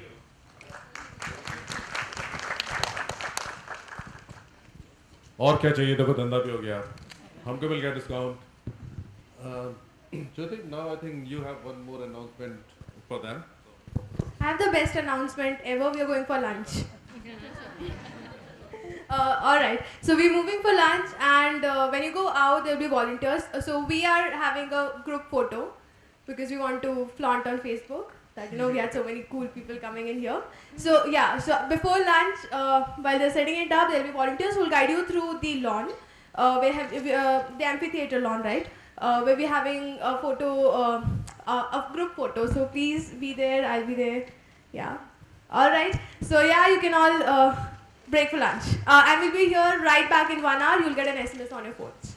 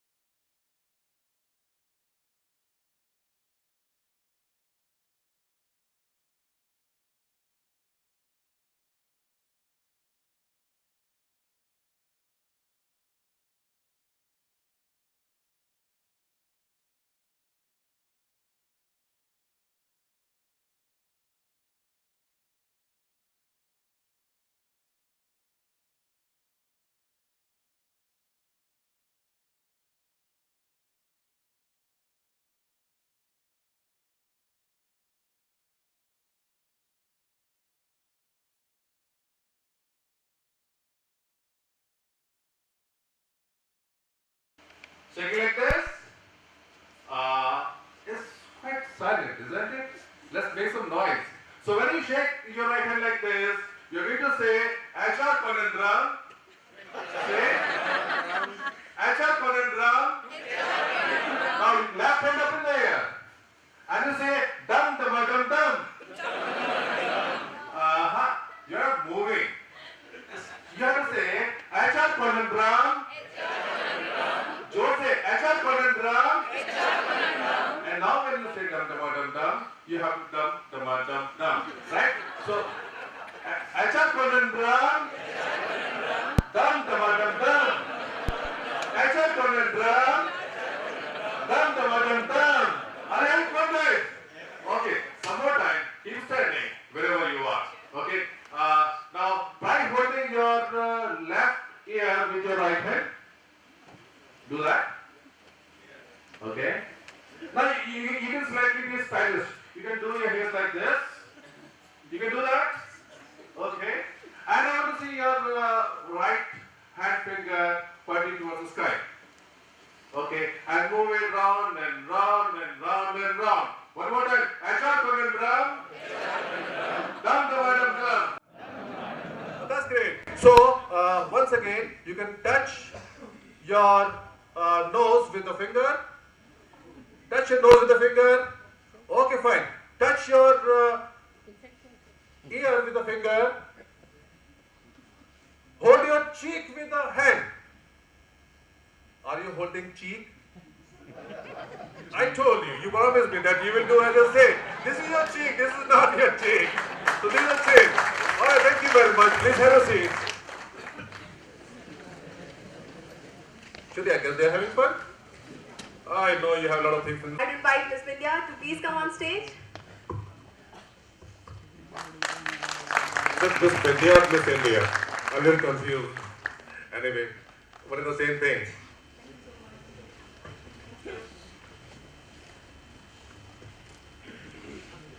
Good afternoon, everyone.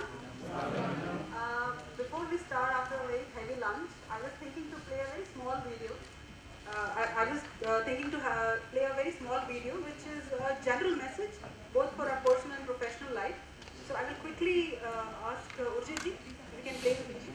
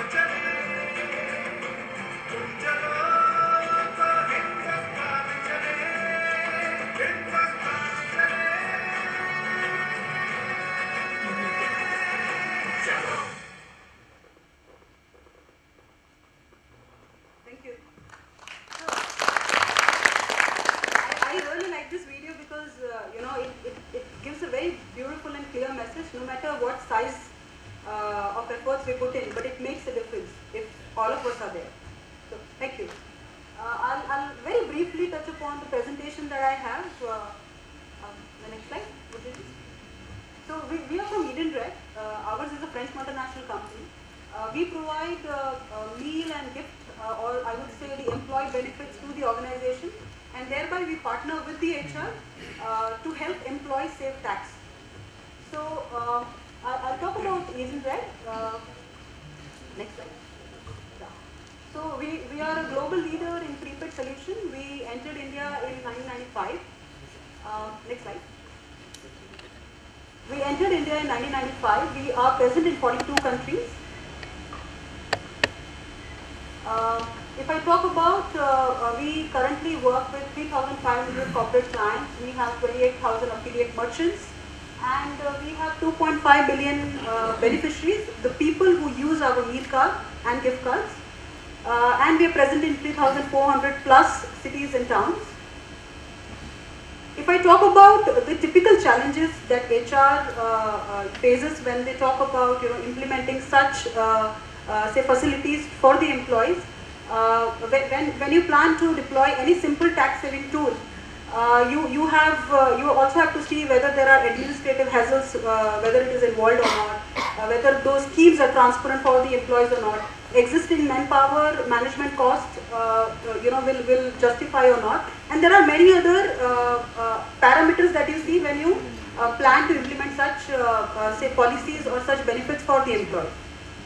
So what we have is we have a unique solution for all the all the employees, especially employees who fall under the taxable limit. So we have our meal card. When we started in India, we started with meal vouchers. Meal vouchers and gift vouchers are a known tool to the HR people to help employees save tax. In 2014, we moved to digitalization. We moved from paper-based voucher to the meal cards. Following the RBI's vision document. So we have a ticket restaurant meal card. We are currently with more than 98 corporates in Gujarat. Like I said, we have 3,500 corporates pan-India. It's a one-stop innovative tax saving tool for the corporate. It doesn't have any hassle because when I talk about meal cards, it is 100% tax compliant. It is 100%, there is no administrative hassle, there is no administration which is required. It is, everything is taken care by us. So we say that we provide fun, food and freedom. We were also talking about that employers should also talk about giving healthy food to the employees. And in India what we have seen is that we have a habit of getting dabba from home. So everybody will not have a canteen, everybody will not consume the food in the canteen. So with this you can provide your meal allowance with the help of our ticket restaurant meal cards. Benefit for the employees, if I very briefly touch upon, it is tax compliant. There is no tax. This is above 1.5 lakh limit that we have. This is over and above that. A social benefit we provide to the employees. It is very easy to carry. Online acceptance is there. There is no hassle, like I said. It enhances the employee and employer relationship. And there are a lot of value-added services that we bring in with the meal card. So it is not just tax component that we have, but there are many value-added services that we have. For the employer, when you plan to give any, when you plan to provide meal voucher, there is a little bit of administration which is involved. In this case, there is no administration. It is reloadable card. So every month, the way you give a load to the bank for salary transfer, exactly the same way you give a load to us, and immediately within 24 hours we transfer that in your cards. It is transparent because you can track all your transactions online.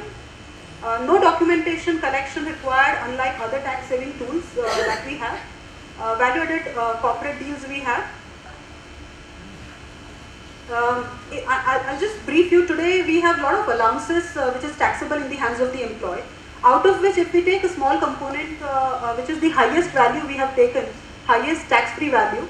So if we take 135 rupees per day into 26 working days, the per employee per month, it comes to 3,510. And if I calculate that for 12 months, an employee can save about 13,000 rupees per annum per employee, which is, I would say, a direct take-home increase of more than 1,000 rupees a month, which is not a small value. And any penny saved is penny earned for us. Yeah. So this is the same. I mean, what we have done is we have made a comparison. If I talk about the medical allowance, conveyance, fuel, and driver reimbursement, the highest tax saving is in meal allowance. We assure you, if you plan to implement meal cards in your organization, we give you a complete onboarding support. We have our pre-launch, what is the next? We provide the pre-launch and post-launch mailers. We provide the pre-launch and post-launch services also. So everything is taken care by us. There is nothing involved by your department or organization. You have single point of contact. There are toll-free numbers available with us. And even today, there are vouchers in the industry. If voucher is lost, it is lost. It is like your currency. If we talk about meal cards, if it is lost, you can hotlist it immediately and we will reissue a new one. And for those kind of services, for any other queries, concerns, we have a direct in-house customer contact center wherein employee can reach and not bothering the HR people, HR or admin. These are few of our key clients, I will say.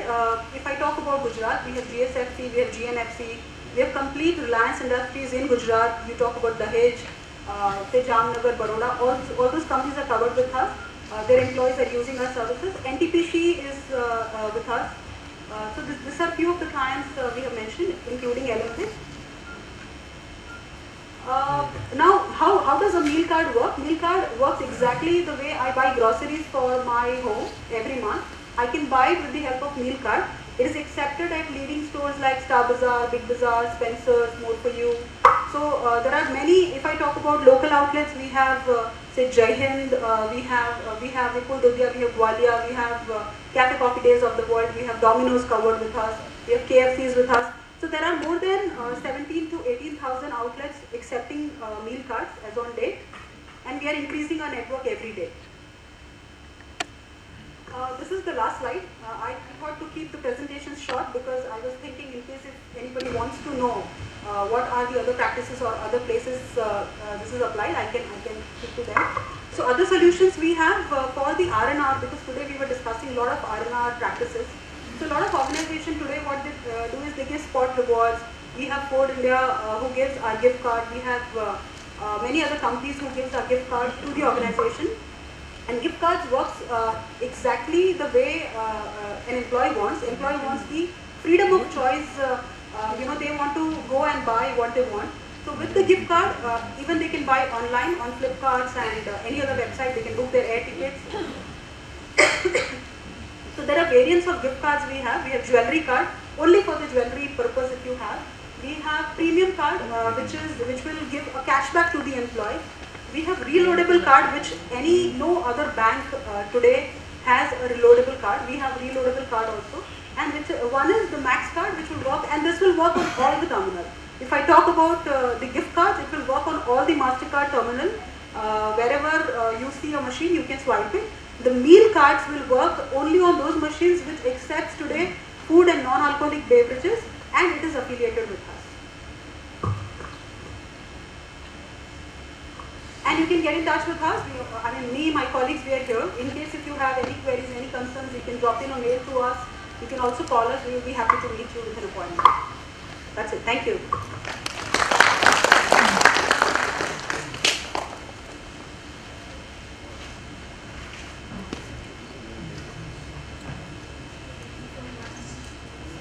Thank you so much. Now I would like to request Mr. Dholakia to come in and moderate the session now on.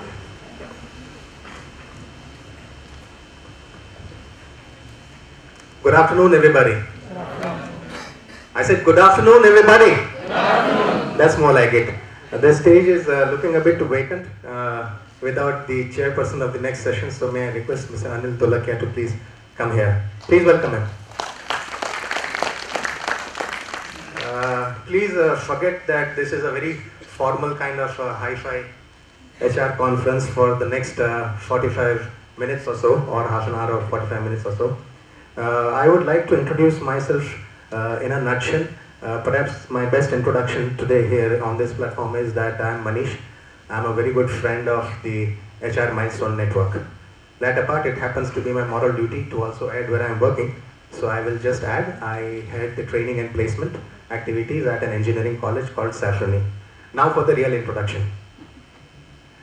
The real introduction is that maybe about 35 years back, I was sitting at his feet learning music for about a few years, and I left that, and like the movie of Three Idiots, I would say actually then I studied and I did my MBA, and I didn't do my MBA, I did my MBA, and then I became a director, then I became a dean, and then now I'm a placement head, and I represent all there is and all the wonderful experiences there are about management and HR.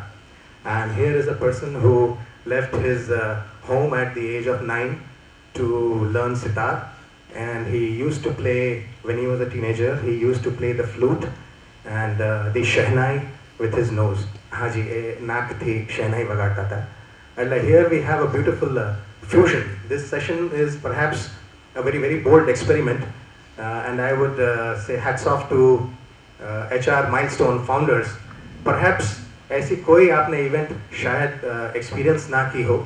I believe everybody has heard of Peter Drucker here. Yes, in a program which has people and HR as the basic subject, how can we not remember Peter Drucker? And perhaps the best example of a perfect management process that Peter Drucker has given, उसने दो example दिए थे. एक है music orchestra और दूसरा है surgery. Surgery में ये होता है कि the doctor is performing a very difficult surgery.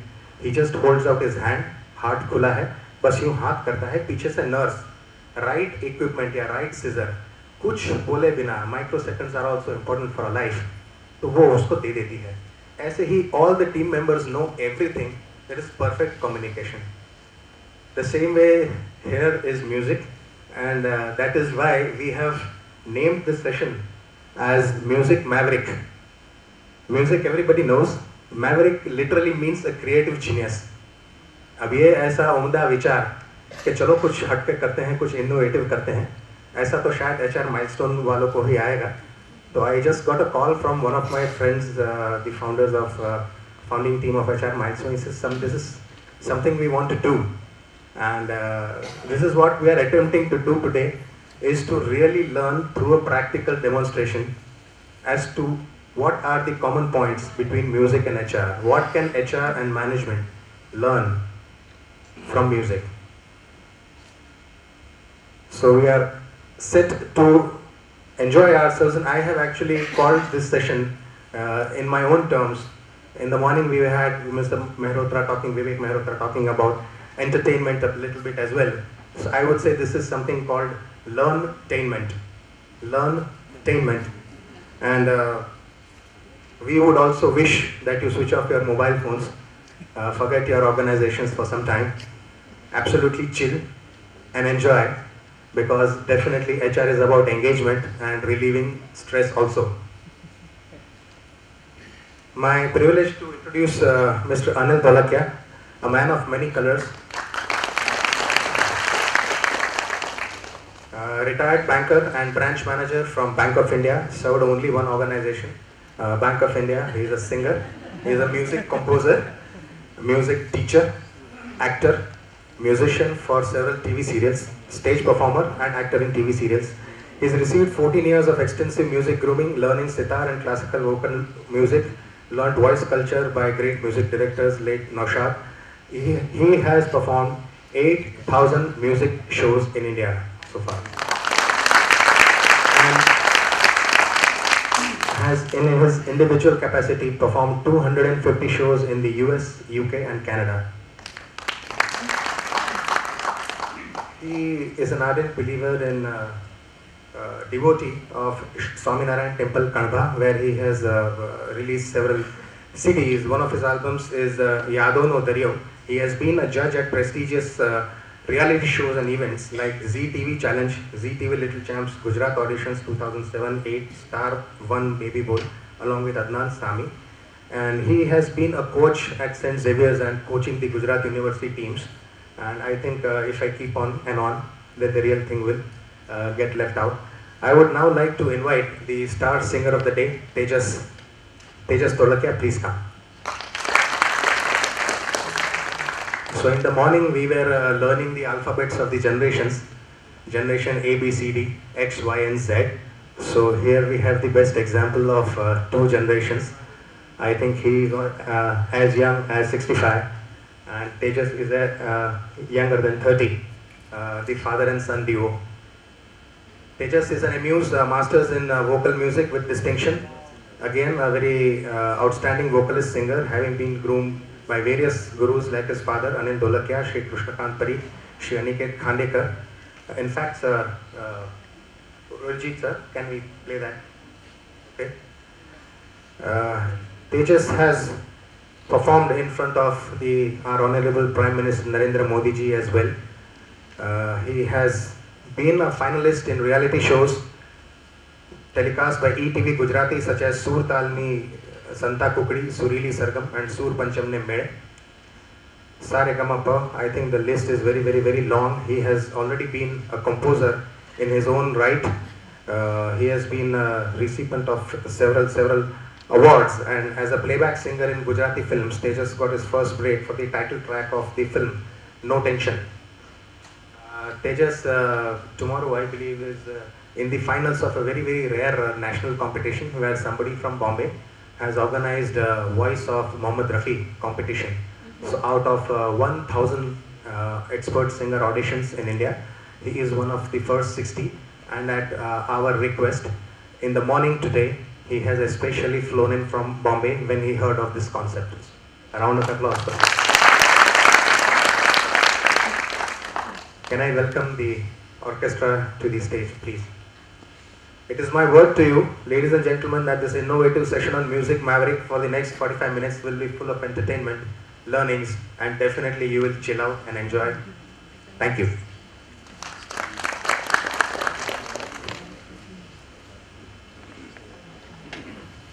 I would add that Tejas got married last year, so may I request his inspiration to just stand up and show her face.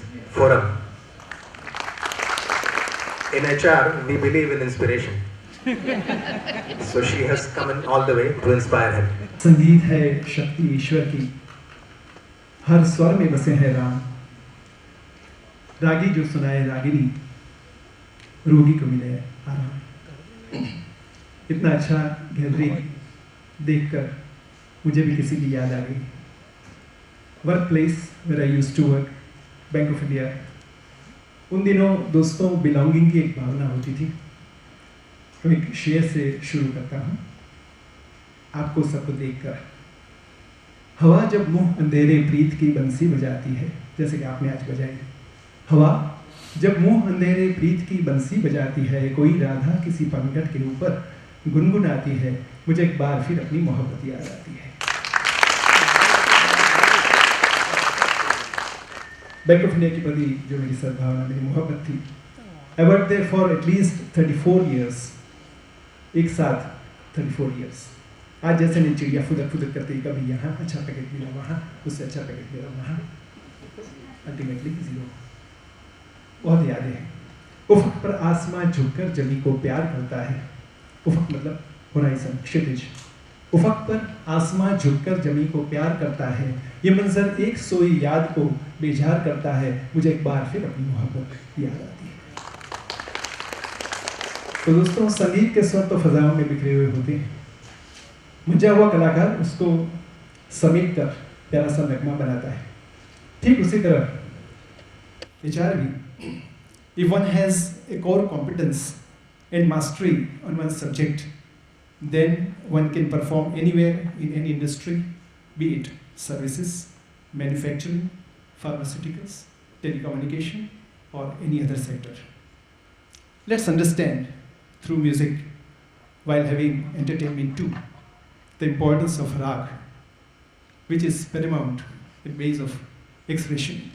In Music Mavericks, today we have chosen राग Yaman Kalyan, very familiar, उसमें हम film के नगमे भी लेंगे. And to begin with, and it's very essential to understand core competence in HR is in rag Yaman, because Yaman is the base rag. All songs are composed in rag Yaman only, but rag itself denotes different moods and messages. Like Yaman rag remains same, but songs are different.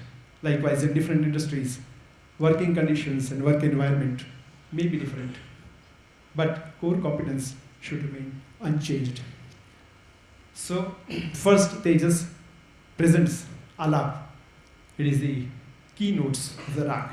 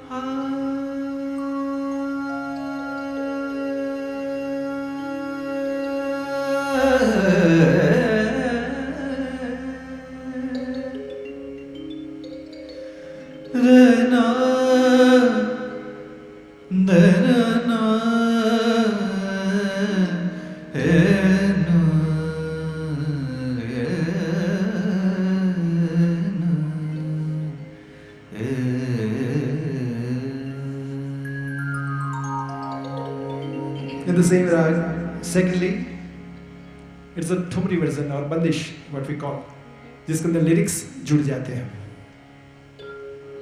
सखिये हाली पिया बिनाए, सखिये हाली पिया बिनाए, सखिये हाली पिया बिनाए, सखी कलना परत मोसे घरी पल छिन गिन, सखी कलना परत मोसे घरी पल छिन गिन, हेरी हाली पिया बिनाए, सखी हेरी हाली पिया बिनाए, सखी कलना परत मोसे घरी पल छिन गिन, कलना परत मोसे घरी पल छिन गिन, हेरी आली पिया बिनाए, सखी हेरी हाल पम गम धनि सनि दम मम, सखी हेरी हाल निनि तब गगरे सनि रे सनि दम मम, सल दम मम गम प गम पम गम गरे गरे सा, सखी हेरी आली पिया बिनाए.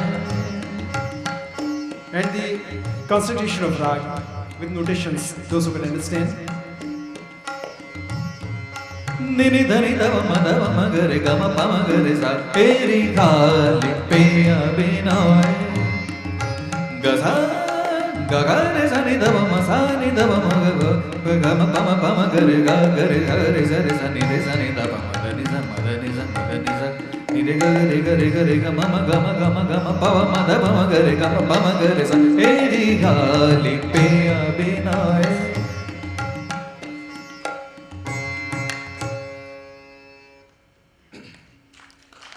Thank you. उसको और lucid बनाते हुए जो कुछ हम समझ सकें, उसको और थोड़ा lucid बना के भजन में कैसे पेश करते हैं। सेम राग यमन, बड़ा पहचाना हुआ जाना माना भजन। पायो जी मैंने राम रतन धन पायो, पायो जी मैंने राम रतन धन पायो। वस्तु अमौलिक दी मेरे सतगुरु, वस्तु अमौलिक दी मेरे सतगुरु, कृपा कर अपनायो। पायो जी मैंने कृपा कर अपनायो, पायो जी मैंने राम रतन धन पायो, पायो जी मैंने राम रतन धन, राम रतन धन पायो। सुनेंगे कुछ चुने हुए फिल्म सॉन्ग्स जो राग यमन कल्याण पर आधारित है, जिसे हम पहचानते हैं। पहले वाला को शायद हम ना पहचाने, नी रे ग रे नी रे सा, उसको हम नहीं पहचानते। सॉन्ग को डेफिनेटली पहचानेंगे, तासीर उसकी तस्वीर मिलती जुलती है। तो यहाँ पधारे हुए सब HR मैनेजर्स, उनका तजुर्बा रहा होगा कि घर रात देरी से जब पहुँचते हैं तो बीवी की लंबी लंबी शिकायतें शुरू हो जाती है। इससे तो बेहतर था आप रात वहाँ गुजार लेते। आपने तो शादी अपने इंस्टीट्यूशन से की है, रात को टिफिन भेज देती हूँ, कल से ऐसा तो फ़ोन भी मत करना, मोबाइल नहीं उठाऊंगी, आऊँगी, चीड़ती है। तो वाइफ का एक्सपेक्टेशन है, जो कवारे हैं उसको अब आने वाला है। गुजराती में कहते हैं ना, मुझ भी थी तुझ भी से धीरी बापुली।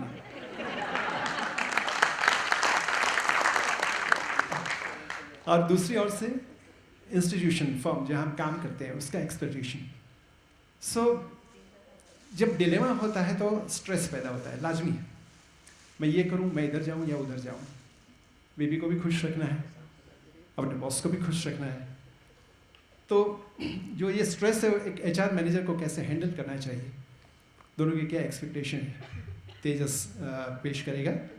और वर्किंग कंडीशन और लाइफ को बैलेंस भी करना सीखना है। प्लीज़। जब दीप जले आना, बीवी कहती है, जब शाम ढले आना, जब दीप जले आना, जब शाम ढले आना, संकेत मिलन का भूल न जाना, मेरा प्यार न बिसराना। जब दीप जले आना, जब शाम ढले आना।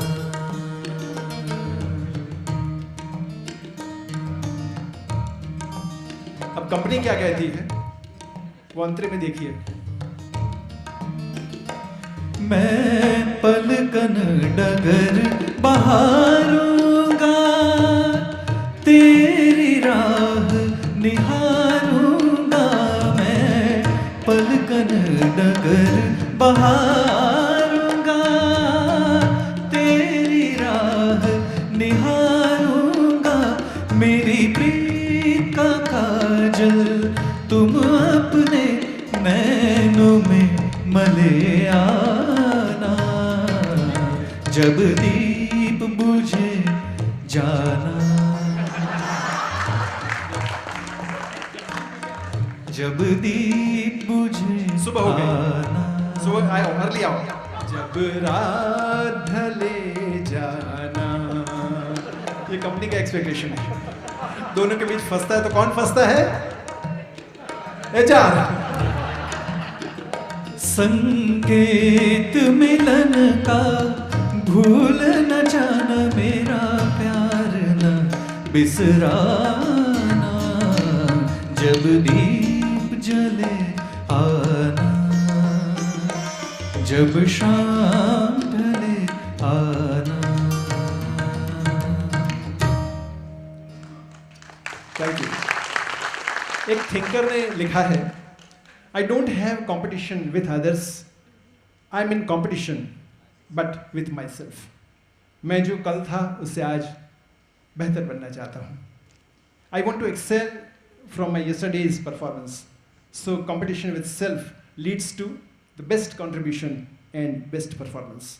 अपना नाम रहे ना रहे, आज बैंक में मुझे कोई नाम से शायद याद न करे, लेकिन कोई ऐसा होगा बोले हाँ दोनों के सामने ये काम तो बहुत अच्छा किया था, मैं अमर हो गया.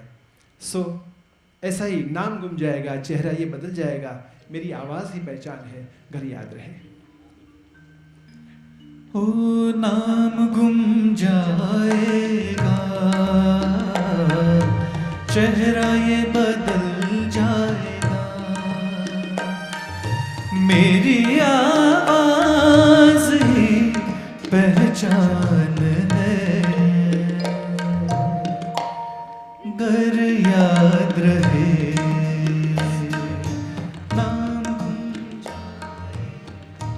दोस्तों आज आप जहाँ पर हैं वहाँ पहुँचने के लिए आपने कभी ड्रीम्स भी देखे होंगे.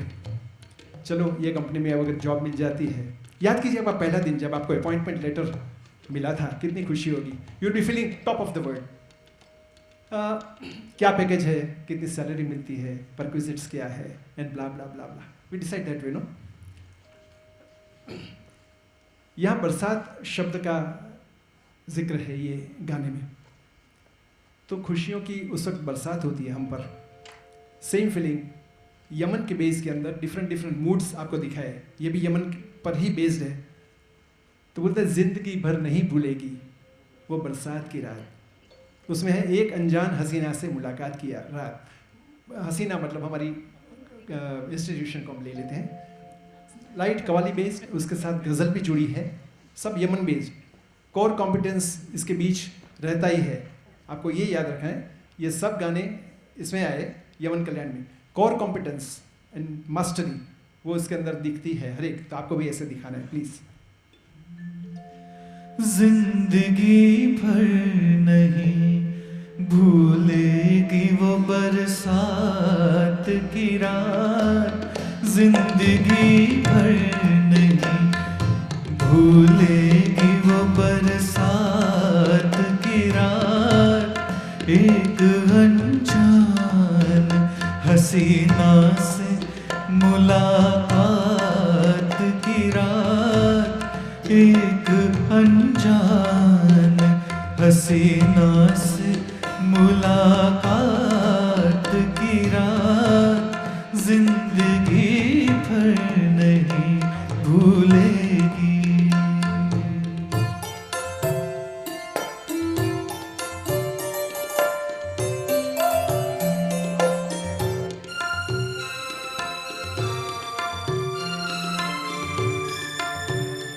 ना उम्र की सीमा हो, ना जन्मों का हो बंधन,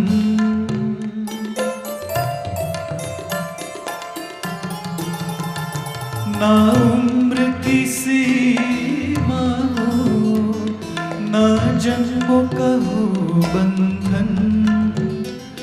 जब प्यार करे कोई तो देखे केवल मन, नई प्रीत जगा कर तुम मेरी प्रीत अमर कर दो.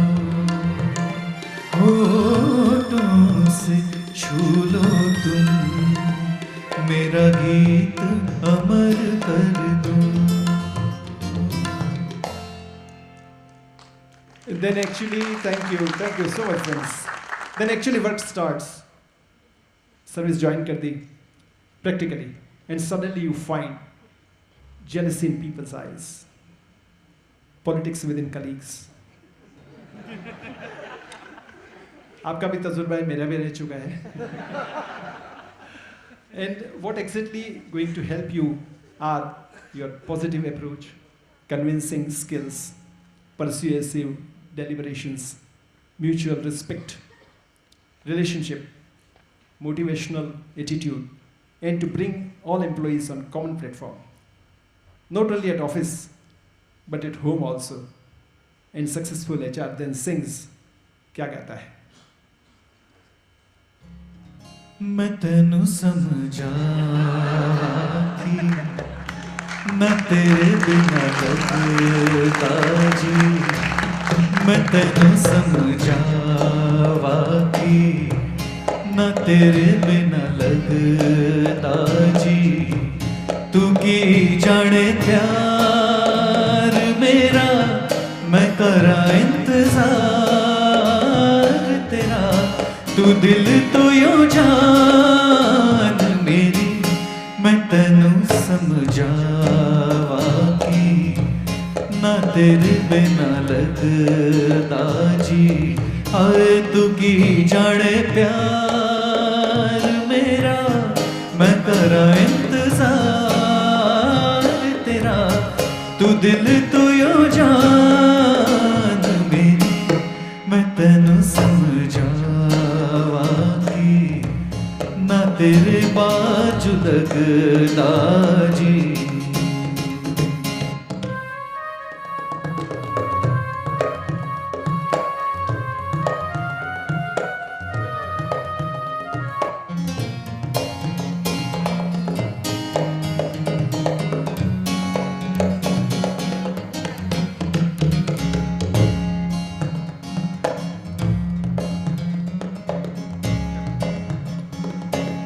मुझे कोई और अंतरा गाना था, लेकिन जो भी माहौल बना है और जो बात चली है उसके देखते ये अंतरा ज्यादा डिफीटिंग है। तो वे चंगा नहीं हो कीता विवाह, वे चंगा नहीं हो कीता विवाह, दिल मेरा तोड़ के वे बड़ा पछताया खा, वे बड़ा पछताया खा, नाल तेरे जोड़ के तैनू छड़ के किथे जावा, तू मेरा परछावा, तेरे मुखड़े विच ही मैं तो रब नू अपने पावा, मेरी अदा ओ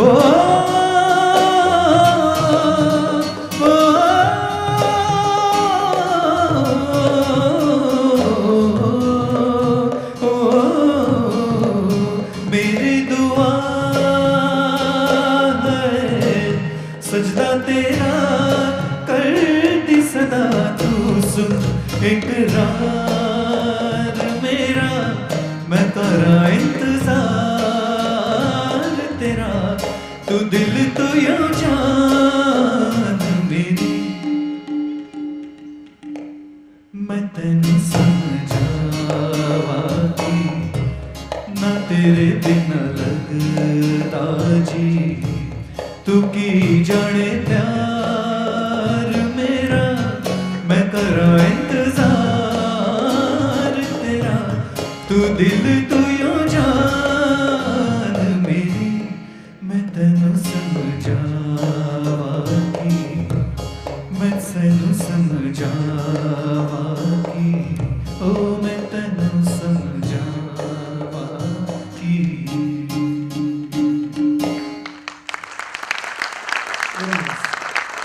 पाजी उसके अल्फाज तो ठीक थे ना, बिल्कुल सही बोल रहा था ना, थैंक यू। इसको कोर कॉम्पिटेंस बोलते हैं, चाहे वो लता जी ने बांग्ला में गाया है, उर्दू में गाया है, गुजराती में गाया है। हाँ जी, हाउ नाइस। हाँ, परीक्षा भी थी, सही तो गा रहा हूँ, लेकिन उससे चेहरे पर से लग रहा था कि अच्छा गा रहा है। Thank you. तो उस पर से एक मुझे बताया गया कि यहाँ काफ़ी लोग गुजरात से भी हैं, सो एक गज़ल मुझे याद आ गई। कभी सामने वाला इंसान अपनी बात नहीं समझता है, समझते हुए भी हमको पता चलता है कि वो समझता है, फिर भी ना समझने का वो ढोंग करता है। तो शायद बोलता है, समझदारी थी अलगा थई जवाना सौ बहाना छे, समझदारी थी अलगा थई जवाना सौ बहाना छे, मने शंका पड़े छे के दीवाना शू दीवाना छे। समझदारी थी अलगा, ए लोको शाणा माणसो छे, मेंटल एसाइलम में जता रहे छे कि आ दुनियाમાં રહેવું જ નહીં, दुनिया રહેવા જેવી નથી, આ બધું જેલસી બધું है पॉलिटिक्स। समझदारी थी अलगा थई जवाना सौ बहाना छे, मने शंका पड़े छे के दीवाना शू दीवाना छे। અને તમે પણ દુશ્મનો ચાલો અમારા સ્નેહીઓ સાથે, તમે પણ દુશ્મનો ચાલો અમારા સ્નેહીઓ સાથે, એ કબ્રસ્તાનથી આગળ મને ક્યાં લઈ જવાના છે? અલ્ટિમેટલી તો લાઈફનું સત્ય આ જ છે. અને એનાથી આગળ કહે છે, ચલો એ રીતે તો કચરો થશે ઓછો આ ધરતીનો, ચલો એ રીતે તો કચરો થશે ઓછો આ ધરતીનો, સુન્યું છે ધનપતિઓ ચંદ્ર પર રહેવા જવાના છે. અને આટલી બધી આઇટમ્સ છે, બધી કદાચ તમને ન પણ ગમે તો એક સરસ દલીલ કરી છે શાયરે, ગમે ના સૌ કવન તો માફ કરજો એક બાબત પર. હરીશભાઈ, ગમે ના સૌ કવન તો માફ કરજો એક બાબત પર, ખુદા જેવા ખુદાના ક્યાં બધા સર્જન મજાના છે. वो भी भूल करता है. समझदारीથી અળગા થઈ જવાના સૌ બહાના છે. અને मनीष जी ने जैसे फरमाया कि वी फॉलो डोमिनेंट सेक्ट. आज तो हम नहीं आए फॉरहेड पर तिलक करके, लेकिन नॉर्मली हम करते हैं. सो लोगों को पता चलेगा ये कि धार्मिक है बंदा, लेकिन फिर भी क्या होता है उसका मकता રહે છે આમ તો શૈતાનના કબજામાં તો પણ, રહે છે આમ તો શૈતાનના કબજામાં તો પણ, જલનને પૂછશો તો કહેશે કે બંદા ખુદાના છે. સમજદારીથી અળગા થઈ જવાના સૌ બહાના છે. और अच्छी महफूज जगह पे इंसान मुकम्मिल हो जाता है. बढ़िया पोस्टिंग, लोग भी कहेंगे कितनी अच्छी जगह पे प्लेसमेंट हुई, फिर भी दूसरी जगह पे जाने की वो सोच अंदर रखता ही है. जैसे मैंने पहले कहा, अच्छा पैकेज, लालच भी आएगी, आप छोड़कर मेरे यहाँ जाओ, वहाँ के कितना मिलता है, मैं आपको इतना दिला दूंगा. बंदा हो यहाँ से वहाँ पे फुदक फुदक फुदक फुदक. मैडम ने फरमाया था सुबह, I heard you, it was very wonderful line थी, जिस पर आप सबको चलना है. सो बिलोंगिंग की भावना.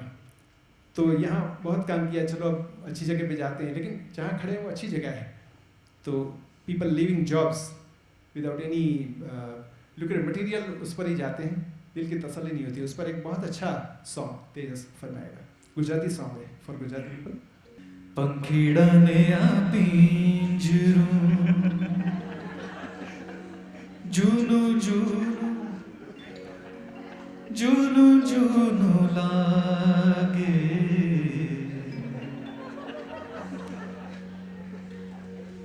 આ એ જ બધા હસી રહ્યા છે કે જે ઓલરેડી ઘણી બધી જોબ્સ છોડી ચૂક્યા છે અથવા શોધી રહ્યા છે. જૂનું જૂનું લાગે. ઇન્ટરવ્યુની અંદર એક્ઝિટ ઇન્ટરવ્યુ જેને આપણે બધા કહીએ છીએ, બહુએ સમજાવ્યું તોય પંખી નવું પિંજરું માંગે. પંખીડાને આપી જૂનું જૂનું એ જૂનું જૂનું લાગે. બહુએ સમજાવ્યું તોય પંખી નવું પિંજરું માંગે. પંખીડાને આ પિંજરું.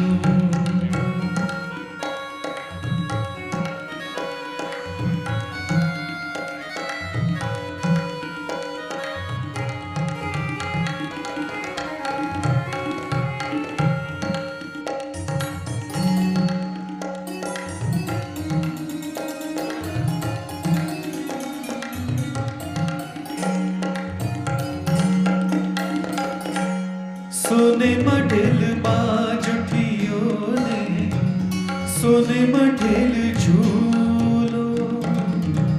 It is considered as કે બેસવા માટે જે એમ્પ્લોઈઝને આટલું સરસ બાજોઠીઓ ડઝ નોટ લિટરલી મીન કે સારામાં સારી 10,000 રૂપિયાની HOFની ચેર આપી. નો, જે પ્લેસમેન્ટ, જે સરસ જગ્યા જે તમને આપવામાં આવે છે, તમારો એક સ્પેસિફિક રોલ કે કંપનીના ZM છે કે કોઈ GM છે. सोने मढेल बाजुठियों ने सोने मढेल झूलो. सोने मढेल बाजुठियों ने सोने मढेल झूलो. हीरे जड़ेल विंझणो मोतीनो मोंघो अणमूलो. पागल ना बनिए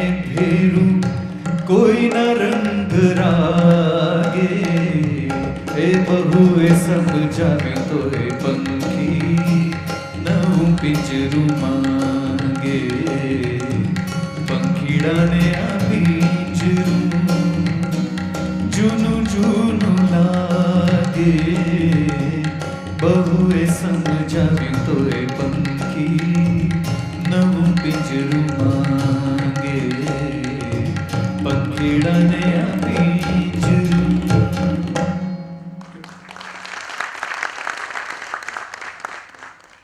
There is a common tendency to look at other men's position because grass always looks greener on the other side. But this song suggests that be contented where you are right now. Madam ने जैसे सुबह में बताया same thing. तारी आँख no अफीणी तारा बोल no बंधाणी तारी आँख नो अफीणी तारा बोल नो बंधाणी तारा रूप नी पूनम नो पागल एक लो तारा रूप नी पूनम नो पागल एक लो तारी आँख नो अफीणी तारा बोल नो बंधाणी तारा रूप नी पूनम नो पागल एक लो तारा रूप नी पूनम नो पागल एक लो.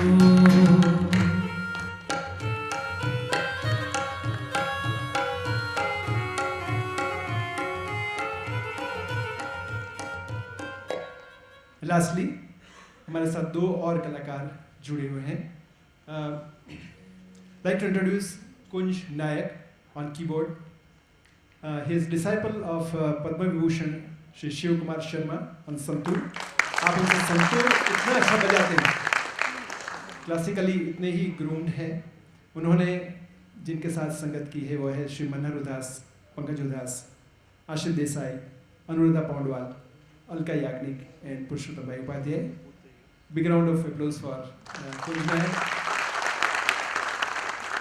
Nilay Trivedi on tabla. He is disciple of Divyang Vakil and Munjal Mehta, famous tabla artists of Gujarat. He also accompanied Manu Udas, Anup Jalota, Purushottam Upadhyay, Alka Yagnik and Nitin Mukesh. 2 minute सिर्फ इनका फनो कमाल देख लेते हैं कि वो क्या करते हैं on instrument. I would request 2 minutes. It is without rehearsal.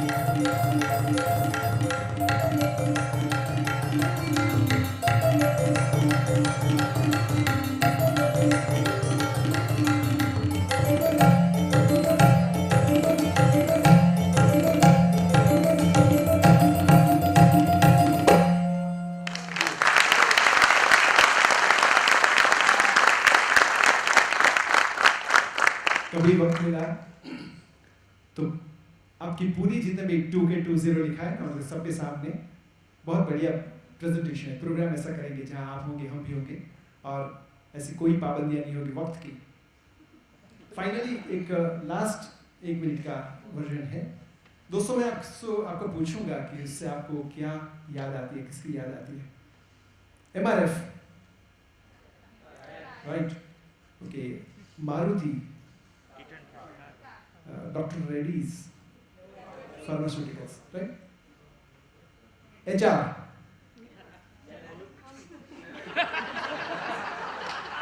It was a joke.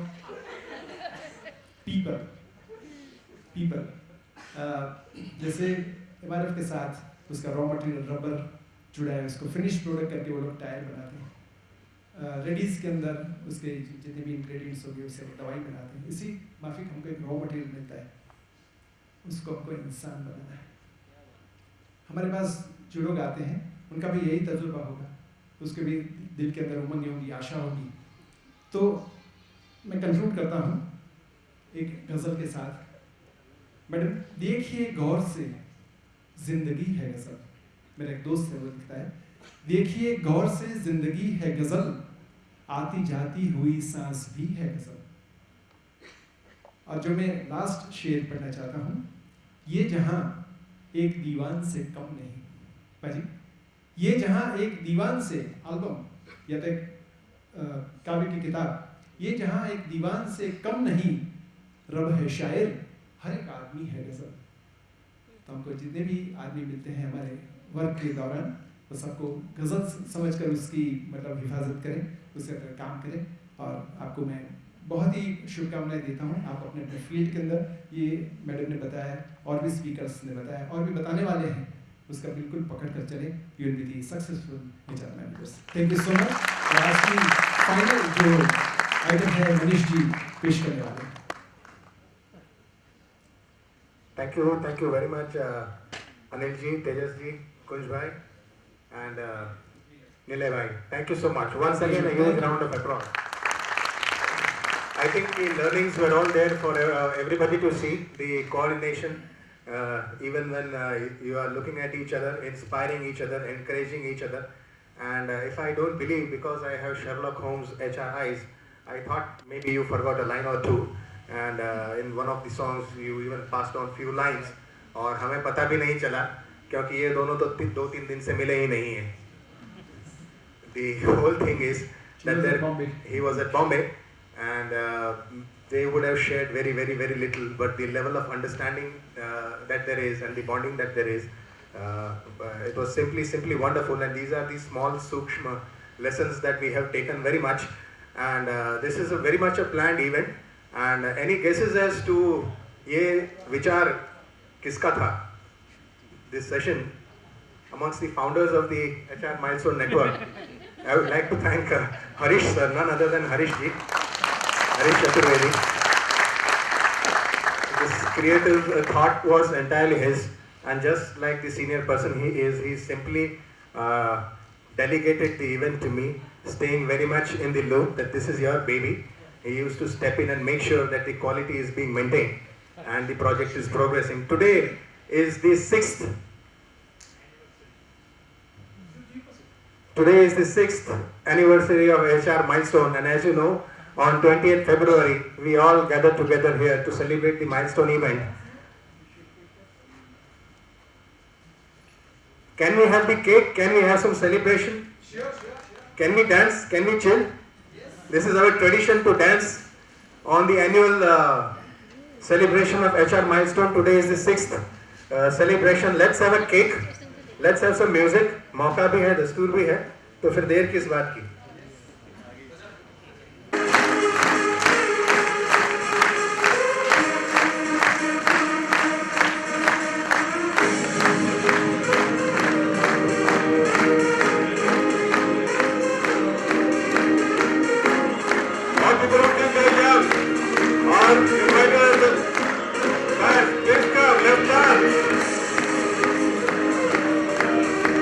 I think we all need to stand because we want to chime.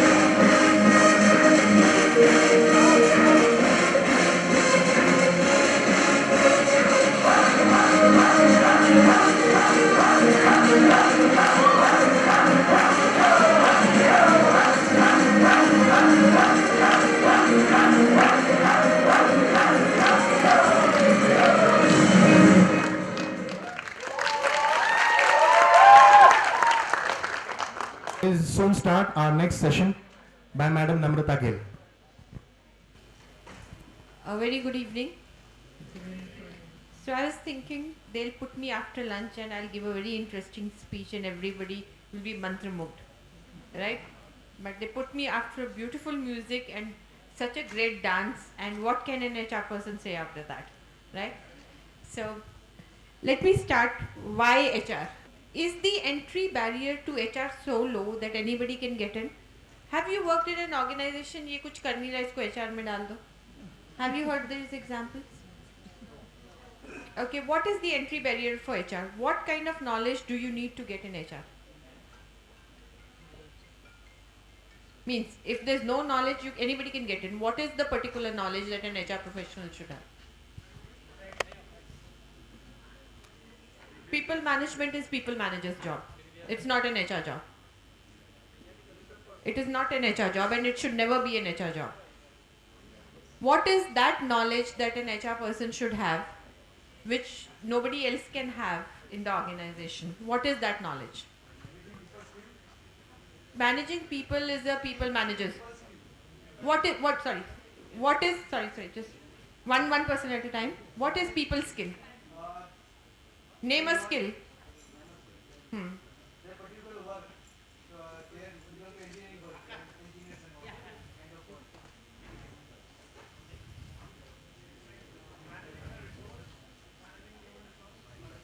No, what do you mean? Managing human, what is it? Specific. What is that skill or knowledge that an HR should have which should put HR above everybody else? Relations is not an HR job. Human should have the skill and ability to enable people to perform better. Okay. I'm not getting an answer that I'm looking. Understanding human behavior is understanding humans and empathizing with them. Empathy should be there with everybody in the organization or only HR? With everybody in the organization. Okay, so I'm sorry I'm pushing you back, but I want an answer and I want, go ahead. Helping people achieve their potential. What will a manager do? I'm just saying, let's be clear, what is an HR job, right? And why is HR not getting a respect? And that is the question everybody asks today. Why is HR people the most hated people in the organizations? Why? And that is the question that I want to answer and I want to talk about. Is international mobility a skill that every HR person should have? No? Okay, I'll come back. Okay. Is HR analytics a skill that every HR should have? Is deepest knowledge of statistics a skill that every HR should have? Do you use statistics? Okay. Do you use predictive analytics? Do you use, organization design? Is it a skill or anybody can do it? Skill. Should an HR person have it? Should every HR person have it or only the person who's doing it? Okay, you all understand that there are three roles of HR, right? One is a strategic partner, one is a HR administrator, and third is shared services. Transactions are shared services. Transactions are out. They go to HR shared services. Follow up on goal sheet, do your goal sheet, they go to shared services. But what are we left with? We are left with strategic HR skills. If you are doing recruitment, and let's take recruitment, what is the strategic skill that you should have?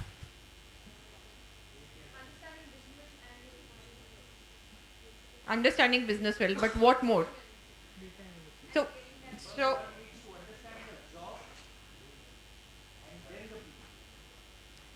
yeah.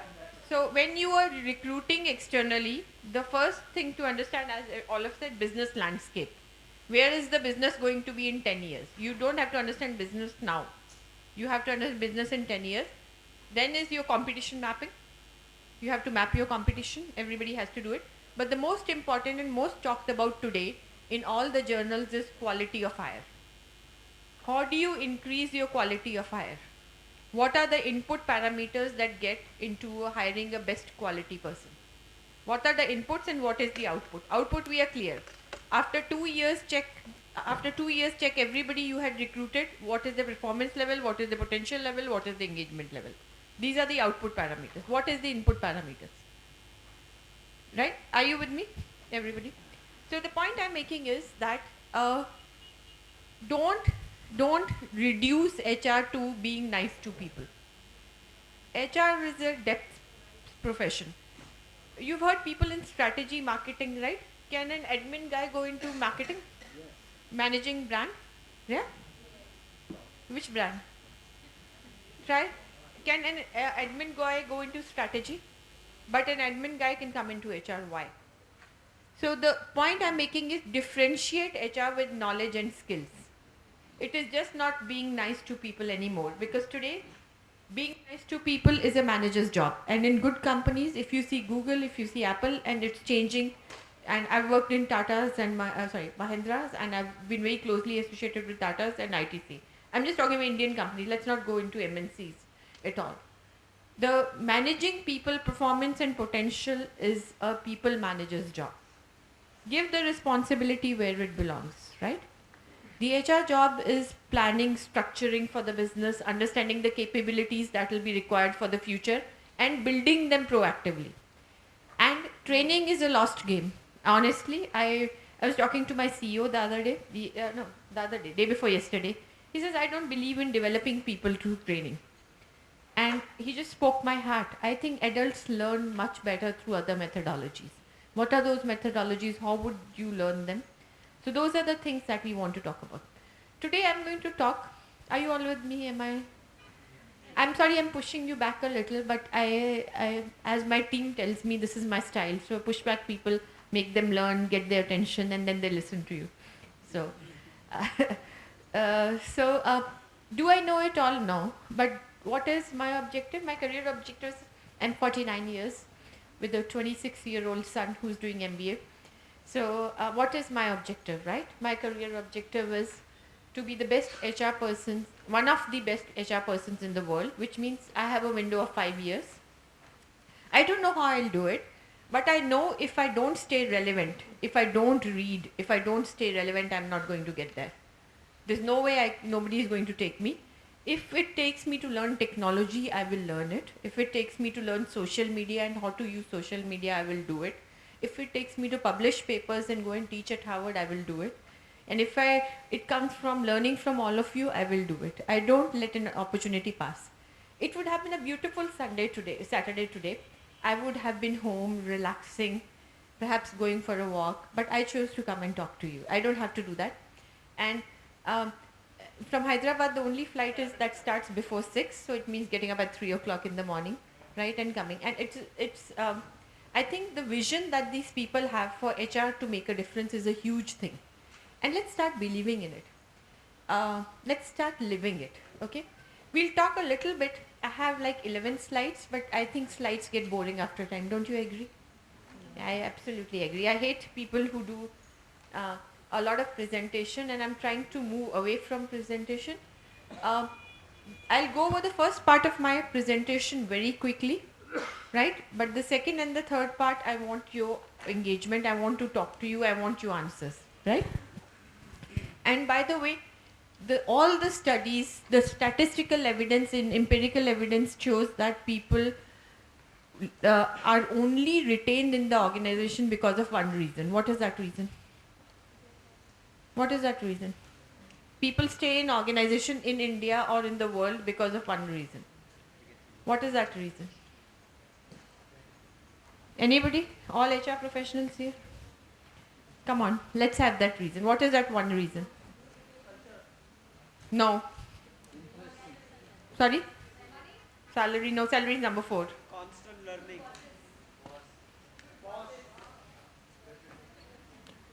Career growth, right? If there's one thing that people stay in the organization the world over is if their career is growing.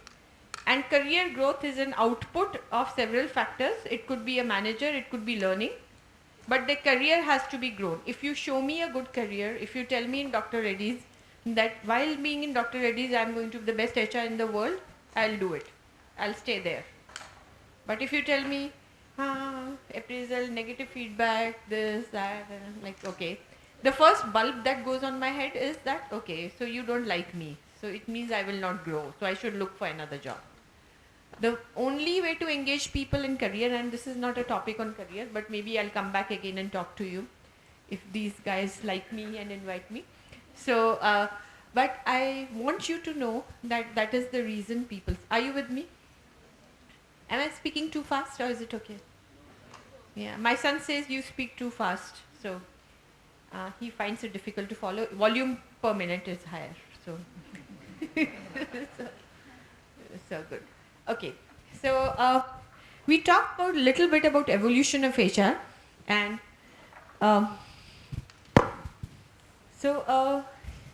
in India, industrialization started when? Do you know which was the first industry in India? Before that?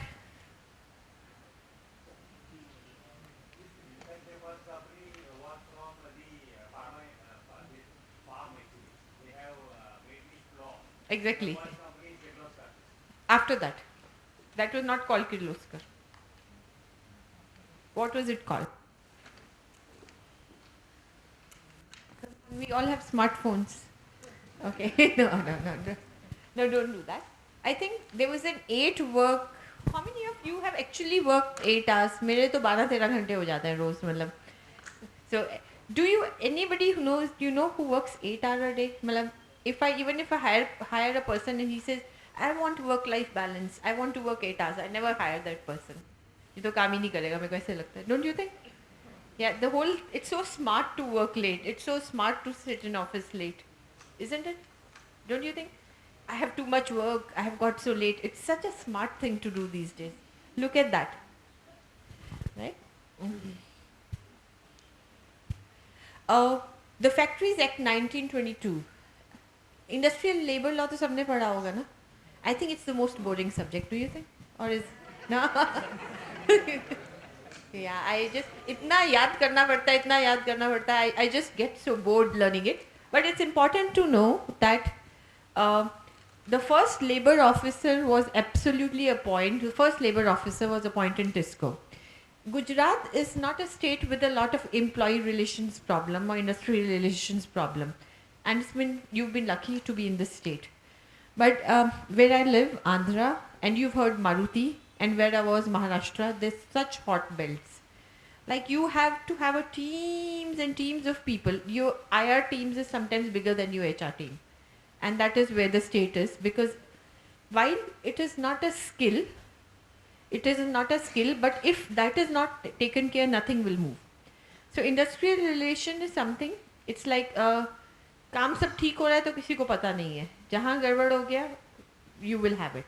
So I always tell that every HR person should do one stint in IR. And it's extremely important, and the earlier you do in your career, it's the best thing.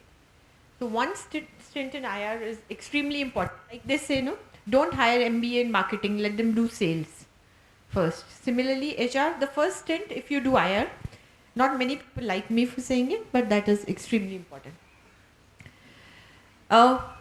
Then we had these basic things that we were doing, and we were doing it from 1938. Today also we are doing it, right? Recruitment we do, grievance handling we do, state intervention, minimum welfare, we do all this. But the interesting thing is the first institute, TIS, right? And that was the first institute. Today also, I rate TIS very highly. Do you rate TIS very highly? Which is the best HR institute? Huh? Yeah, but HR. Excellent. You know, I recently, 2 weeks back, I was in IIM Ahmedabad and I hired HR people. And this is last 2 years I'm hiring HR people from IIM Ahmedabad. And I think it's a huge difference, because it's high time XLRI gets some competition, no? It's just been there doing the same thing over and over again. XLRI we know, and then there was Calcutta University. The Labour's Minister Conference in India, by the way, the world over it started in 1920s, but in India it happened in 1940s. So this is history, this is a little boring, but it's important that we know TIS was the first institute, when was XLRI founded, and when was the first Labour's Conference. They say people who don't read history can never make a good future. Right? So it's a saying. And remember, everything that has happened in our politics, right? It is about unresolved history, right? So people should always resolve history, and history is extremely important. You may not use it daily, just know the bullet points, but you must know them. I ask a lot of people when I interview them, good HR people, okay, what was the beginning of HR in India? And they're absolutely clueless, right? I want to talk about evolution of HR in India. The Wages Act, are you familiar with the Wages Act? Okay. So I'll go over this very quickly. Industrial Disputes Act.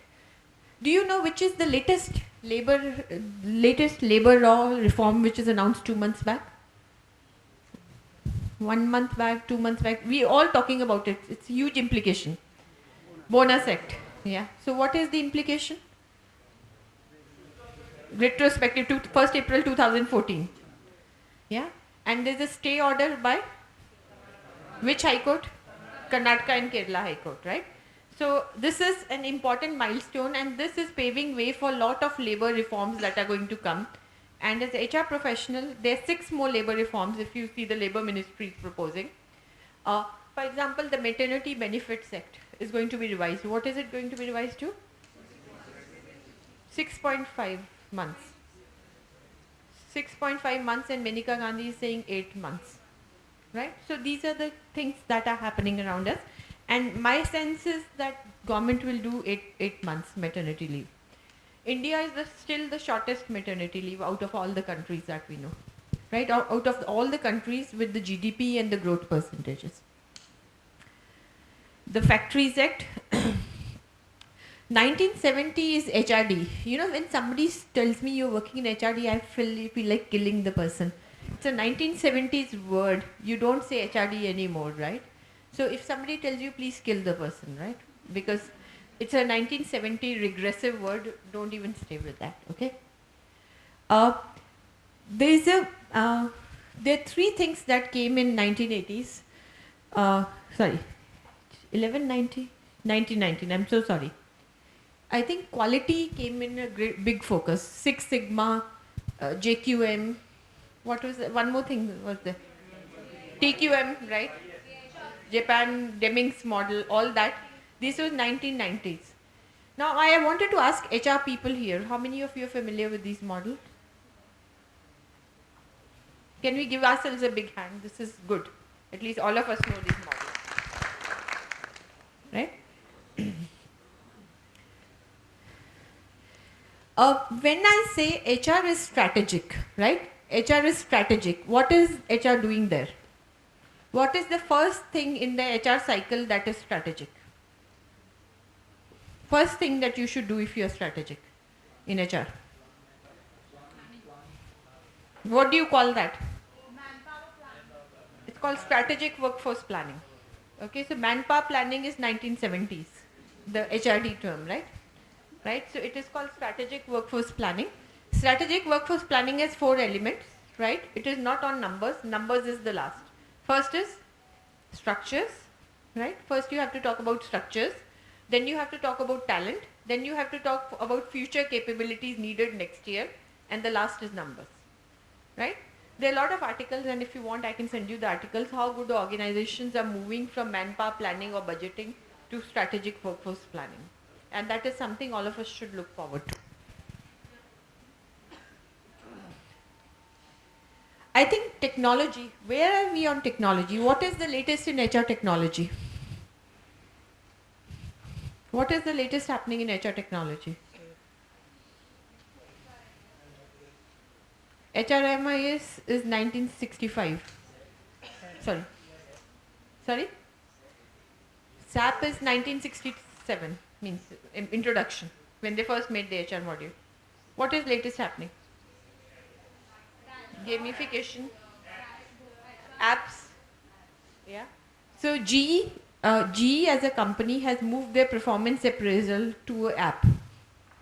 Their performance appraisal is happening by an app, and it's a continuous feedback. So whenever I give him a feedback, okay, no, I'm not giving you. He got scared. See, feedback is such a negative word. So, if I'm giving him a feedback, I'll just say check in the app. That's it. And the annual collation will be done of all the times I have done my check-ins. Right? So GE has moved to performance appraisal to apps. It's a good point. Where are we today? And apps is easier. I think the biggest company which has sucked the most money of all the organizations and not given any benefit is SAP. They're brilliant. They sell you a solution, you pay for it per year. Then you have to customize it, so you pay the person who's customizing it. Then you pay the annual maintenance fee. I'm like, what were we thinking? Now we can't do without it because it's a whole mafia that has spread around us. Yeah. And it's huge. It's very expensive and it's huge. And we all need to use it. And if we are certified in it, we get a better job, right? I'm like, look at the skill. SAP has become a skill today, right? SAP SuccessFactors, PeopleSoft, Oracle, they're all behan bhais, right? Means in the end, they do the same thing. So, I was just doing my HR budget and I was paying 4 crores to IT. That is almost like, I almost fell off my chair. How much do we pay these guys? So then you need a maintenance team which SAP likes. So SAP says Accenture, TCS, whoever they want, they send it to you and then you start paying them. It's huge. So technology started with, as I said, HRIS, benefits, right? Compensation. You needed a technology for compensation and benefits. Recruitment and application tracking. There's a person I met today who does background verification using technology, right? So we need to pay. For SAP, we need to pay over and above other technologies also. The learning management system, don't use it, it's not required. Excel sheet works best, honestly. But we still pay for it, we still use it. And I'm talking of coming from a company of 20,000 people, right? And I was in a company of 50,000 people. I still think Excel sheet did better job. We talk of integrated talent management, we talk of performance management, succession management. This is all in HR technology, but the latest, mobile apps for HR, real-time engagement, predictive analytics. Can any one of you predict what will be the attrition after 3 months? Who will leave? Google does it. And they have brilliant analytics. So they take a lot of data, leave, how many leaves the person take, what time he came in, what time he went, what was his phone call duration, what was his lunch. They do brilliant analytics. One of the analytics example I want to give for Google is how they manage their travel. So if from Ahmedabad to Delhi ticket is 3,000, they take an average of 3,000 and they say, we will not help you with your travel, you book your own tickets. But your budget is 3,000. If you exceed 3,000, they put notional minus 1,000 into your travel account. If you save, they put minus 1,000 into. If you take it for 2,000, you get minus 1,000 in your, plus 1,000 in your account. So with that notional budget you have, you can go business class. You can upgrade yourself to a business class, and they do continuous analytics. They continuously make average fare is done on a daily basis. And they have saved company number of times people travel around 50,000 in India from Hyderabad, Delhi and Gurgaon offices, 50,000 into the number of times people travel in a year. That is their saving. And they've just simplified everything, but they've done a brilliant analytics. Their HR team has done it. The other analytics which people are looking into is predicting people's performance. When you recruit a person, you should be able to tell what is his performance level going to be in the first year, second year, depending on the skills you recruited, and that is the level HR is going, right? And that's the level we need to be. We say that culture assessment. You said culture was important. Culture, what is a culture? If I ask you culture, what is culture? What is the definition of culture? No. No. We all say culture. We say our organization is such a good culture. So culture is set of shared beliefs, right? And culture has 4 parameters. It's easy. Please remember this. The first is symbols, rituals, language and stories. Culture is made of these 4 parameters. What are the symbols in the organization? Does manager have a very big cabin and everybody has a small chair to sit on? This is a symbol. Ritual is how do you do performance appraisal? How do you communicate? Language is what language do you use? Do you use sir every time? Sir, please do this. Or do you say, Harish, please do this. right? What is your language and what are the stories? Oh, that guy, we yelled at, screamed at that guy, then the guy left. You know the folk stories on the corridor that is going on? So these are the 4 things that make your culture. If you want to change the culture, work at these 4 things. It's the easiest thing to do. You have to Attack all 4 simultaneously, right? You can't attack one and not attack the other. You have to attack all the 4 things simultaneously and you'll be good to go.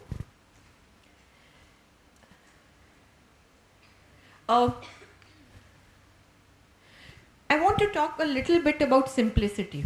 BCG and McKinsey. You heard of BCG and McKinsey? They come every day to our office with a proposal how to simplify the organization. What is the biggest word in HR? Simplification. How do you simplify? And it is the toughest thing to do. There are 3 things: simple, complex and complicated. Remember, you can be complex but you cannot be complicated. Right? If you have become complicated as an organization, you are doomed. Complex is still doable. But the point is simplification, and there's some simplification rules. And if you go, and this is the buzzword today. If you're asking what is the HR trend today, how to simplify your systems, how to simplify everything.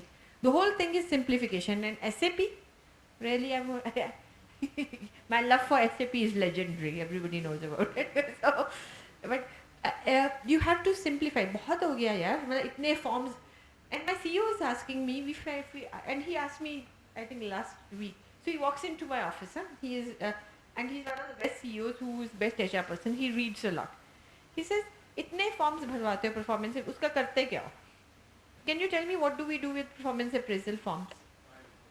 Exactly. Or even online, what do we do? Why do we make people feel right feedback? We follow up. We kill them. You have not done your performance. Your business unit performance appraisal is not done. What do we do with that? Have you thought about it? Yeah. No, but forms with ना जो लिखते हैं उसका क्या फायदा है? Who reads them? Who does them? Exactly. मतलब लिखने वाला भी नहीं रीड करता, लिखने वाला जबरदस्ती लिखता है कि उसके पीछे पड़े हुए HR बोलने के लिए. You understand? Trainings, मतलब इतना training, communication skill, presentation skills, blah blah blah blah blah. What changes? What behavior changes? Which is the training that is impacting your capability? Remember, HR is responsible for future capability. Future capability is product, service, technology, and behavior is number 4. If you start with behavior, you're going to be doomed. Nobody's going to respect you. Right? I was attending, have you heard of Dave Ulrich and Wayne Brookbank? So I was with them in the US and I was attending their lecture and they were very clear. If you don't know your business well, if you don't know where money is coming from and how to control the costs, don't do anything else. And that is why the most important process for HR still remains recruitment. But recruitment is not hiring. And we have just made into, acha, banda lao, close karo, kitne day mein, acha, very fast, great. See, the point is nobody is expecting you to get a good candidate. Everybody is expecting, closed position, metrics, time to close, very good, reward, recognition, all that. Right? So this is there. See people yawning, so they were not yawning when they were singing and dancing, but maybe. Right? I think recruiting platforms in social media, you cannot ignore the social media. I see the worst profiles in social media of HR people. I want to be a generalist. What generalist means? When I want to see somebody's profile, jahan generalist likha hota, I move on. What do you know? If I ask you one subject that you have in-depth knowledge, say performance management, I'm an expert in performance management. I'm an expert in talent development. I'm an expert in recruitment technology. It's something you are expert in. One thing, choose one thing, but go deeper into that. Even if you're a generalist, even if you're a business partner, what is that one thing that you're deeper in? And if you don't do it, you'll never be at the top of affairs. Then these people from XLRI will come, speak nice English, or I'm in Ahmedabad now. They'll speak nice English, make nice models and just win over all of us. Right? The point I'm making is we need to stay relevant, we need to read. The point is how? How do we read? How do we stay relevant? I just think LinkedIn, Twitter and everything else is so full of knowledge, and Facebook also.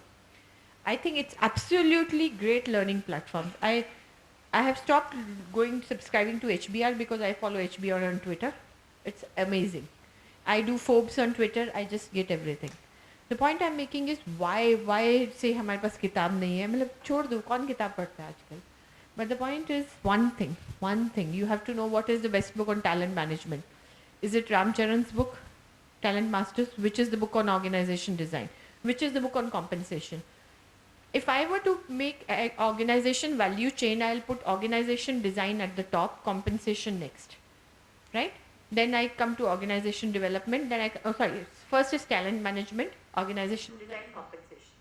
You have to be one of these three. You have to know one of these three, and you have to know them well. Or you know recruitment as a predictive analytics. And also this analytics is a very misused term. There are three things, remember, and don't forget these three things. There's data, there's information, and there's knowledge. Data, gathering data and making MIS is data. It's not analytics. It's still data. Information that we feel that 25 to 35-year-old are going to leave the company, it's still information. It's still not analytics. Analytics is predictive. Analytics is the knowledge that you'll take out of it, right? So when you use analytics, make sure you're not using it for data or information, you're only using it for knowledge. So analytics is always about knowledge. Performance management. For years we've been doing performance management. It's the most demotivating thing in the organization. The way we do it, it's the most demotivating thing. People hate it, employees hate you for doing it. There's no linkage to compensation. You make a bell curve, you put people, you say you've not done well. It's all about giving negative feedback at the end of the year and trying to say a few positive things. So there's a lot of problems wrong with performance management, but you don't want to change it because neighbor has not changed it. Neighbor has not changed it because Infosys has not changed it. But Infosys has not changed it because TCS has not changed it. So it's a game that we all are in. And I was listening to Josh Bersin. He gives, if you go to Josh Bersin website, there are free webinars. I was attending them.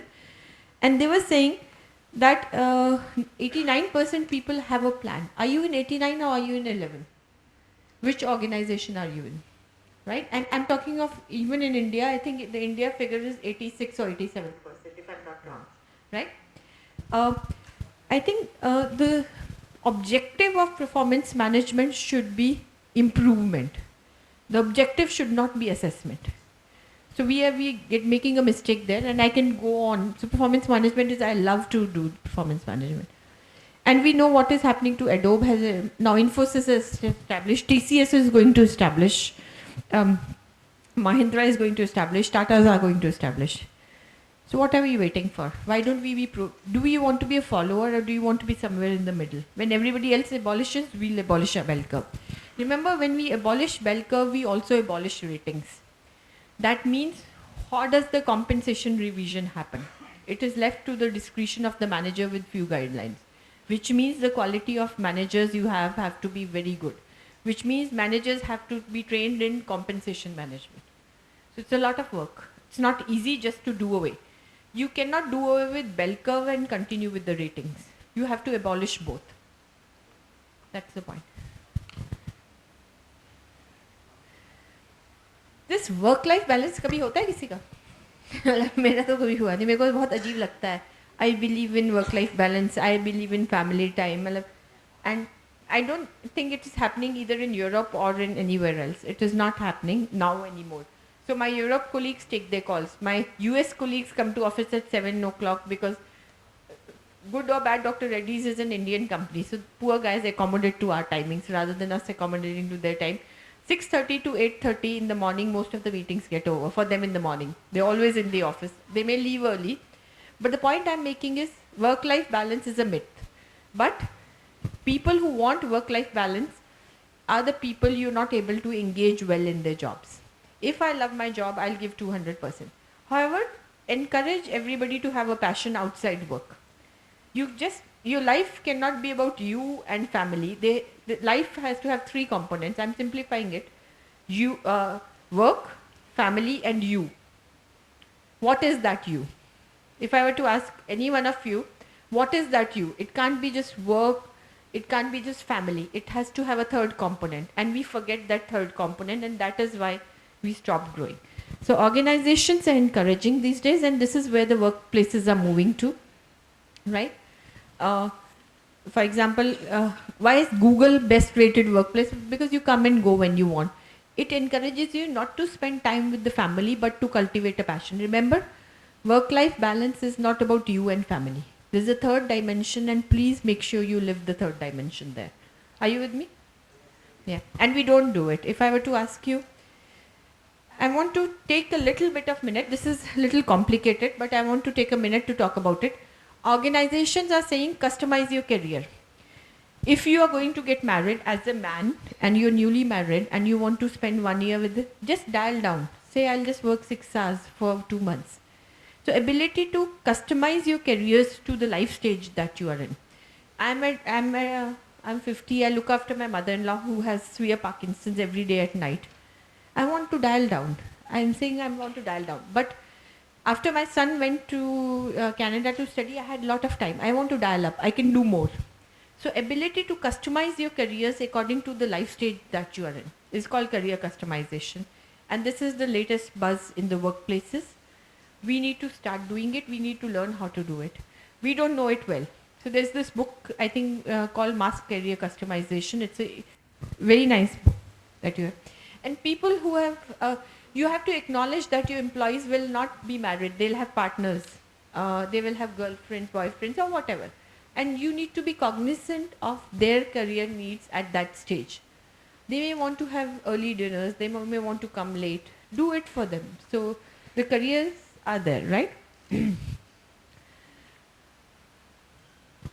You understand different stages where you can dial up or dial down your career. And wellness. You know, this is the latest buzz. If your people are healthier, the chances are they'll stay longer. And they say that the correlation with investing on health to the employee, to the organization, profitability is how much? 300. It's very high correlation. You know correlation coefficient, right? Statistics. So the highest return on investment that an organization gets on investing either in training or in entertainment is on health. If you invest on employees' health, the correlation of return on investment, engagement and retention is the highest. And this is literature. This is statistical evidence there. This is what literature is saying. But organizations understand it very late and HR people understand it very late. In Mahindra, we had this whole thing about way to wealth. And we started it a little earlier, but it went a long way. And today, after we tried it, piloted in a division, the attrition went down, the engagement went up, the retention went up, and productivity, because it's a manufacturing, went highly up. And it is just this it took. These are the few things that it took. So I'm done with my presentation. I think I'm done. Yes. I can just talk to you and ask questions. सबको डरा दिया क्या?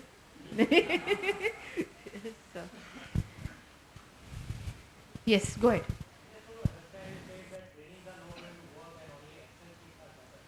I said no, I didn't say true. So I said two different things. LMS data on an SAP is very difficult.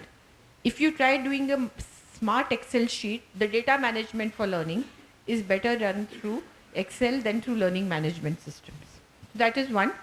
Trainings, some trainings that are very rudimentary and behavioral that we call soft skills, we call 50% of them are wrong. We should not be doing it. Because human beings learn through different methodology, for exposure, experience, 70-20-10 rule. So we should do training 10% and we should do other things 90%, right? Exposure, experience and education, right? These are the three parameters.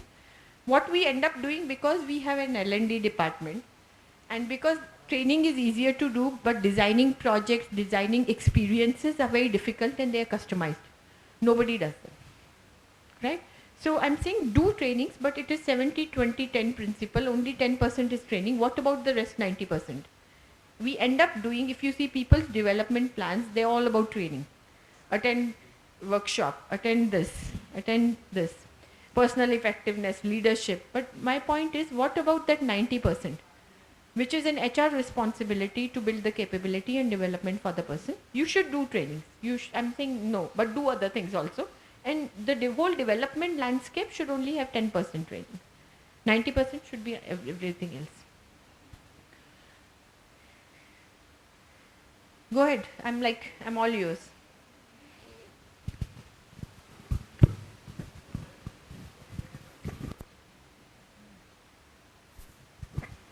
They ask so many questions to other people.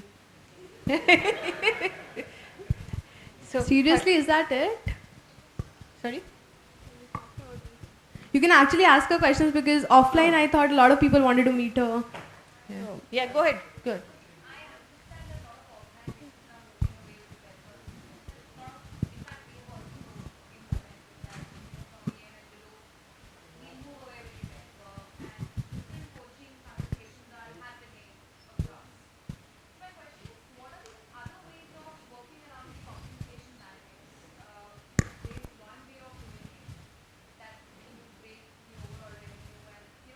Yeah.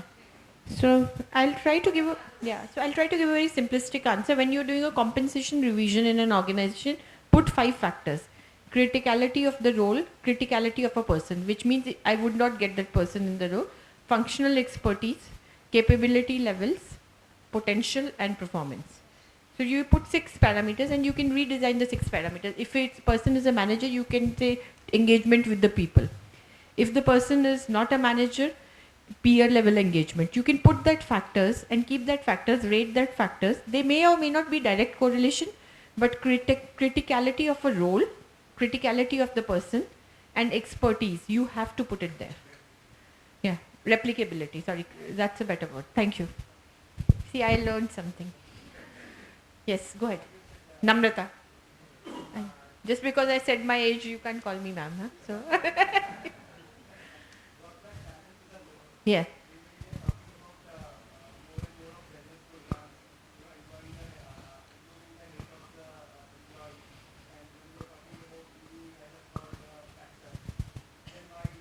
No, so you should have it if you can have it. Right? The point is, all of us are very ambitious. We want promotion every 2 years. We want to be better than the next person.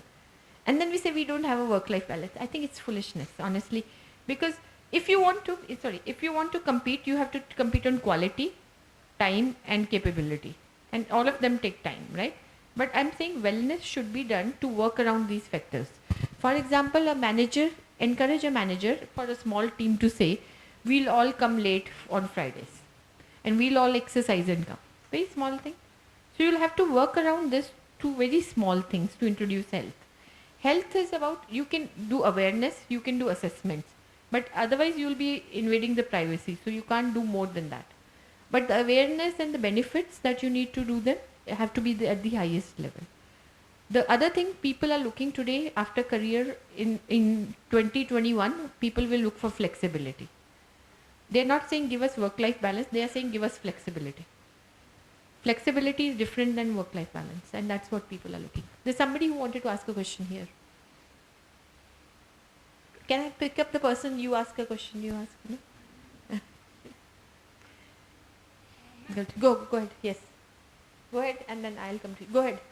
Would you please share with us your experience with Mahindra, like new initiatives you have done? Mahindra remains my favorite organization, and it's one of the best workplaces because the respect for individual is extremely high. It is still manufacturing, but everybody loves the management. It's a very different organization. It's been there for years. The employer brand and the leadership team is so humble and so approachable. I worked with Pawan Goenka directly. I used to report to him, right? And then there is Anand Mahindra. Anand Mahindra is the most humble person that I've seen. So humility is in there. So if you say the symbols, right? The language. So Anand Mahindra calls me and he will say, Namrata, do you have a minute to talk to me? I'm like, really? You understand me? You called me and I have a minute to talk to you. And similar to Dr. Reddy's. Today, even if like my CEO is calling me, he'll say, I'm sorry to disturb you on Sunday, but I just needed one piece of information. I think last week he sent me a mail, he needed some data, and I said on a Saturday. On Friday night he sent me. Saturday I said, I'll take 2 hours. He says, no, enjoy your weekend. It's not so important, send me after the weekend. You know, the symbols and the languages that people are showing, it makes a culture.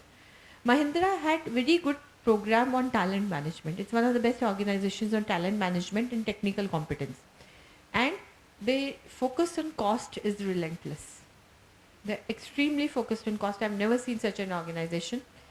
However, the bit of Mahindra is their performance management, the ability to take performance, the cascading, the policies, deployment, and the balance scorecard. They've just mastered the whole approach very well. So I think it's a great organization for an HR to work. Given a chance, if it was not Hyderabad, I'd love to go back to, if it was in Hyderabad, I'd love to work in Mahindra all over again. And I still say with the great pride that my umbilical cord is still with Mahindra. It's still attached there. It's that organization. You had a question, sorry. Yes, go ahead. Namrata.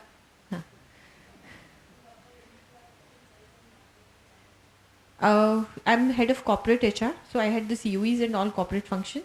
Part of sales. Go ahead. Go ahead.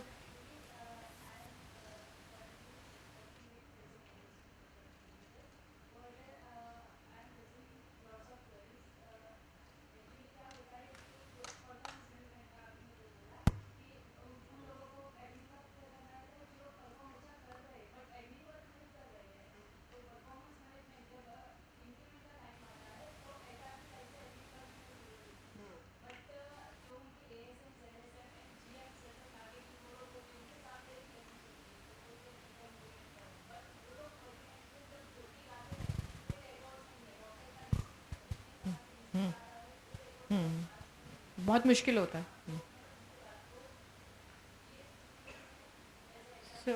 So दो चीज़ें हैं. Sales का incentive performance management से अलग होता है. So हमारा जो सेल्स इंसेंटिव हम डिज़ाइन कर, हाँ या सो हम हाँ इंक्रीमेंट्स भी जो आपको इंक्रीमेंट देना है सेल्स का, उसके पैरामीटर्स बहुत स्ट्रांग होने चाहिए. क्या होता है कि एडमिन वर्क उसमें से निकाल दो.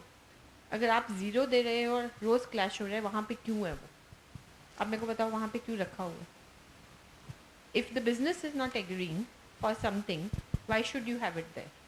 What is the benefit? Just because it's a legacy we are continuing. So when you fix the parameters, get a business buy-in कि इसका increment इतना होगा अगर ये admin zero होगा, शुरू में करो. You can't do it afterwards. वो नहीं मानेंगे. और sales वाले सबसे ज़्यादा लड़ते हैं. वो तो मतलब 10% एक टके के लिए बहुत लड़ते हैं. तो मतलब उनसे तो मतलब बहुत होशियारी से, बहुत चालाकी से एग्रीमेंट करके काम होगा, नहीं तो नहीं होगा, है ना. वो तो नहीं, otherwise you can do it. You can handle manufacture. The easiest to handle is manufacturing. The more difficult is R&D, but the sales is like it doesn't, बहुत मुश्किल. सो उनको बहुत बहुत अच्छे से करना पड़ता है. Good, go ahead. All right, I think that's another question can be taken offline, maybe. Time it's a little extended, but be here, ma'am. Please, one round of applause. It was a wonderful session, and of course, quite interactive one. I think this was a session after lunch, quite required a lot of interactivity. That's what you could do it, and we learned about evolution of HR, cultures in the organization through HR. Use of technology, I think that's one thing which is being highlighted and repeated again and again by various eminent HR fraternities. Analytics, and that's what is the ability which will bring a lot of intelligence to HR professional. HR simplification, personally I like this one very much. I think we are also hated or condemned for making the complex HR policies and strategies. So simplification is very much important, and what Madam says is particularly the system simplification. LMS, of course, a huge budget, lot of expense, but then she was very right that how many of us are actually using it properly. PMS, work-life balance, and of course, workplace wellness, that should be our focus on. So it was really wonderful session. One more big round of applause for Namrata Gill. I would like to request Mr. Neeraj Bharadwaj from HR Milestone, Mr. Jadeja from Gandhi Institute to please come on stage and give a token of thanks to Ms. Gill.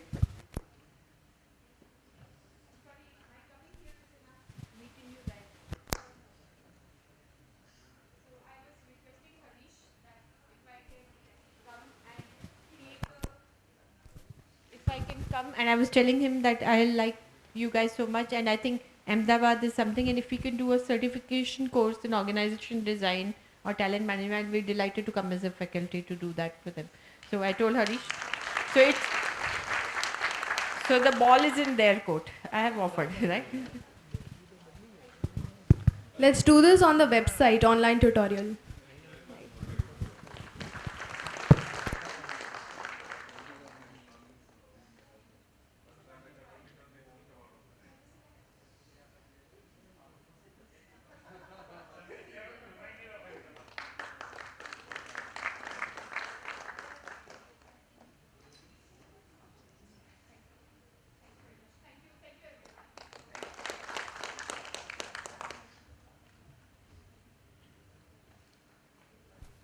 Well, friends, after a wonderful session by Ms. Namrata Gill on HR, now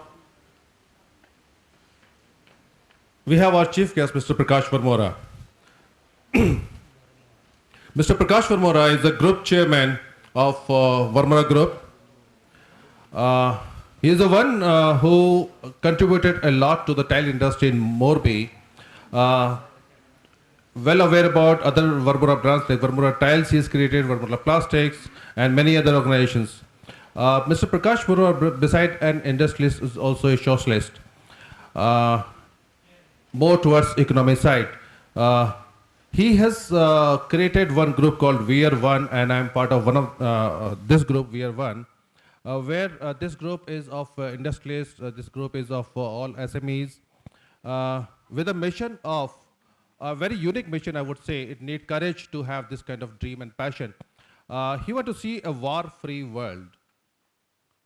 And economy can be fostered when various countries have zero defense budget. So, looks little difficult, but then it can be achieved with a determination. Mr. Varmora believes in mutual mentoring.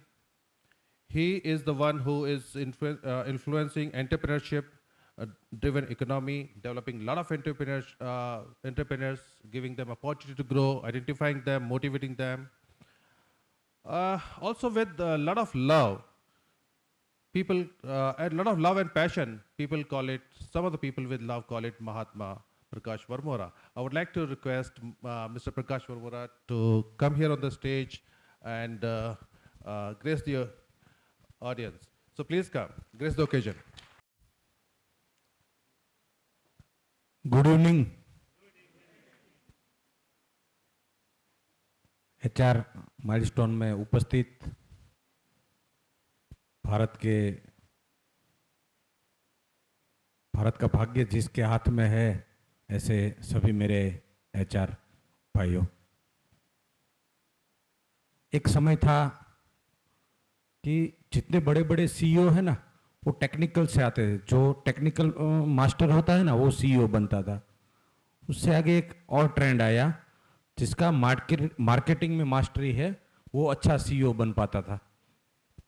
उसके बाद ऐसा आया कि जो finance अच्छा जानता था, वो कंपनी का अच्छा CEO बन पाता था।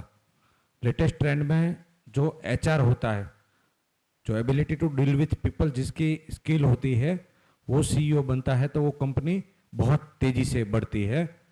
तो मनुष्य जीवन मिलना एक नसीब की बात होती है। उसमें भी हम जो फील्ड में है, जहाँ पे ग्रोथ करना और सेक्टर से जहाँ पे आसान है, उस सेक्टर में है, तो we all are lucky. Organisation को ग्रो करना है, तो आज पूरा वर्ल्ड में कुछ डिफरेंशिएट करने का जो कोई मैकेनिज्म है, तो पीपल पे ही आप रिवॉल्यूशन ला सकते हो। आज हम मैं टाइल्स की बात करूं, तो टाइल्स तो आज पूरे वर्ल्ड में सबको कॉमन टेक्नोलॉजी मिल रहा है, कॉमन ब्रांडिंग मिल रहा है, सब चीज कॉमन है। पर एंटरप्रेन्योर डिफरेंशिएट कहाँ पे कर सकता है? उसके पीपल में वो कर सकता है। महिंद्रा हो, टोयोटा हो, कोई भी कंपनी हो, जो अपने पीपल को अलाइन करेगी, उसको एम्पावर करेगी, तो उसकी ग्रोथ है ना, वो बहुत स्पीड से होगी। तो वर्मोरा में हमने ग्रेट प्लेस टू वर्क, तो वर्मोरा पहले से था ही, हमने और इंट्रोड्यूस किया ग्रेट प्लेस टू लर्न। जहाँ पे सब लोगों को लर्निंग मिलेगा। अब हमारा टॉप मैनेजमेंट है ना, वो मैनेजमेंट के लोग 5 डे वर्किंग 1 डे लर्निंग पे फोकस दिया।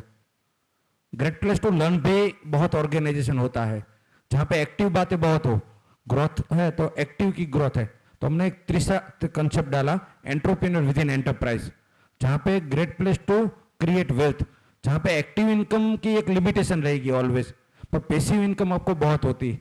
आज इन्फोसिस की बात करें तो इन्फोसिस का ड्राइवर के पास भी 200 करोड़ 300 करोड़ का वेल्थ होता है। तो हम कोई भी कितना भी काम करें, एक्टिव इनकम की लिमिटेशन है, पैसिव इनकम से आदमी बड़ा होता है। तो और उस ऑर्गेनाइजेशन को उस ढांचा से हम क्रिएट करें तो उससे हमारा वेल्थ क्रिएशन बहुत बढ़ता है।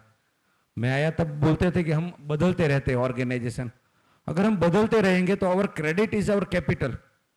शॉर्ट टर्म बेनिफिट होगा पर लॉन्ग टर्म एक जगह पे रह के इसका कैसे अलाइनमेंट किया जाए जिससे सबकी वेल्थ क्रिएशन हो, और वो नया ढांचा हमें ढूंढना पड़ेगा जिससे ग्रोथ साइकिल बहुत फास्ट हो। पर हेड इनकम आज अमेरिका में जिसके पास स्किल नहीं है, जिसको कोई ट्रेनिंग नहीं मिला, उसकी पर हेड इनकम हमसे ज़्यादा है कि कोई अलग ऑर्गेनाइजेशन पे उसका छोटा आदमी उसकी इनकम ज़्यादा है। तो हमें वो मॉडल आइडेंटिफाई करना होगा, सीखना पड़ेगा कि उसकी इनकम क्यों ज़्यादा है, हमारी इनकम क्यों कम है। हमने नीरज भाई ने जो बताया ना म्यूचुअल मेंटोरिंग, म्यूचुअल मेंटोरिंग एक ऐसा सब्जेक्ट है जिससे आदमी सीखने और सिखाने का एकदम बहुत इजी मैकेनिज्म हो जाता है। हमने वो वर्मोरा में लागू किया और we are one entrepreneur driven world जो हमारी कल्पना है उसमें हम बोलते हैं कि कुछ चीज़ों में हम अच्छे होते हैं, कुछ चीज़ों में कोई सामने वाला अच्छा होता है। तो कुछ चीज़ों में जो सामने वाला अच्छा है, समझो आईटी के बारे में किसी मयूर भाई को अच्छा नॉलेज है और वो मेरे से उम्र में भी छोटा है, मेरे से डिजिग्नेशन भी उसका छोटा है, पर वो आईटी में मास्टर है, तो अगर मुझे उससे सीखना है तो उसका मुझे पैर छूना है और उसको बोलना है ये चीज़ में आप मेरे गुरु हो। तो वो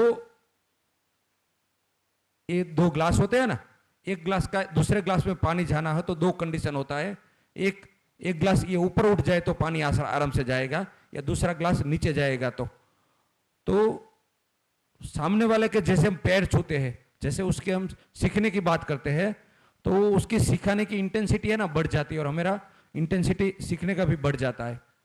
तो उससे ऑर्गेनाइजेशन में कॉन्फ्लिक्ट कम हो जाता है, एक सीखना और सिखाने का काम आसान हो जाता है। तो आईटी में वो मुझे सिखाएंगे। अब पैसा कैसे कमाना है वो मुझे आता है।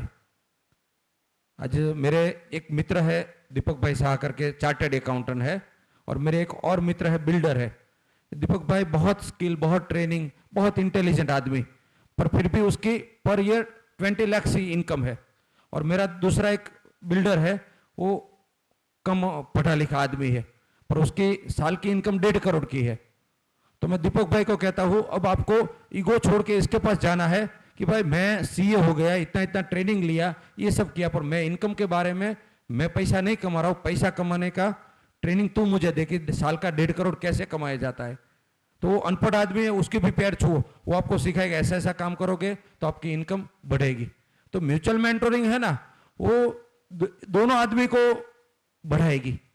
तो हर ये ऑर्गेनाइजेशन में लागू कर देंगे, कंट्री में लागू कर देंगे, वर्ल्ड में लागू कर देंगे तो मेरा ग्रोथ है ना वो बहुत स्पीड से बढ़ जाएगा।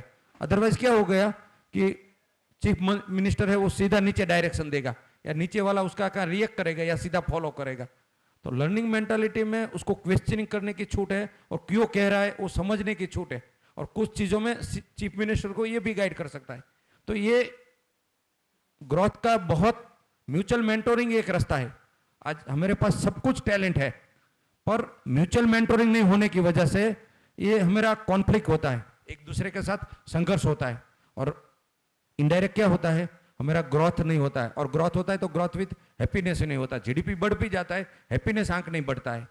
तो ऑर्गेनाइजेशन में म्यूचुअल मेंटोरिंग है ना वो लागू करना है, अपने जीवन में भी लागू करना है, सीखना है सिखाना है, सीखना है सिखाना है। और सीखने के लिए कोई भी आदमी में कुछ ना कुछ तो टैलेंट होगा ही, उससे वो सीख लो, और अपने में जो टैलेंट है वो किसी को दे दो, और ऐसे करते करते रहोगे तो आप ब्रांड बन जाओगे। और आप ब्रांड कब हो, जब लोग आपके लिए काम करना शुरू कर दे तब आप ब्रांड हो। अब कौन सी कक्षा पढ़े हो, कौन सा टाइटल लेते हो, वो नहीं। आपके लिए लोग क्या काम करते हैं, लोग आपके साथ जुड़ने के लिए राजी है, आपका काम करने से वो अपने आप को प्राउड फील करते हैं, तो आप इंडिविजुअल ब्रांड हो।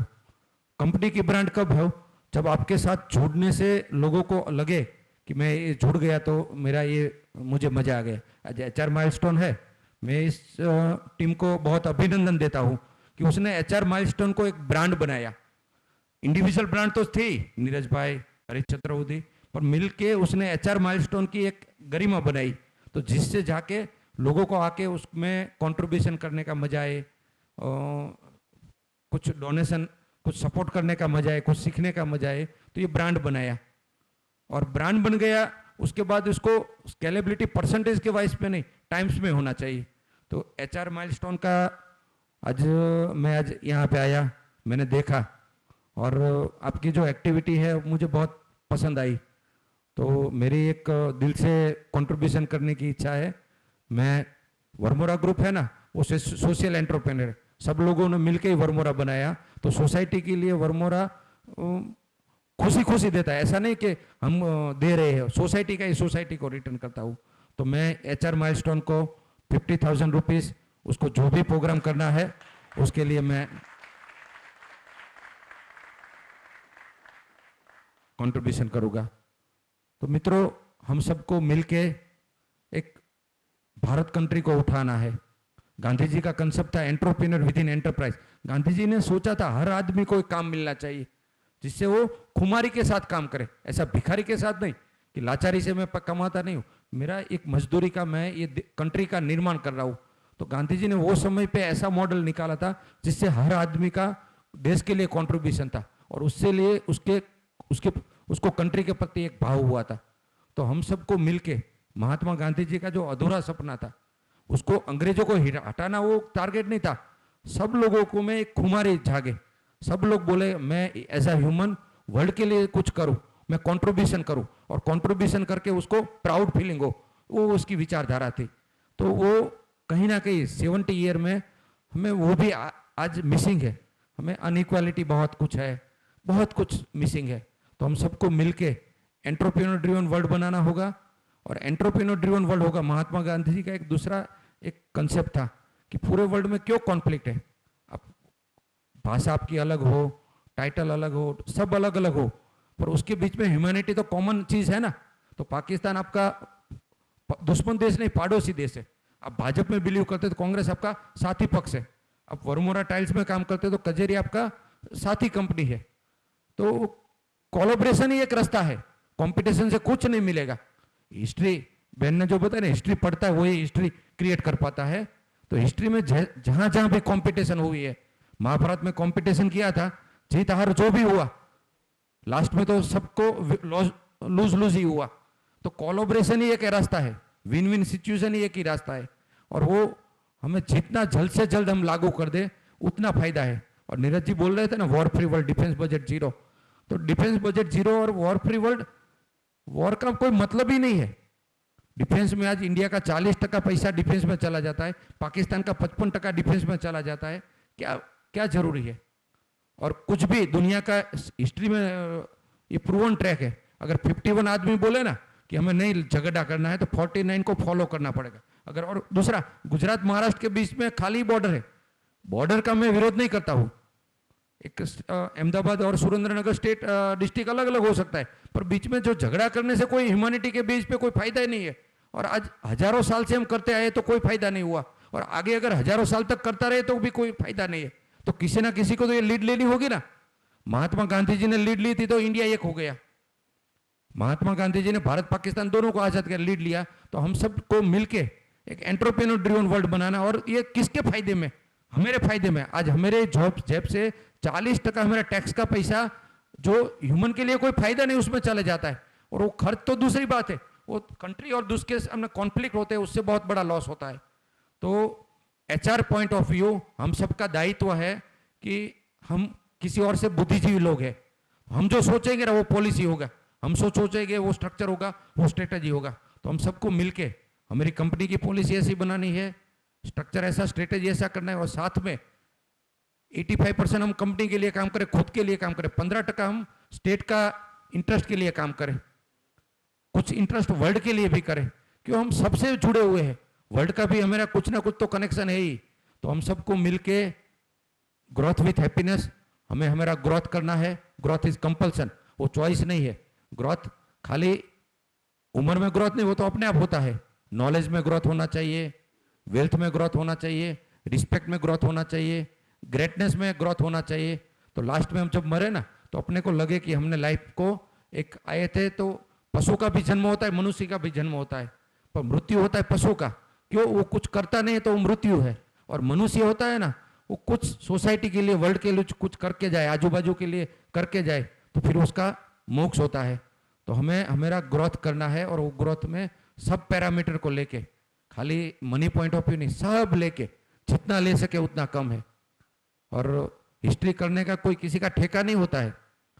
5वीं कक्षा पढ़ा हुआ आदमी BAPS प्रमुख स्वामी सोचता है कि मुझे वर्ल्ड का बस बड़ा 10 अक्षरधाम बनाना था, वो बन जाता है। नरेंद्र भाई सोचता है कि मुझे दुनिया के लिए कुछ करना है, तो वो प्राइम मिनिस्टर बन जाता है।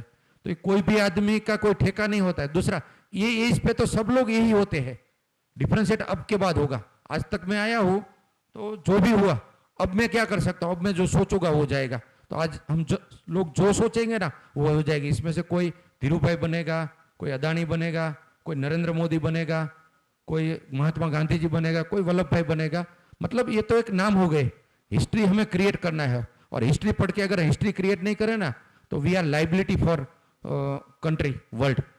तो हमारा माता पिता का गौरव बनना है। हम कुछ करेंगे तो हमारे माता पिता का प्राउड बढ़ेगा।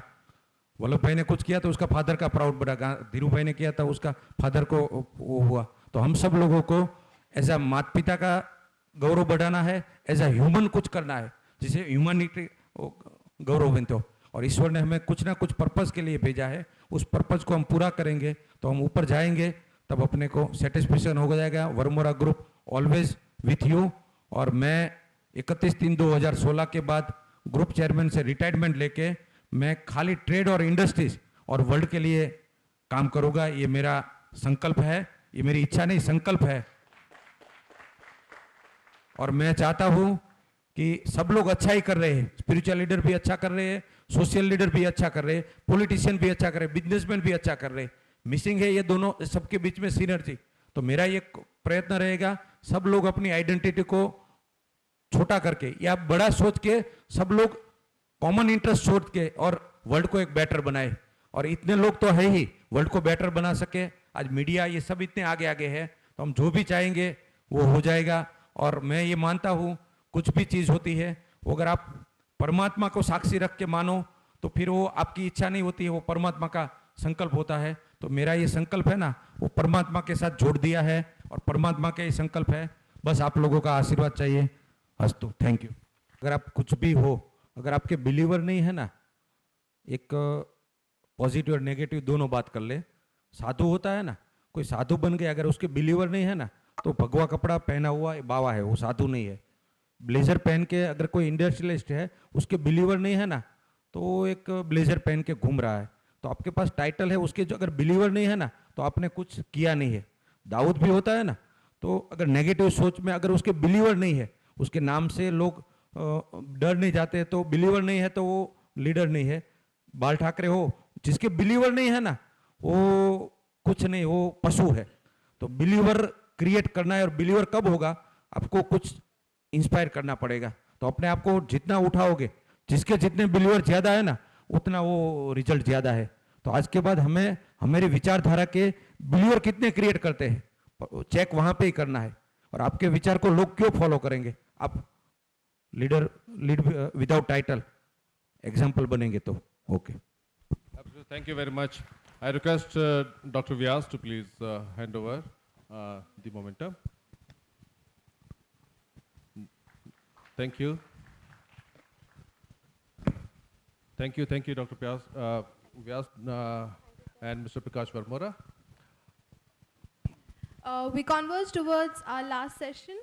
Since we've been talking about humans in workplace in 2020, we cannot simply go past the most favorite subject of most HR professionals that I've come across, and that is law. With the global influence of amending the labor laws, a well-aligned pathway is anticipated to accommodate aspirations and expectations of the coming generation. Things like mobility, social security, instant versus long-term gratification are few of those key areas that HR needs to work on. With us, we have Advocate Avdoot Sumant, who will share his wisdom on upcoming statutory reforms. Please, Mr. Sumant. I would also request Mr. Shailesh Modi. Shailesh, sir. Anjali Dave from Ethos HR and Viral sir from Talent Now to please come on stage. Namaste. I said namaste. I am not propounding any philosophy and ideology by saying namaste.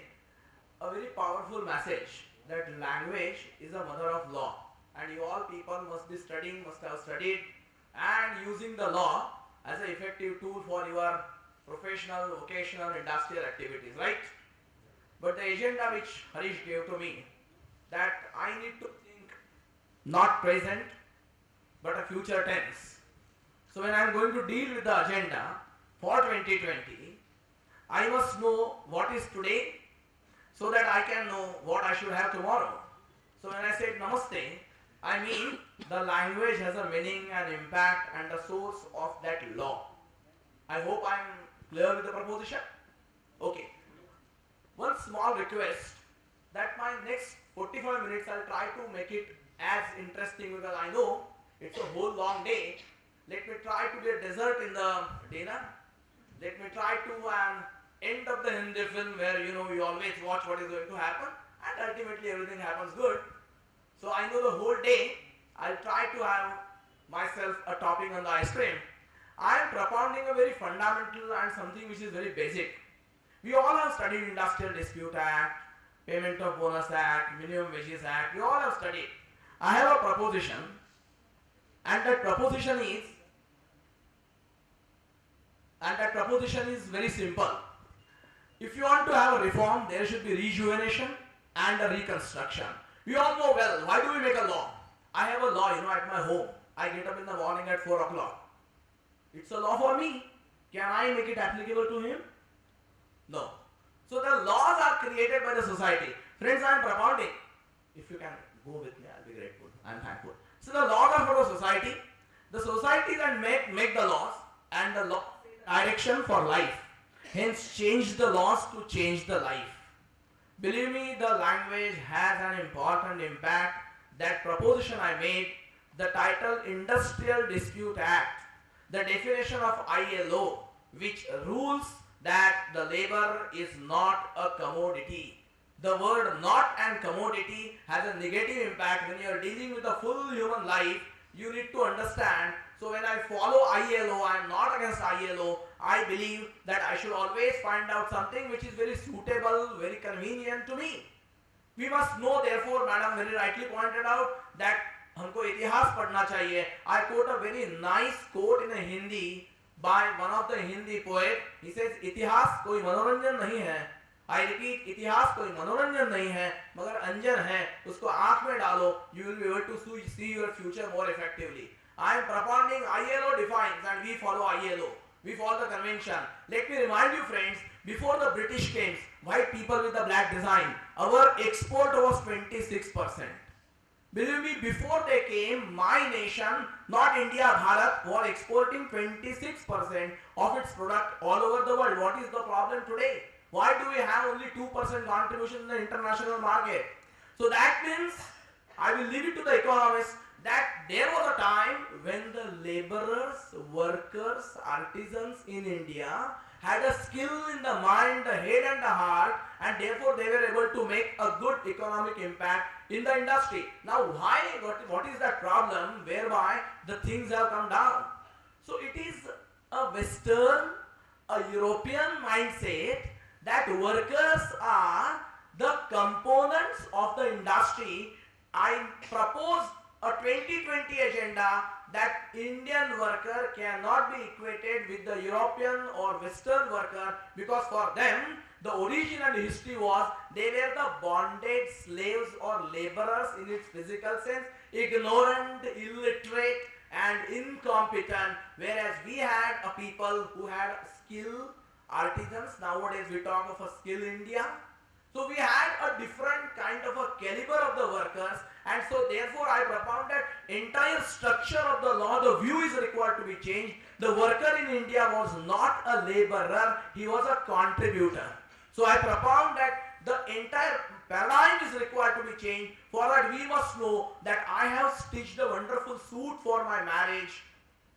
I give it to him, neither he is not able to wear it. Why? Because it doesn't suit him and I am suitless. So the difficulty is that whatever is Western, is modern, is a vulgar and a whimsical conception which has brought in the laws, cut-paste technology. You will be surprised to believe, I don't know whether anybody of you as a HR, you must be reading H.L. Kumar and the labor law manuals. There is a law available existing today on this wonderful day of 20th February 2016, the law which prevents pledging of a children for the labor. Can you visualize? Can you imagine? There is a law of 1933 labeled by the wonderful government of India as an enacted law in force today. I am trying to show that how they are absolutely obsolete. I don't know whether as a people connected with law, I believe you must have read and regularly referred the word Indian Contract Act. Would like to know? Yes or no? No, I know lawyers don't speak without payment. That's me. I never knew that it happens with HR also. Everybody uses the Indian Contract Act, the Indian Evidence Act. Have you ever thought why the word Indian has come? I'll tell you the history. The Privy Council, Supreme Court for the Britishers, they were in need that when the court from India, the case goes to Privy Council in those days, the Supreme Court for India was Privy Council. So the British judge must know that this case has come from India and not from Australia, which was another colony from them. They wanted to know that this has not come from South Africa, another colony from them. So therefore they had Indian word added, and today also we continue to have the same thing. I am not criticizing everything old. It may be good, but we need to evaluate with the context as applicable to me. The worker, the employee, believe me, it is very natural, nothing wrong. An industrialist who puts in the money, he is bound to love the land and the machine. But a small proposition is, instead of right-centric law, I repeat, right-centric law, the duty-centric law is required to be created. That sense of belongingness, can I make my machine move without the moving man behind? Can I make my land and the capital standing in pocket without making that moving force behind the life? So therefore that archaic Western and European ideology which was founded on the social structure there, I respect. But the social structure here, with all respect to reality, if you want to know what is the artisan, I will request you, next slide please. You go to Mumbai High Court. There are good polished people. 4 people sitting together, you give him one boot. One person only cleanses it with some sharpness, anything which is hard surface. Another person just applies the liquid. The third person applies the cream and the fourth person polishes. Believe me, 4 people doing one boot polish, they are charging the same amount. This is an innovation which the Indian worker had in his mind. Small examples you can see as a HR people.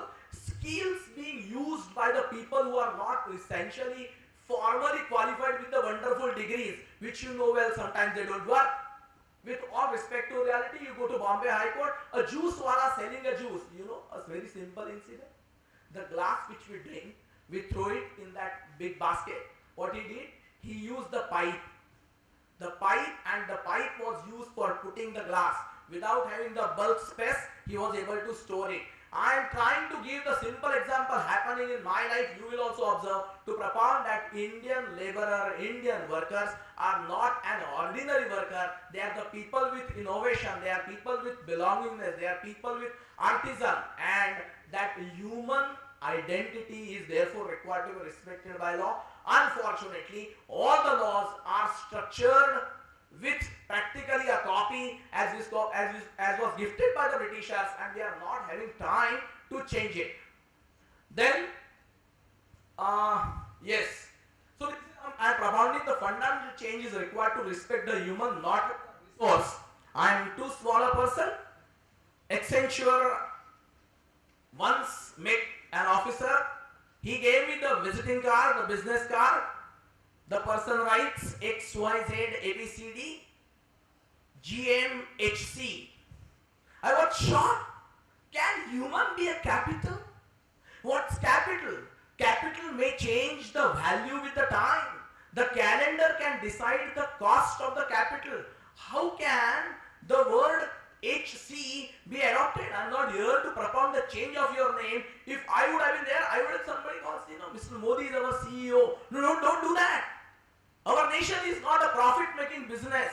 So therefore, the change of an approach, that if you want to change the law, please understand what exactly is the requirement. So it's not a human resource, human capital, it's a human management. Before a few seconds minute, madam told that yes, we need to manage. So what is required is if you want to change the law, therefore I propound that for changing law, we must know that there are two different concepts. Next slide please. Yes. The policies and principles, there are two different things. The principles can never change. The policy may. With all respect to reality, you know well that nowadays when the late night shifts in the calling centers are required, the working hour is a concept which is required to be changed.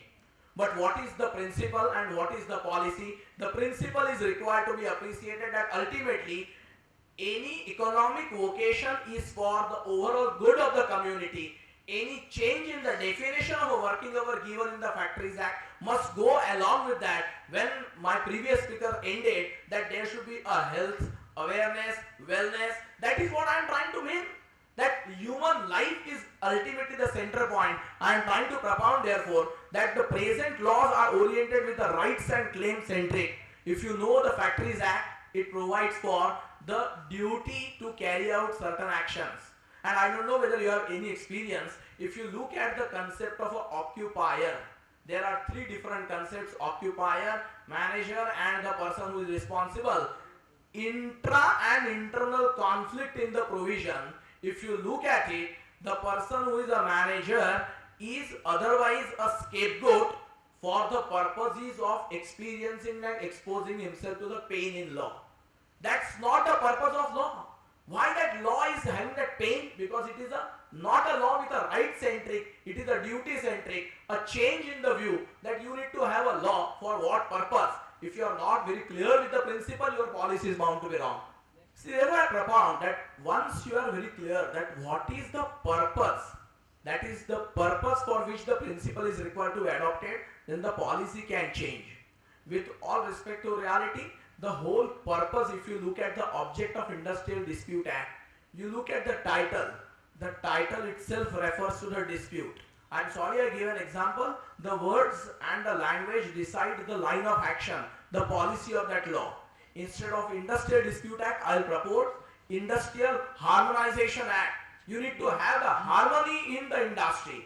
The dispute itself is capable to communicate that you want to redress the wrong. Instead of redress the wrong, prevent the wrong. Entire structure of law can be changed. If you have a very clear understanding, I propound in 1960s and 70s, the department in which your previous colleagues or old seniors used to work, they used to call P and A. Am I right?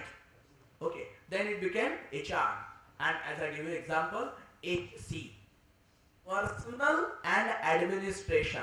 See, the world is small, it moves around in the same circle and cycle.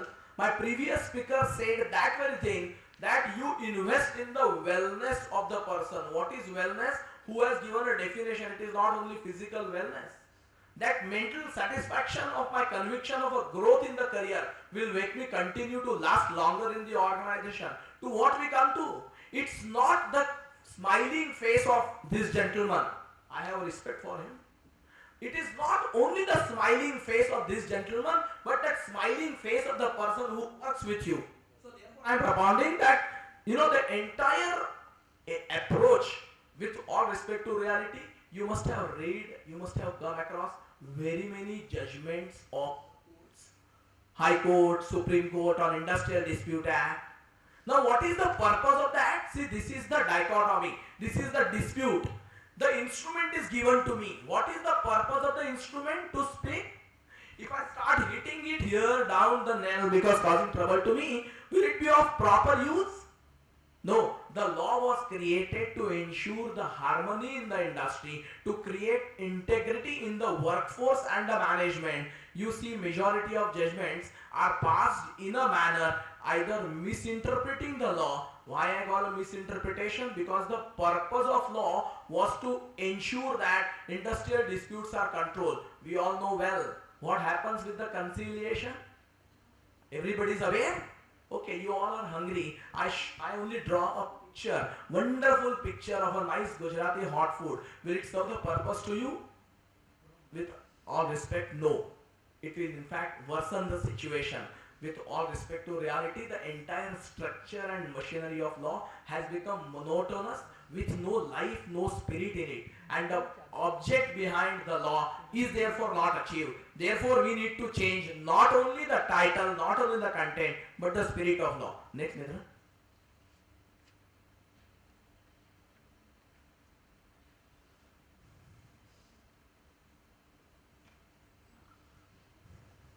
Yes. See, I propose that the concept of minimum wages is being applied as pick and choose policy. Coincidentally, today morning when I was leaving for Ahmedabad, I read a newspaper in Times of India that Government of India is propounding to bring the standard of minimum wages for all the industries having common parameter. Look at the situation. Politically, we call ourselves independent since 1947. Till today, we are not able to have as a community. We send our people by giving votes to work in that round building. They don't work. How many years? Today, after so many years, the government is still thinking to bring a harmony or the parameters applicable of minimum wage. Otherwise, we have a law taught in the law colleges, brilliant lawyers use. But the most serious deficiency in the law is that there is absolutely no parameter given for the minimum wages which can be made applicable universally. The persons who are qualified do not have any privity with the minimum prescribed wage. Thus the law looks after only a small section of society while ignores the person qualified or maybe having specialized skill. The remedy is some structure providing for job code with relation to knowledge or skill and such elements. Believe me therefore that person's privity or the relationship in the industry is not only by virtue of his degree, qualification, experience, what is able to give an input or a contribution that decides. Next one.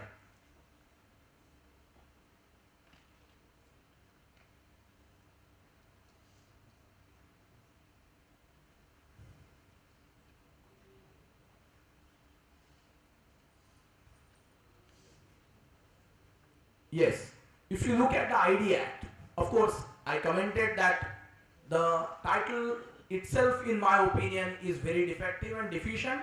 The people who are concerned with the industry, who are concerned with this particular law, should give a thought as to how to change the very chemistry. But as on today, the ID Act and particularly Section 2S has limitations capable to open the limitless problems for the employees and who are beyond the boundary of this section. As HR personnel, you all are concerned that the law which now practically governs the privity of a contract, that privity of a contract is regulated by either the appointment letters or you know well nowadays people get a bond.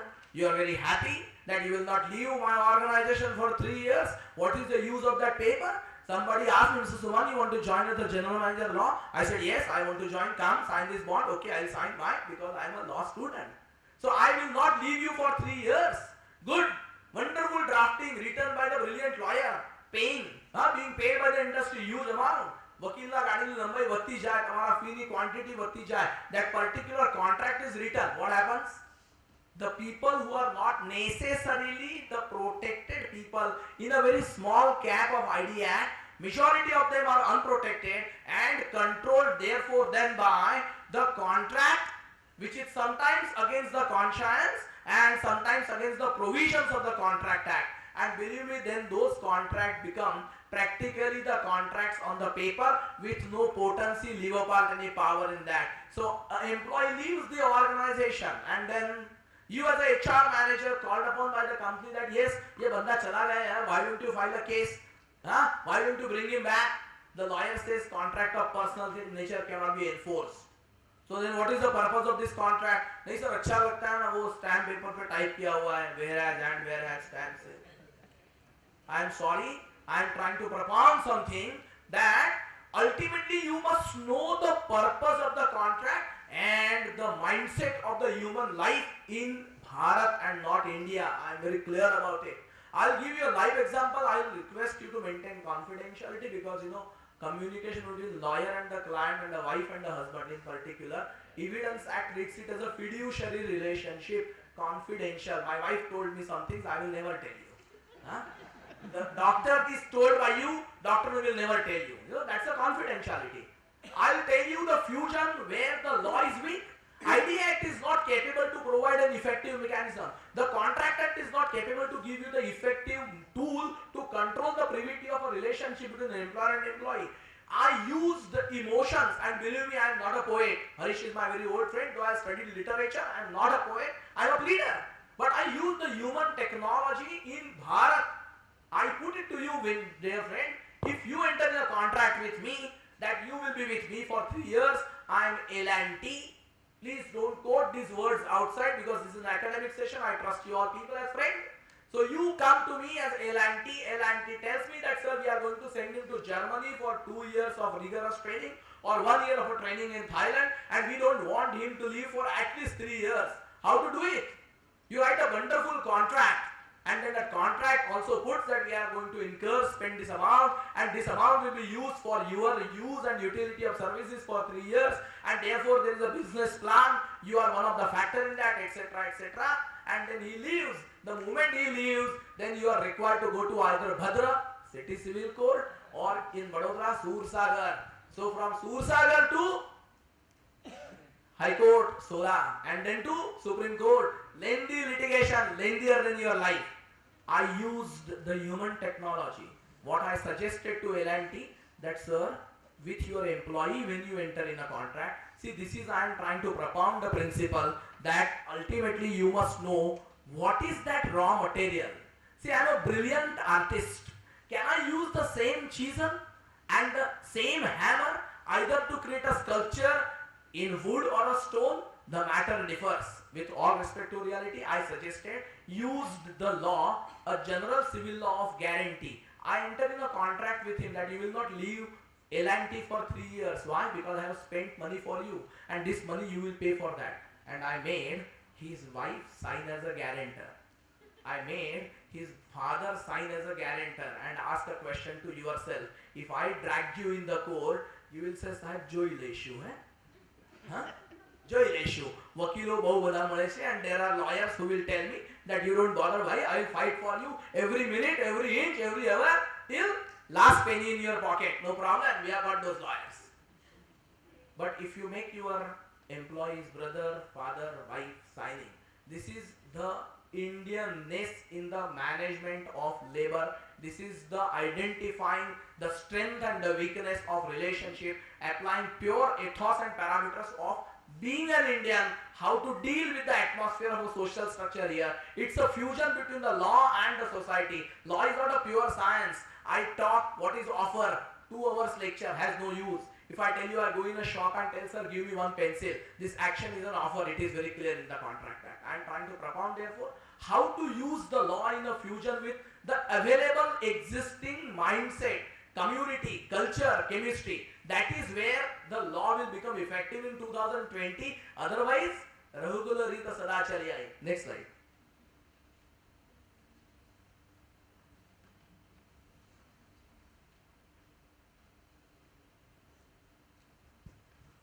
See, the best proposition I always make that when I complain for something, I also must find out a cure for that.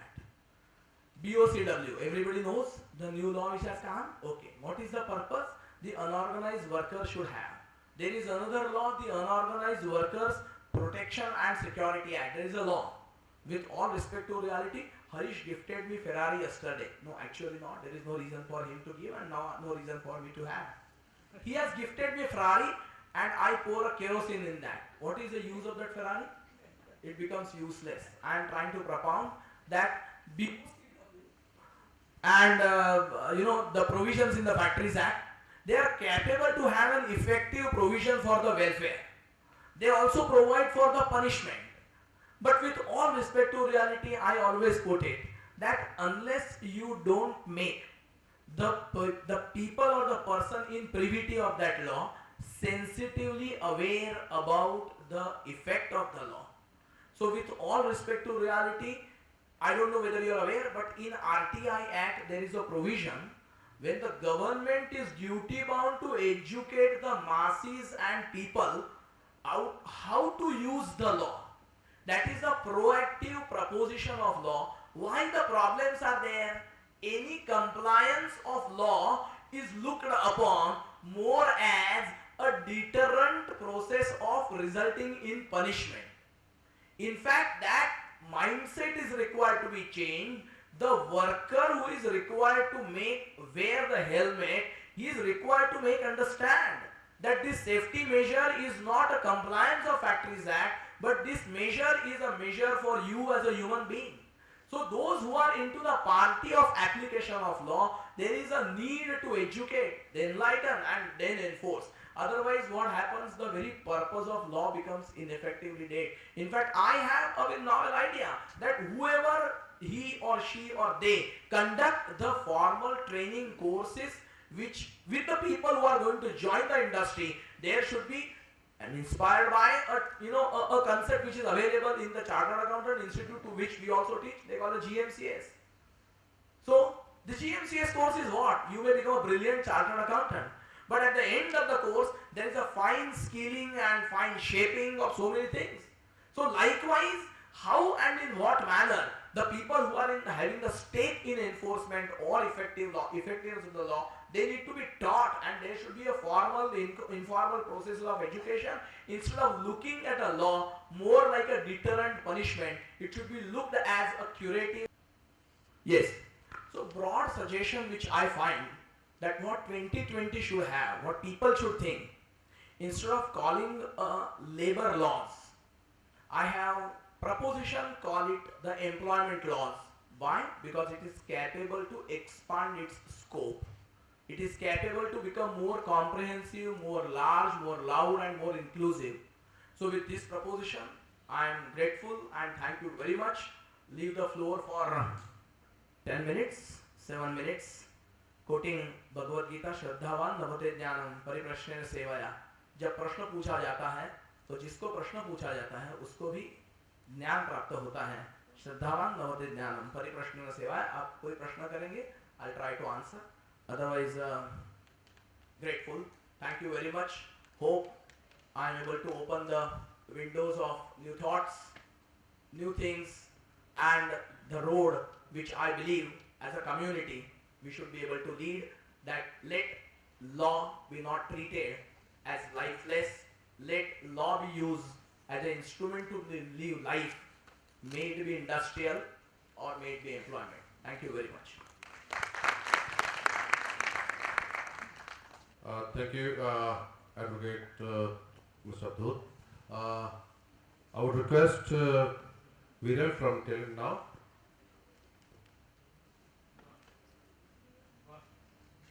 Not there? Okay, I would request Chelpa to hand over the memento. Thank you, Chelpa.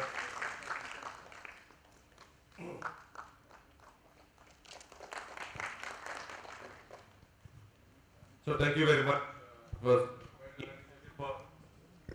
all HR professionals over here. Thank you very much. I'm really happy and congratulate you all to keep your spirit high and having huge patience, being still here. About 5:45 by my watch right now. So the session is a little extended, but then we are all having energy full, right? So it's time to thank for all those people who made this occasion great and successful. First of all, I would request the core committee members to be here on the stage. Mr. Harish Chaturvedi, Mr. Sanjay Dave, Mr. Shailesh Modi. I'm already there. Please come here on the stage. And I would now also request the task force of HR Milestone, and that is Jalpa, Prisha, Shruti, Urjit, Antarish is not here, and Deva is also not here. All right. So a big round of applause for the task force members who really make it a great success. Urjit, your hero. And taking the journey on, we started with a prayer and with a dance, and then we had various sessions by our various speakers, including Mr. Vivek Mehrotra, Ms. Charan David, Ms. Namrata Gill, and Mr. Avdut Sumant, also Mr. Prakash Varmora. Nisha ma'am, Vyas ma'am, and our professor from MGLI are requested to be here on stage, please. Thank you.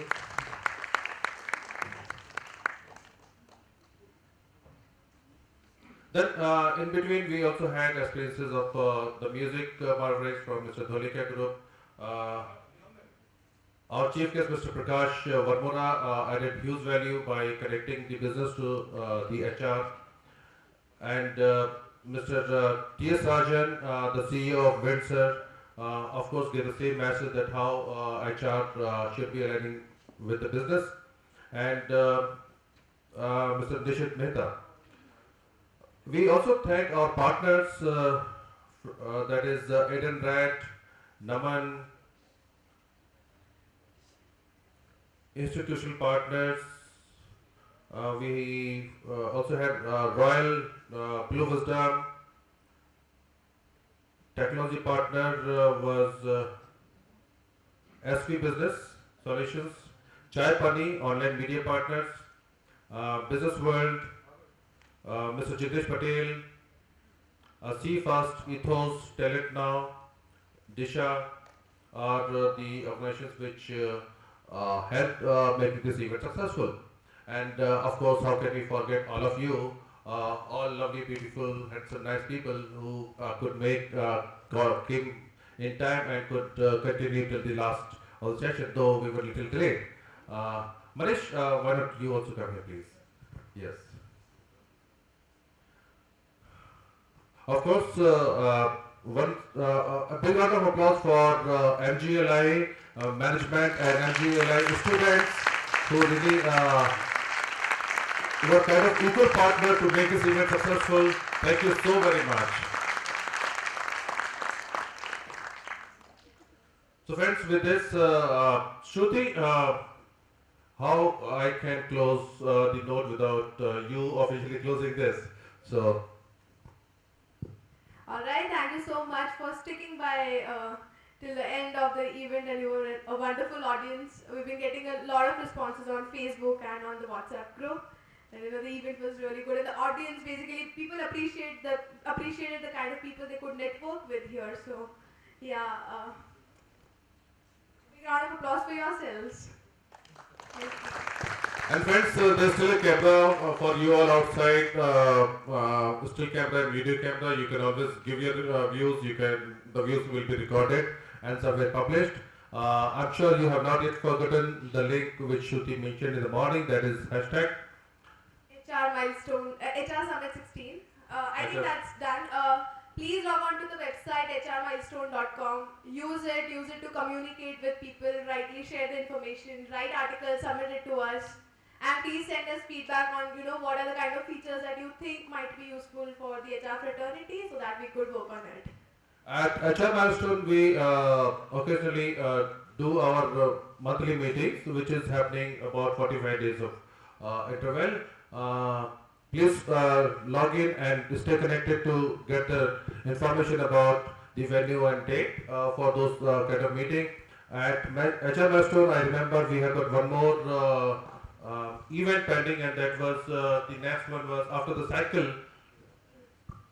After the cycle event, the next event which was pending is the tracking. So are you all for it? Interested? Okay, that will be long journey and tracking there. So be there. Great. So we all move for a high tea right now, where you could also have a piece of cake that we had over here.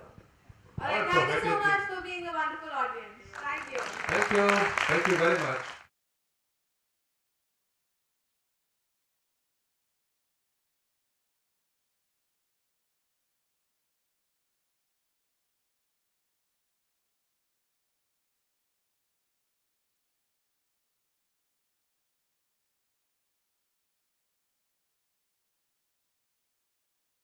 I think indeed, as I said in my talk also, that it's like coming back home, because Ahmedabad is my first love.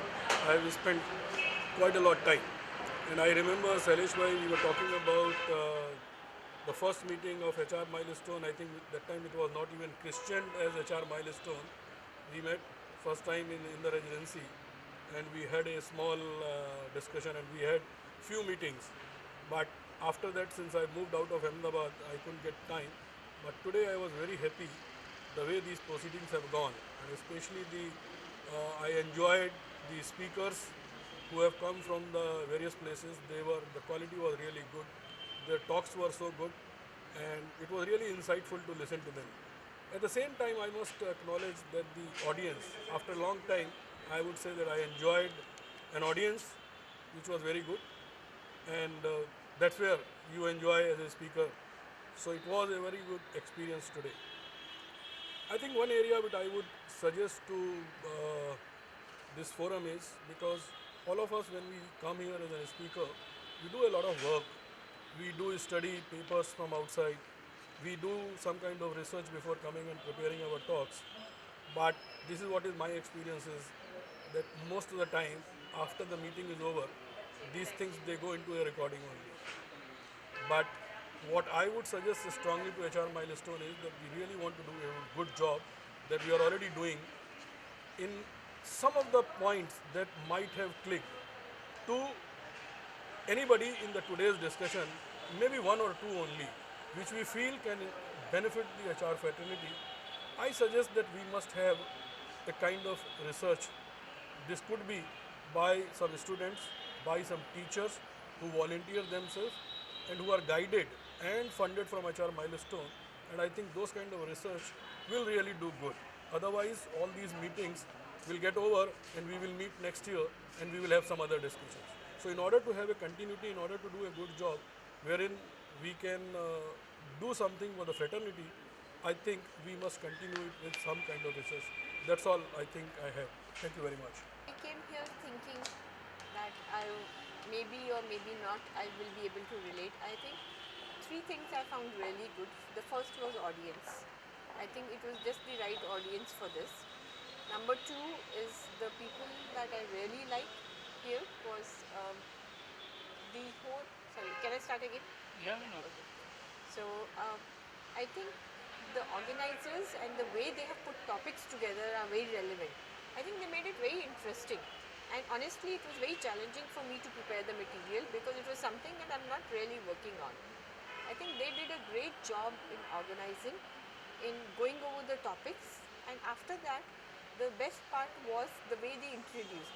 But honestly, I liked all the session, but I liked the music session the most. It was such a phenomenal thing to put in between, and it was innovative, it was creative, it was energizing, and it was spirit lifting. What an idea.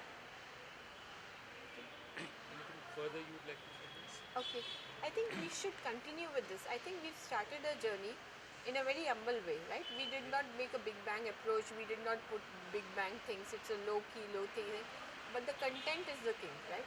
So if your content is rich and if your content is good, it will go volumes. So I just think the content called the show, and the show becomes or dies because of the contents, and here the content was very rich. The choice of speakers, the choice of audience, and everything here was awesome. HR Milestone बहुत ही अच्छा organisation बनाया हुआ है और सब लोगों का synergy है ना वो बहुत अच्छा है। तो एक दूसरे के प्रति बहुत अच्छा बॉन्डिंग है और ये ऑर्गेनाइजेशन गुजरात के ग्रोथ और कंट्री के ग्रोथ के लिए बहुत अच्छा एटमॉस्फेयर क्रिएट करेगा। जापान में जैसे एक ही डायरेक्शन के इंडस्ट्रीज होती है, ये कंसेप्ट से आगे 10 साल 15 साल में सभी इंडस्ट्रीज वाले का एक प्रकार का कल्चर होगा और वो कल्चर होगा ग्रोथ विद हैप्पीनेस। तो ये बहुत अच्छा प्रयास है और सभी जो लीडर है हरीश चतुर्वेदी जी, नीरज भारद्वाज जी, संजय भाई, सभी लोगों ने बहुत अच्छा प्रयत्न किया है और मुझे यहाँ आज बहुत खुशी हुई। और इंडस्ट्रीज वाले एंटरप्रेन्योर का ऐसे प्रोग्राम में सहयोग दे वो उसके लिए राइट इन्वेस्टमेंट है। सोसाइटी में वो CSR तो करते हैं पर ऐसी एक्टिविटी में किया उससे इनडायरेक्ट सबको बहुत फ़ायदा होता है। बहुत अच्छा रहा। Event today was extremely good, very well planned, very informative, very educated. Lot of knowledge one could gain here. It was very good for those who are going to start their career in HR, as well as for those who have been practicing this profession for a long time. Great platform to interact with people of different experience and gain from them. So I thank the team that's taking sort of this effort and creating a platform where you can collaborate and learn in this manner. What you learn here in few hours is significantly more than what you learn in few months at college or university. This is where a lot of experience sort of comes together, and this is invaluable. What you learn here is just totally invaluable. So thank you very much for putting together this great event and providing a platform where starters as well as experienced HR professionals can learn from each other. Thank you. Thank you, sir. It was a new kind of subject, very innovative. Speak along. It was a very innovative kind of subject. HR lessons through music. I am very fortunate that I had to perform. हमने गाया और HR से जुड़ी हुई बहुत सी ऐसी बातें music के जरिए हमने आज पूरे समिट को बताई, सुनाई। आई एम श्योर उसका भी वीडियो ये वेबसाइट पर आएगा। म्यूज़िक एक ऐसी चीज़ है कि जैसे HR से जुड़े हुए बहुत से सब्जेक्ट मायने रखते हैं, वो संगीत के जरिए स्ट्रेस कैसे रिलीव करना है, कॉम्पिटेंस क्या होती है, देन स्टेबिलिटी, जैसे सुरों की स्टेबिलिटी होती है, ठहराव हम जिसको बोलते हैं। तो आज का ये फंक्शन बहुत ही अच्छा रहा। मैं मुबारकबाद देना चाहूँगा हरीश जी और पूरी टीम को। बड़ा ही कामयाब उनका सेमिनार रहा और हमको इसमें शामिल होने का मौका मिला, उसके लिए भी मैं उनका शुक्रगुजार हूँ। Thank you so much. Sang, I performed, I brought my team along with me and they also performed. The communication we had, there was non-verbal communication entirely, it was just non-verbal. We had no rehearsals, straight away we were on the stage. People enjoyed, even I enjoyed being on the stage in front of lots and lots of HR heads. That was a great pleasure, and I would wish that I come here again and again and deliver the best things which I have got in the sense of music. I'll try my level's best to communicate through music, which helps HR. Also, the HR helps the music. Thank you. I am expecting as a HR, I mean, one should be like, it must be in the employee. That is, it must be talent plus culture minus restriction is equal to success. And one should follow this in every organization. And this is the date to be followed in HR 2020. And moreover, I also say that productivity and culture talent is also the concern, and it must be focused towards HR 2020.